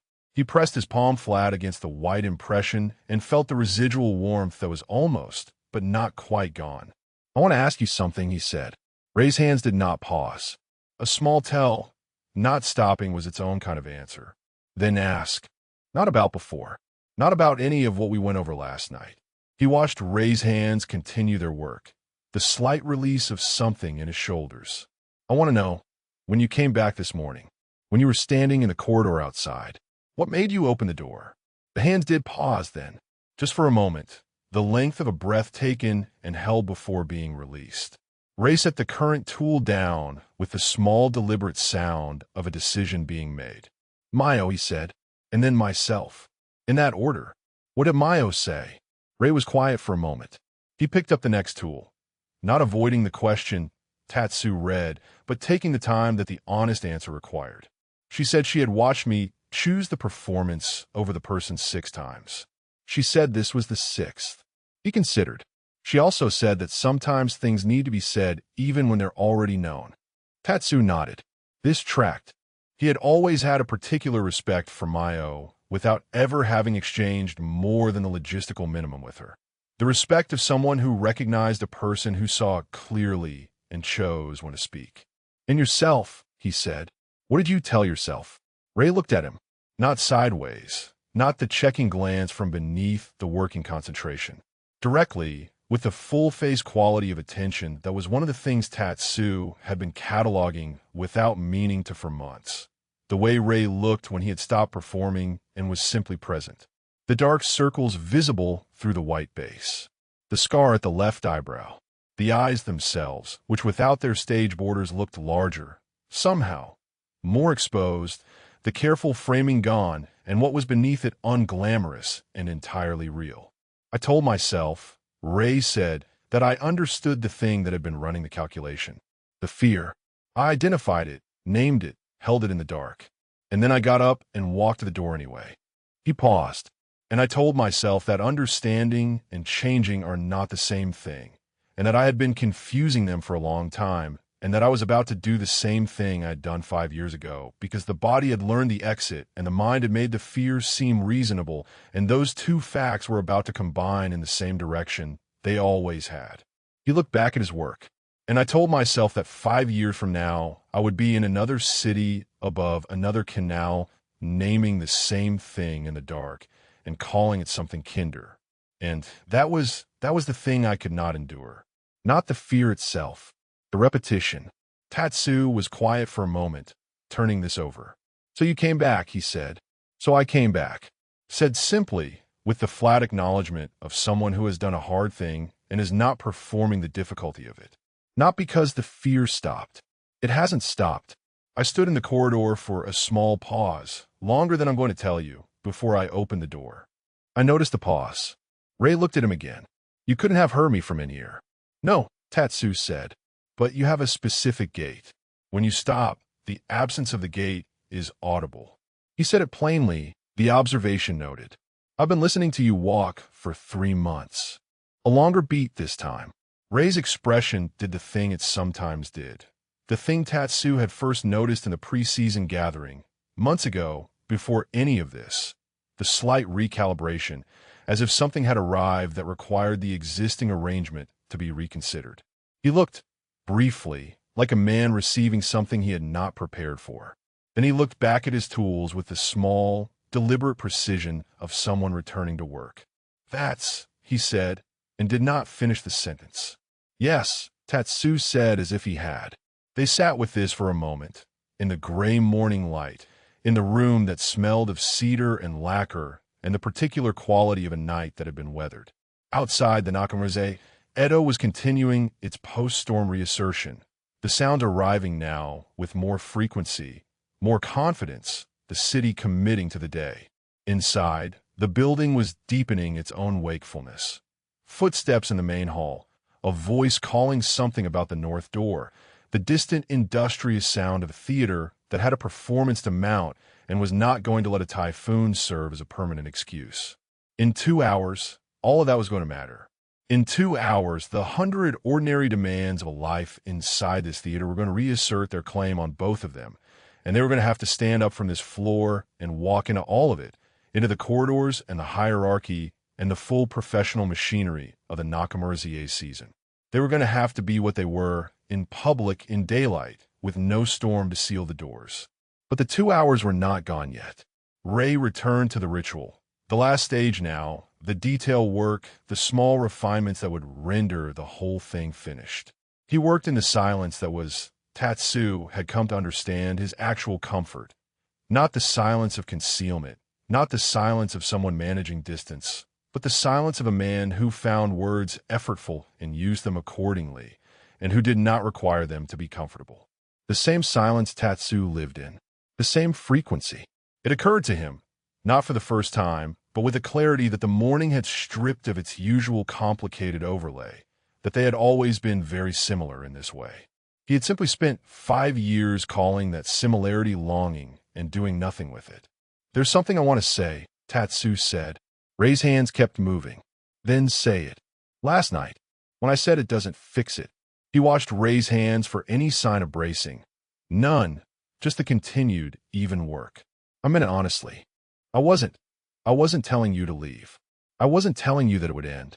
I was telling you that the conversation we'd had and the night we'd had weren't the same as the 5 years being resolved, and that I was finished pretending otherwise. Because I have spent, he stopped, chose the correct word, enough time building reasonable structures on top of unreasonable things. Rei was quiet for the length of several brushstrokes. I know, he said. I know that now. I heard it wrong in the moment because he paused, the pause that preceded an honest thing, because that is how I have been hearing things for a very long time. Through the filter of the story. He turned and looked at Tatsu for a moment. The story that said, "This is the part where you tell me, gently, that I am not the kind of person who gets to keep things." You heard it as the exit sign. I heard it as the exit sign, Rei agreed. Even though you were in the same room and had not moved. Something crossed his face that was not quite humor and not quite grief, but had the quality of both.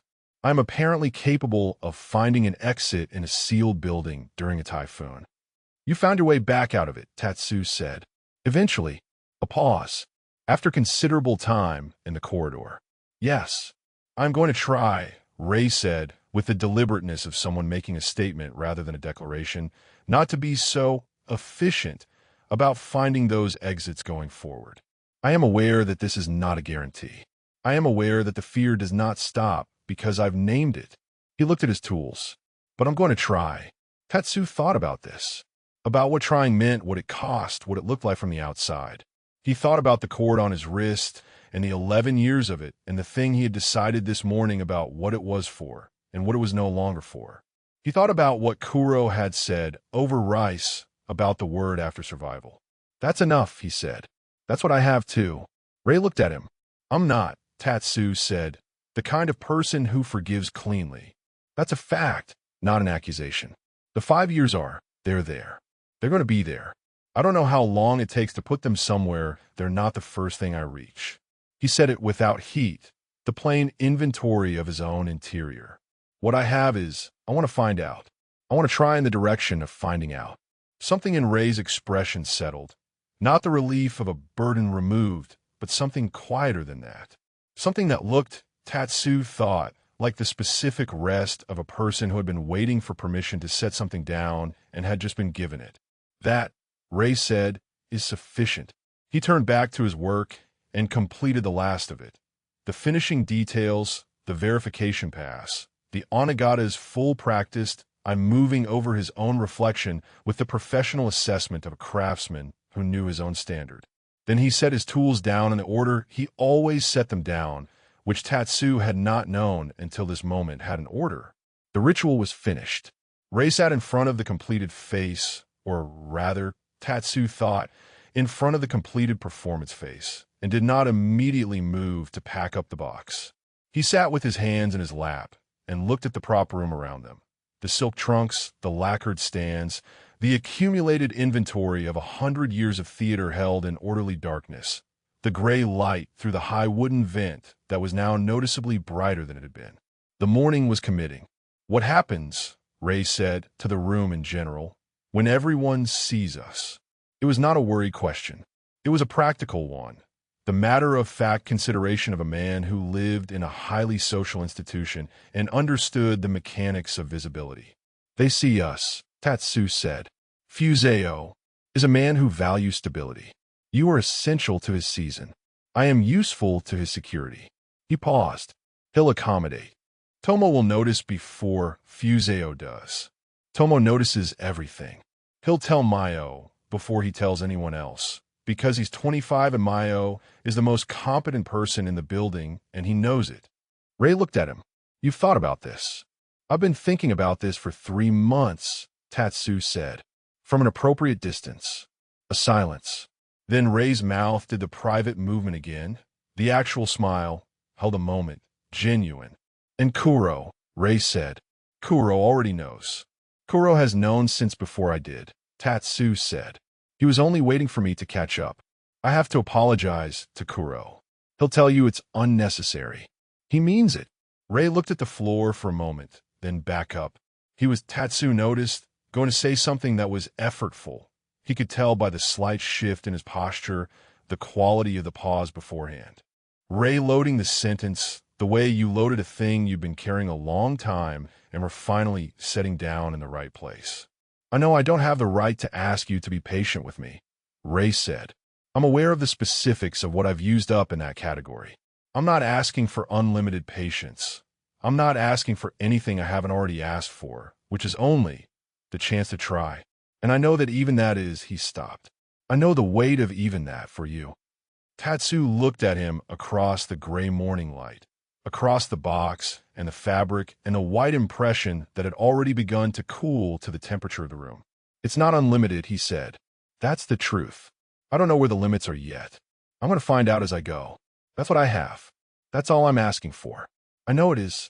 Another silence, the kind that had room in it, that breathed, that was not the terrible silence of things unsayable, but the quiet of two people who had said the things that needed saying and were now in the space that came after. It was not comfortable in the way of a resolved thing. It was comfortable in the way of an honest thing, which was different. The discomfort of resolution was still there, would still be there, might always carry a particular quality of unease in its architecture. But beneath the unease, or around it, there was something else. The particular stillness of two people who have arrived at the same place by different routes and have looked at each other and confirmed. Yes. Here. This. Outside, a bell rang. The first one. Not the rehearsal bell. Not yet. But the hour bell. The Nakamura-za's morning announcement of itself. 1 hour, and some change until the third bell. Until rehearsal call. Until the world reasserted its claim on both of them. Rei began, unhurriedly, to restore the lacquered box to order. The small cloth folded, the pot of white closed, the tools returned to their positions. His hands worked with the same patient precision they brought to everything, the craftsman's habit of leaving a thing correctly. When he was finished, he did not immediately stand. He looked at the white mark on the dark fabric in Tatsu's lap. His expression was the one Tatsu had been learning, across months and one very long night, to read without translation. The face that meant something was happening underneath the surface that Rei was not going to perform, that he was going to allow to be visible without dressing it in the vocabulary of the onnagata's art. I'm glad it held, Rei said. He meant the fabric, the impression, the evidence that had been there when Tatsu woke, that had survived the morning, that was still there now. He meant the mark. He may have meant other things too, and Tatsu understood all of them. So am I, Tatsu said. Rei stood, fluid and unhurried, and lifted the lacquered box from the trunk. He held it in both hands for a moment, not uncertain, just present with the weight of it, which was the weight of an ordinary thing and also of a decision that had been harder than ordinary things. He looked at Tatsu on the floor with the fabric in his lap. You're going to have to stand up eventually, he said. Your neck. I know about my neck. 3 days, Rei said. At minimum. You're enjoying this. I'm noting it. The private smile. Again, the corner of the mouth. There's a distinction. Tatsu pressed his palm flat against the white mark one more time, felt the fabric and the impression and the faint remaining warmth, and then put both hands on the floor and stood. His neck communicated his displeasure in terms that were predictable and not welcome. He said nothing about it. Rei watched him with the expression of someone who had a great deal to say about it and was practicing the restraint of not saying it, and then looked at the ceiling instead, very deliberately. Tatsu picked up the folded dark fabric. He held it for a moment. The weight of it, the dense indigo, the heavy winter piece that had been their floor and their rest, and was now simply what it had always been. A costume trunk's contents, a prop room's inventory, a thing that would be returned to storage before the day's rehearsal and folded back into its particular darkness. He folded it carefully. He set on the trunk. The white mark was on the inside of the fold now, invisible from the outside, held against the dark fabric in the private space of the fold. Still there, just not currently visible. He thought, that's also how it works. The thing's held inside. The evidence of presence that doesn't require display to remain. He picked up his jacket from the floor, where it had been since some time in the deep hours of the night, and shrugged it on. Rei, beside him, made a small sound that was not quite a comment. "If you say anything about my jacket," Tatsu said, "I'm going to remember that your face was unfinished for 30 minutes this morning." Rei looked at him with the expression that preceded laughter on its best days. Restrained, present, genuinely amused rather than performed. He pressed his mouth together with the specific effort of someone choosing not to say something. He looked at the ceiling again. 35, he said. Minutes. Tatsu looked at him. Rei kept looking at the ceiling. Tatsu made a sound that was, for him, the complete version of a laugh. Brief, sudden, the unguarded thing that changed his face and which, from the shift in Rei's expression, had been received as exactly that. Rei looked back at him, and the private smile was there, the real one, the one without an audience, the one that had been doing something to Tatsu's internal inventory since the first time he'd seen it, and that he had spent 5 years carefully not examining. He examined it now. It was, he thought, the simplest evidence of all. Not the white mark on dark fabric. Not the careful architecture of a complicated truth finally dismantled. Not the grand accounting of 5 years and their cost. Just Rei's face in the gray morning light, looking at him with a private smile, the one he was apparently now permitted to see. The ordinary miracle of it. He did not say this. He did not say anything. He rolled the leather cord on his wrist once. The habitual gesture, the tell he had never fully managed to eliminate, and then he stopped rolling it and left it still because the stillness was more accurate. "Come on," Rei said. He moved toward the door. "Before Kuro finds us and says something that will make both of us feel entirely seen." "He's going to do that anyway." "Yes," Rei said. "But later is better than now." He pushed the door open. The gray corridor beyond it was brighter than it had been. The morning had committed. The light now had the quality of full early day rather than the hour before the hour, and the sounds of the Nakamuras, coming fully into itself, were unmistakable. Voices, footsteps, the efficient morning noise of an institution resuming. The ordinary world, reasserting its claim. Rei paused in the doorway and looked back. Not at the room, exactly, or not only at the room. There was a quality to the look that Tatsu recognized, the checking look, the one that confirmed a thing was real before moving forward. He had seen it on Rei's face in a mirror, this morning, in the second before the private smile. He had seen it, he realized, at various points across the months of the Nakamura-za, in the moments when Rei's composure had admitted, briefly, a question. The question had always been, is this still here? He looked back at Tatsu. Tatsu looked back. 2 hours, Tatsu said. 2 hours, Rei agreed, and turned back toward the corridor and walked out into the morning. Tatsu followed. Behind them, in the prop room, the folded dark fabric sat on the trunk where Tatsu had left it, the white impression held inside its fold, not visible but present, the evidence that stayed. The door remained open, because they had both passed through it and neither had thought to close it, which was perhaps accurate. Some doors, once opened, did not require immediate closing. The first bell of the working day rang. The Nakamura-za answered it, as it always did, with the cheerful and absolute indifference of an institution that had survived a great deal and considered itself capable of surviving this too, which it was, and which was not the same thing as saying that everything happening inside it was simple or finished or without cost. It was saying, as it always had, only we begin. So they did. Chapter 22. The theater always opens.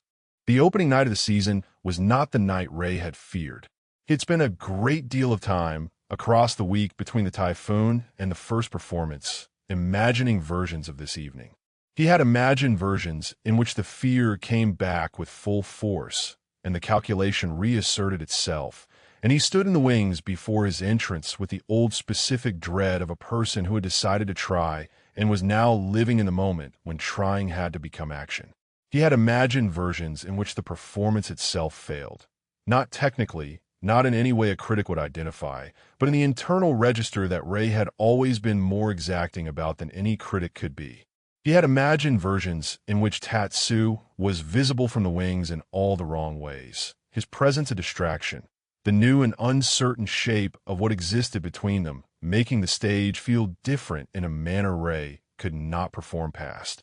He had not, in any of the versions he imagined, accounted for how ordinary it would feel to stand in the wings with the house full and the lanterns burning and the stage holding its shape in the way stages held their shapes before being asked to become a story, and to be simply here, ready, the instrument tuned and present and not, for once, divided against itself.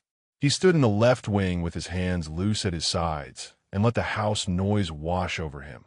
The particular compressed murmur of a full audience finding its seats, the quality of sound that changed in precise ways between houses that were half full and houses that were full and houses that were what this one was, eager. The collective forward lean of people who had heard what the Nakamura-za was doing this season and had come prepared to believe it. He had felt that quality of audience before. It was the kind that came in carrying expectation and were not afraid of being disappointed because the expectation was informed. He was going to give them something true tonight, not more technically precise than his usual work. The technique was already at the limit of what technical precision could produce. Not more committed. Something else. Something that had to do with what had happened in a prop room during a typhoon, with the specific cost of being dismantled and putting the pieces back in a different order, with the thing that had changed in his chest in the gray morning and had not, despite his long-standing talent for reversal, changed back. Mayo appeared at his left, moving from nowhere in the specific way she had. She looked at his face, the full working assessment, the one that covered the technical and the personal in the same glance, and reported both accurately. She said nothing. She adjusted the collar of the outer robe by 2 millimeters, which needed no adjustment and was not the point. Her hand paused briefly on his shoulder, the small ceremony of it. He said, "Thank you." She looked at him with the expression that contained, in its terse warmth, the 9 years of everything. She said, "Don't trip on the Hanamichi." She moved away. He watched her go, and the specific quality of what he felt about her, the gravity of it, the depth of the thing that had no vocabulary because it was not a story he'd ever learned to tell in the theater's terms, settled in his chest next to the other things. He turned his attention toward the wing entrance. The stage beyond it was set, the opening tableau of the season's production, the formal arrangement of the autumn piece, the landscape of screen and silk and strategic lantern placement that Fuseo had been refining for 3 weeks. It was very good. It was possibly, Rei thought, Fuseo's best set design in 4 years. The kind of visual economy that understood precisely what it was asking the audience to imagine and trusted them to imagine it. He had said this to Fuseo during the final rehearsal, and Fuseo had received it with a small, formal nod of a man who knew his own standard and was satisfied to have met it, which was its own kind of warmth. He was aware of the security post. He was always aware of it, had been aware of it for 3 months, with the inverse attention of someone who was systematically not looking in a particular direction. It was different now. The awareness was still there, precise and specific, calibrated by months of the particular attention of someone for whom another person's location in a building was never incidental. But the not looking was gone. He could look at it now. He could, from where he stood in the wing, see the post at the hall's far entrance and the figure standing at it. The broad-shouldered shape, the unhurried stance, the specific quality of stillness that Rei had been cataloging for months through peripheral vision and would now, apparently, be allowed to catalog directly. Tatsu was not looking at him. He was looking at the room, the systematic sweep of a man doing his job, covering the hall, noting the exits and the audience and the 100 small assessments that made up the security captain's version of preparation for an evening. He looked at everything with the same flat, comprehensive attention. This was what his face did in professional mode, and it was extremely good at being what it was, and it did not change or soften when it passed across the wing entrance. He was not looking at Rei, and yet the sweep reached the wing entrance, and its quality changed. Not in any way that would be visible from across the hall, not in any way that the 100 people in this room would notice. But Rei was not across the hall, and was not one of the 100 people. He was standing in the wing with 6 years of practiced attention for what lived under Tatsu's surface, and what was under the surface in the moment when the sweep reached the entrance and found Rei standing in it was present. The particular quality of stillness that Tatsu had, as distinct from the professional stillness, slower, denser, the kind that Rei had learned to read as the difference between the man performing composure and the man simply being in a room where Rei also was. Their eyes met. Rei held it. One beat, two, three, which was longer than he had ever in the months of the Nakamura-za permitted, which was longer than necessary, which was the point. Not performing the hold, not calculating it, just looking for the length of time it took to confirm what was there and let it be confirmed. Tatsu held it too. Did not look away. Did not do the professional redirect. The smooth return to room coverage that had been his 5-year-long demonstration of complete indifference. He looked back with the full-face quality of his direct attention and let Rei be seen in it. Then the announcement bell rang, and Rei turned toward the stage, and Tatsu's sweep continued, and the world proceeded. In the wings, in the half-second before his entrance, Rei breathed. The fear was there. It was as promised, still there, not dissolved by naming, not eliminated by the typhoon and its revelations, still present in the architecture the way structural things remained present even when you decided to stop organizing your life around them. He felt it in the familiar way, the slight heightening, the awareness of his own breathing, the knowledge that the next moment was going to require him to step out of the available cover and be exactly what he was, with no adjustments and no exits. He breathed through it. He took a step. He crossed the threshold, and the stage received him, and the house went quiet with the particular quality of a full audience arriving at the same moment together. The collective intake, the sudden sharpened attention, the 1,000 pairs of eyes finding him and doing what they did with what they found. He felt it, as he always felt it, the held breath of the room, the specific pleasure of an audience giving itself over to the belief that what they were about to see was worth the giving. He gave them the first movement, not the first of the role, the first of tonight, which was the same choreography it had always been, and which was also, tonight, something that came from a different place than technique. He did not know how to describe this in any terms a teacher could use. It was simply true that the body moved differently when it was not performing the feeling but having it, when the grief in the scene was the specific grief of a person who had actually experienced something in that register, when the tenderness was not constructed but remembered. He was not a less disciplined performer for it. He was the same discipline operating from a deeper source. The house breathed with him. He let them. The performance ran long, as the best ones did. Not excessively, not in the way that indicated indulgence, but in the way that indicated that the thing had been given its full due and the audience had not been in a hurry to release it. When the final tableau resolved and the lanterns adjusted for the end, and the stage returned to itself from the story it had told, the applause was the kind Rei had felt before and which had never, in any of its occurrences, failed to register in some specific part of his chest. He stood in the center of the stage and received it. He did the thing he had learned to do in performances like this. Let the moment be what it was without immediately organizing it into something manageable. The noise of it, the warmth of it, the specific quality of an audience that had given something and was expressing in the only vocabulary available to them, that they felt it had been met.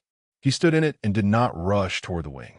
Mayo was waiting in the wing when he finally crossed back over. She handed him a cloth and looked at his face with a working assessment. "Good house," she said. "Very good. You were different tonight." He looked at her. "You saw it. The third row could have seen it, if they knew what to look for." She took the cloth back and folded it with the precise efficiency of a woman who had been folding things for him for 6 years. It was correct. He understood what she meant by correct. Not technically accurate, but accurate to the thing. The real thing under the performance. The part that made the performance worth watching rather than merely impressive. She had been telling him, in various forms for years, that the distinction was the whole difference. He had known she was right and had not, until recently, known how to do anything about it. "I know," he said. She looked at him with the expression that contained everything and said, "Go." The patron reception runs for an hour. Be present for the first 30 minutes and delegate the rest to Tomo. He went. The patron reception occupied the theater's main receiving hall. The particular social machinery of post-performance Edo, the patrons and their households, and the complicated choreography of acknowledgement and appreciation that was, in its way, as much a performance as the thing that had preceded it. Rei moved through it with the ease of 20 years of practice, the precisely calibrated warmth, the gracious deflection, the management of rooms that required managing. He was good at this. He had always been good at this, and he did not need it to be something else to do it well. He was crossing from one conversation to another when he saw Senpachi. He was standing with Tomo. It was not the first time Rei had observed this configuration. In the weeks since his return to the Nakamura-za, he had seen Senpachi's attention rearranging itself around the younger onnagata, with the particular quality of interest that Rei recognized from the inside of it, which was an angle he had hoped never to find useful. Tomo was talking, bright, confident, the polished voice of someone who had been practicing his public self since childhood and was very good at it.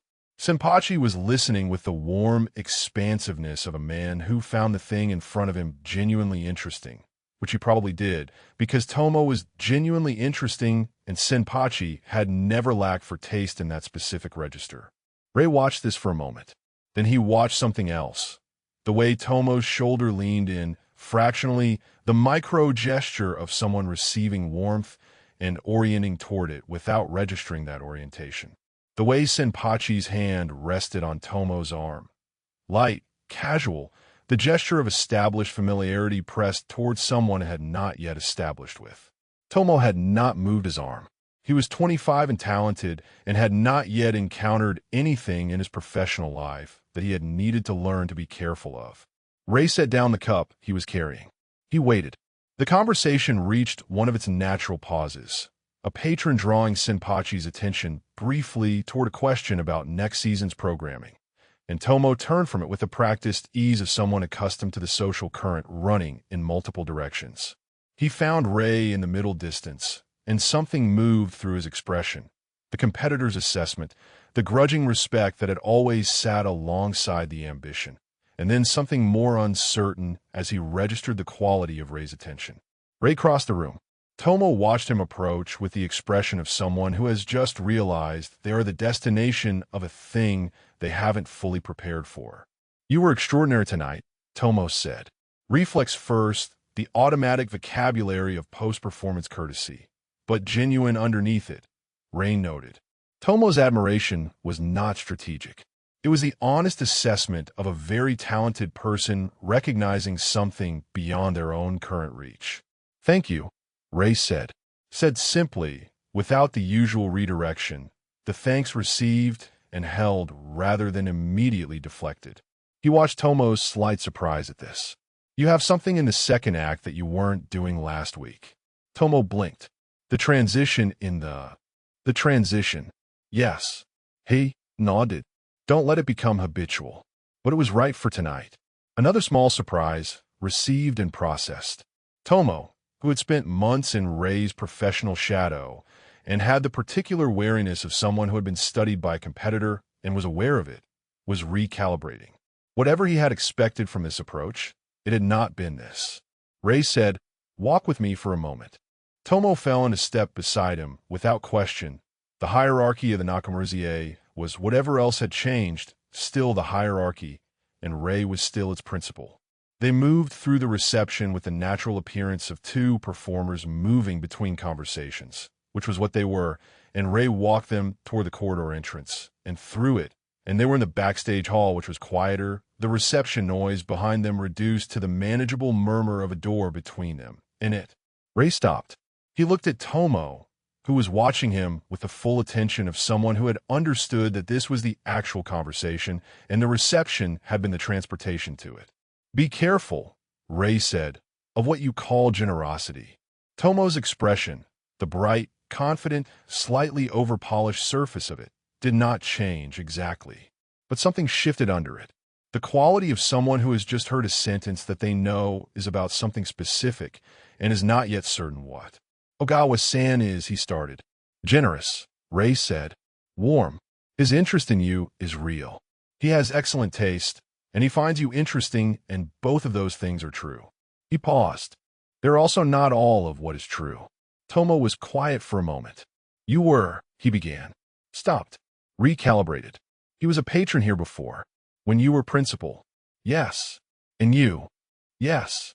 The quiet that followed was the kind in which someone was absorbing something they had suspected but had not had confirmed. Tomo looked at the floor, then at the wall, then at Rei with an expression that had lost most of the polished overlay and was something simpler underneath.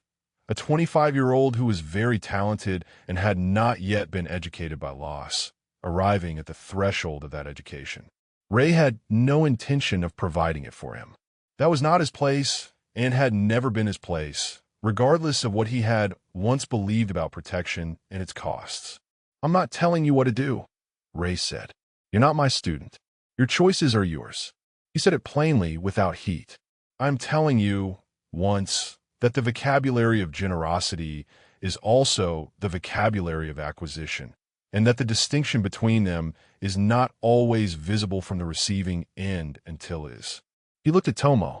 That's the whole thing. What you do with it is yours. Tomo looked at him. Why? He said. Are you telling me this? The question was genuine, not accusatory, not suspicious. Just honest curiosity about the motivation of a man who had not, in the months of the Nakamura-za, gone significantly out of his way for him. Rei considered the honest answer. Because someone told me a long time ago something true, and I was not in a position to hear it at the time, and the cost of not hearing it was specific and significant. He said it without drama. And I am in a different position now. He looked at Tomo. Also, you are extraordinarily talented, and it would be a waste. Something passed through Tomo's expression that was not the competitor's assessment and was not the ambition. Something younger than both of those. Thank you, he said, quietly, without the performance of gratitude, just the actual version. He nodded. Your transition in the second act, he said, find the place it came from. It'll be more reliable when you can find the source. He turned back toward the reception. Behind him, he heard Tomo stand for a moment in the corridor. The particular quality of someone absorbing something that was going to take longer than this moment to absorb, and then eventually follow. He found Tatsu at the end of the reception, in the security post at the hall's east entrance, doing the last of the evening's work, the final sweep, the confirmation of the patron exits, the systematic completion of a night's duties. The reception crowd was thinning, the conversations winding to their conclusions, the farewells at the gate, the theater's social machinery beginning to shut down for the evening. In an hour, the building would be in the specific post-performance quiet that Rei had been inhabiting one way or another for his entire adult life. He crossed the hall. Tatsu saw him coming. He saw everything, it was structural, and finished the notation he was making in his inventory without interrupting it, which was accurate to him. He did. Tatsu completed the note, set down the inventory, and turned to face him with the flat, patient attention of someone who was not surprised and was not performing not surprise. Good evening, Rei said. Good performance, Tatsu said. Rei looked at him. You were in the house. Third bell through the end. I caught the first 40 minutes from the back. You said you were covering the east. Kuro covered the east entrance for 40 minutes. The tone of this, entirely neutral, profoundly uninformative. He offered. Rei looked at him for another moment. He thought about the security post at the far entrance and the quality of the sweep when it had reached the wing and what had been under Tatsu's surface in that moment. He thought about Kuro, whose generosity was apparently limitless and whose timing was specific. I'll have to apologize to him again, Rei said. He'll tell you it's unnecessary. Tatsu paused. He means it, but he'll also enjoy the apology. The reception noise behind Rei was down to a low murmur. The last conversations, the last farewells. In the hall, Mayo was moving through the remaining space with the efficient purpose of a woman who had a kit to pack and had given Rei 30 minutes and was now proceeding to conclude the evening. She caught his eye across the hall and looked at the ceiling with pointed deliberateness, which was her version of a commentary on his location relative to where she was. I have to help Mayo close up, Rei said. I know. And then, I'll be another hour, Tatsu said. Final security round. Lock up. He paused. The north corridor lock is going to take longer tonight. The storm shifted one of the doors. He nodded. He was aware that this was logistical information delivered in the tone of something else, which was the specific vocabulary of two people who were not yet practiced at the language of this and were learning its grammar in real time. The third corridor lantern, Rei said. Is the oil situation resolved? Something crossed Tatsu's face that was, unmistakably, the predecessor to the sudden and unguarded laugh, present just long enough for Rei to see it before the professional composure closed back over it, though not entirely. It was resolved, Tatsu said, 3 months ago. I noted it on my first night. I know, Rei said. You wrote it down. The laugh was very nearly fully visible now, contained behind the line of Tatsu's mouth with what appeared to be real effort. You're going to bring that up, Tatsu said. On appropriate occasions. The first night I was here is an appropriate occasion. The third corridor lantern is always an appropriate occasion, Rei said. It was the beginning of something. Tatsu looked at him. The effort at containment had shifted to something else. Not the laugh, exactly, but the specific quality of warmth that lived in him under the several layers of professional composure, which Rei was now, apparently, permitted to see without dismantling. Go help Mayo, Tatsu said. I'm going. He went. In a doorway he paused, as he had paused in the prop room doorway this morning, and looked back. The old habit, the checking look, the one that confirmed the thing was real. Tatsu was already back on his inventory, the pen moving in the neat, economical hand, the professional composure fully restored in the exact way that it was no longer entirely deceiving. He did not look up. He didn't need to. Rei had what he came for. He went to find Mayo, and the evening closed around the theater the way evenings closed around theaters, with the satisfied weight of a story that had been told, the particular piece of a building that had done what buildings like this were built to do. The lanterns burned low. The stage held the shape of the night's performance in the way stages held their shapes. Not long, not forever, but for the hour it needed to. Outside, the city went on. Inside, the theater locked its doors, as it always did, as it would tomorrow, and the next day, and the day after that, with the practiced surety of something that had survived worse and knew it. The season had begun. Epilogue. The makeup he left on my pillow. 3 months was enough time for certain things to become ordinary. Not all things. Not most things. The particular texture of two people learning each other in the specific conditions of their specific lives. A theater and its politics, a role and its demands, the 100 small negotiations of what it meant to be present in each other's days without the storm that had sealed the doors and the dark that had removed the exits. That was not ordinary and showed no reliable signs of becoming so. Some mornings Tatsu woke, and the shape of what existed between them still had an unreality to it that required a moment to resolve. The brain's habitual summary of the available evidence not yet updated to include this particular fact. Some mornings. Not this one. He was aware of Rei before he was fully awake, aware of him in the adjacent way of something familiar, the warmth of another person's sleeping weight in the space beside him, the sound of breathing at a different register than his own, the particular smell that the room had in the hours after he arrived and settled into sleep, which Tatsu had spent 3 months categorizing against his will and could now identify with the precision of something memorized completely. White plum, stone after rain, cedar from the theater's corridors, the faint sharp quality of the makeup's residue. And underneath all of those a thing that was simply Rei and which had no name in the vocabulary of observable facts. He did not move. He was, as was his habit, awake before the decision to wake. Present in the room without being visible to it yet, occupying the particular early morning state of a man who knew how to be still and spent the first minutes of every day making an inventory. The inventory was not the same as it had been 3 months ago, or 12 months ago, or 5 years ago. It had changed in the specific ways that inventories changed when the premises of the space they were cataloging changed. The room was different, the contents were different, the thing that made up the primary fact of mourning had been revised. Rei was here. This was the primary fact. Had been, for 3 months, the primary fact. Not certain. Nothing was. And Tatsu was done with the architecture of certainty, which he had spent years constructing and which had collapsed under the weight of the first honest thing Rei had ever said to him in the dark. Not guaranteed, but here and here by choice, and the choosing had happened and continued to happen in the way that choosing happened. Not once, not dramatically, but in the accumulation of daily small decisions that added up over time to a life organized in a particular direction. He heard the sound of Rei's breathing change, the particular shift of a sleeping person arriving at the edge of waking. Not dramatic, not the sudden transition of a light sleeper startled, but the gradual deepening and then lightening of someone surfacing from sleep at the pace of their own body. Rei slept in the same way he moved through everything else, with a precise economy, without excess. He did not sprawl. He did not make the restless noise of someone dreaming at a cost. He slept as if even sleep were something he had learned to do correctly, and he woke the same way.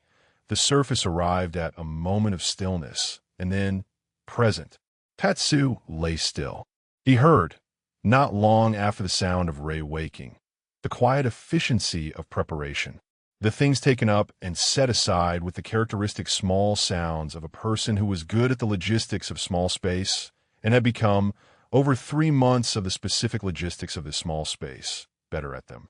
The outer robe, located without the sound of searching. The kit picked up with the familiar weight of a thing carried 1,000 times. The pause, the briefest one, the length of a decision confirmed, and then the sound of feet crossing the floor and the door, carefully opened and carefully closed, because Rei had a habit, after 6 years of theater dormitories, of managing the noise of his departures. He was going. Early rehearsal. The season's second production was in the preliminary stage, the weeks when the director ran calls before the sun was fully decided on the matter. Rei was the principal. Rei was always the principal, which was what he was and what he was very good at being, and the Nakamura-za's rehearsal schedule did not accommodate the personal lives of its performers with any notable flexibility. Tatsu lay still and let the silence settle.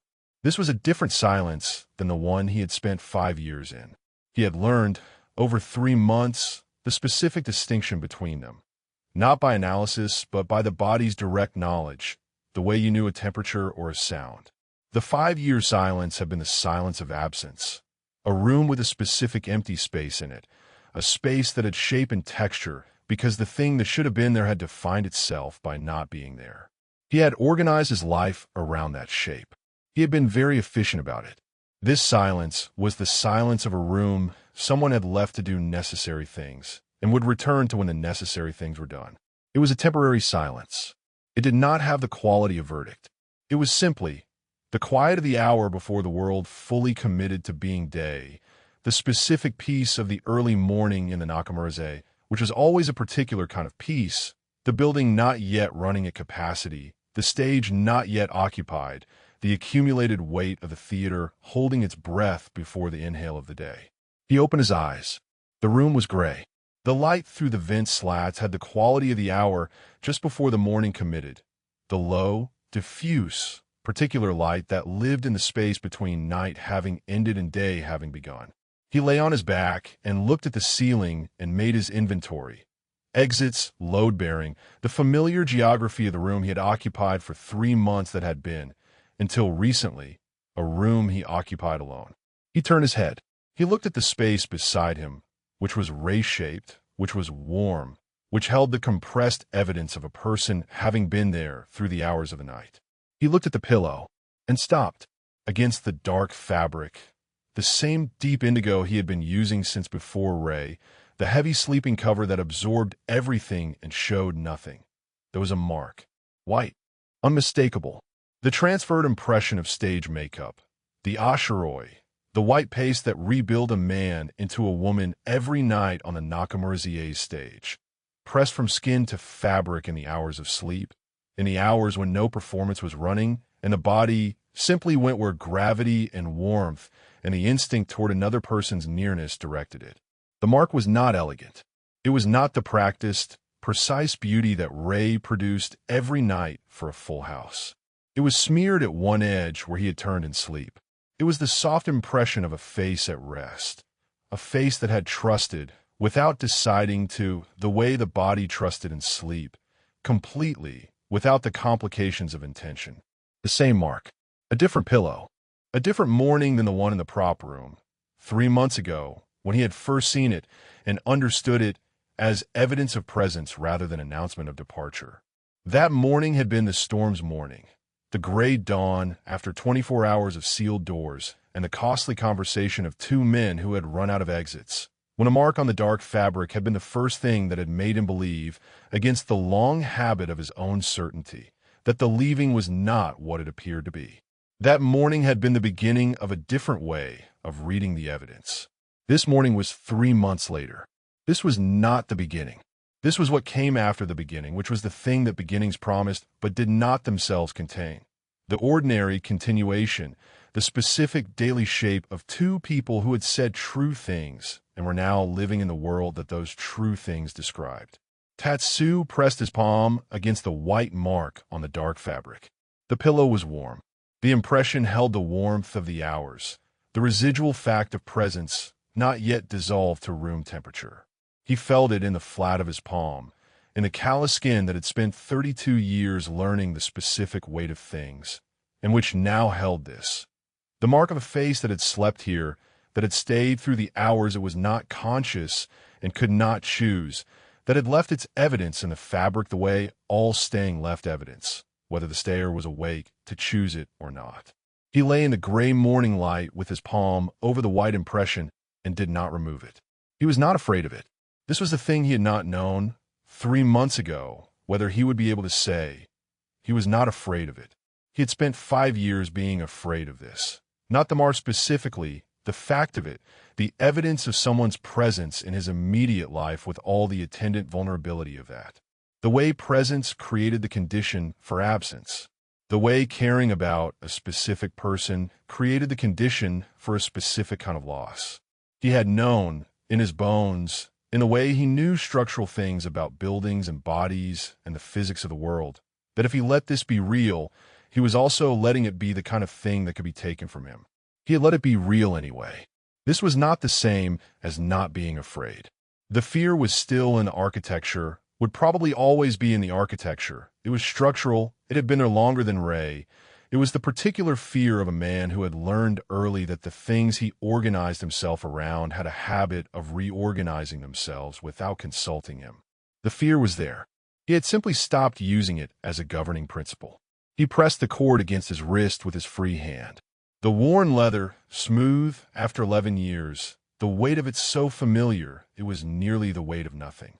He had been doing this since before the Nakamura-za, since the first loss and the decision to carry the proof of surviving it against the inside of his wrist as a reminder that survival was possible. He still believed in that. He believed in it more carefully now, with more understanding of its limits as a vocabulary. Survival was not the last word. It was the first. It was the floor, not the ceiling. It was the thing you stood on while you built towards something the word after survival was trying to name. He thought the word might be here. Not a complicated word. Not the theatrical vocabulary of longing and loss that had organized the last 5 years. Just here, present, in the room. Both of us in the room, with the ordinary specific fact of the morning and the work it required and the 100 unremarkable details of a life being lived rather than managed. Here, he heard the third corridor lantern, or rather, he heard the absence of the specific irregular sound it had made for 5 years, the small sputter that indicated oil running low. It had been fixed on Tatsu's first night, noted in the inventory. Corrected before any of this, corrected before Rei arrived back and the whole elaborate machinery of the last year had been set in motion. It had been burning steadily ever since. He noted this the way he noted all logistical facts, accurately, without sentiment, in the part of his mind that kept inventory of things that were functioning correctly. He noted it with a particular quality of satisfaction. Outside the Nakamura-za, Edo was beginning itself. The sounds of it arrived through the building's walls and vent slats in the order they always arrived. The canal first, which never slept. Then the carts, which started when the canal was loud enough to compete with their wheels. Then the vendors, who timed themselves to the carts. Then the voices, which are the last and most certain sign that the day had begun in full. The city reasserted itself every morning with the cheerful and absolute indifference of a city that had survived considerably worse and was not interested in acknowledging this morning as in any way remarkable. Because it was not remarkable, because this was simply what mornings did, and Edo had been having them for a very long time. It was remarkable to Tatsu, not in the way of the extraordinary, in the way of the specifically ordinary, the specific, unremarkable, daily miracle of waking in a room that smelled of cedar and lacquer and white plum and stone after rain, with the white mark of a presence on the dark fabric beside him, with the full day of the Nakamura-za ahead and the specific logistics of two people who were still very new at this and were learning its requirements in real time and had not, yet, run out of willingness to continue learning. He pressed his palm flat over the white impression. He lay in the gray light and breathed. The mark would fade, eventually. Fabric held things but did not hold them forever. And by the time the morning was fully committed and the building was fully awake and the 100 ordinary demands of the day had asserted their claim, it would be less distinct than it was now, and by evening it would be barely visible, and by the next morning it would be gone. This was the nature of evidence. It lasted as long as it lasted, and then the fabric returned to itself, and what remained was only the knowledge that the mark had been there. The memory of it, the fact, held in the person who had seen it, of a face that had trusted and stayed and impressed itself on the dark cloth without intention and without knowing. But Rei was coming back. This was the third-month fact that 3 months ago he had not known whether he would have. Not the mark, not the evidence, but the knowledge under the evidence. The certainty, not the certainty of the false story he had spent 5 years building, not the certainty that organized itself around absence and called the organization peace, but the simple knowledge of a man who had been watching carefully for 3 months and had seen. He comes back. Every morning he goes early because he is a person who goes early and the stage requires it. And every evening he returns because this is where he returns, and the returning is a choice made again each time, which is the only kind of choosing that means anything. The cord was warm against his wrist. The mark was warm under his palm. Outside, Edo insisted on itself, which was everything Edo had ever done and which Tatsu had, for the first time in a long time, no argument with. Let insist. Let the carts move and the vendors call and the canals run with the cheerful indifference of water that goes where it goes. Let the Nakamura-za wake and warm its lanterns and fill its corridors with the noise of people who had work to do that they believed in, which was the best possible thing a building could be full of. Let the morning be what mornings were, the daily proof that the night had ended and the world had decided to try again. He pressed his hand against the white mark on the dark cloth. He was not afraid of it. That was everything. That was the whole story.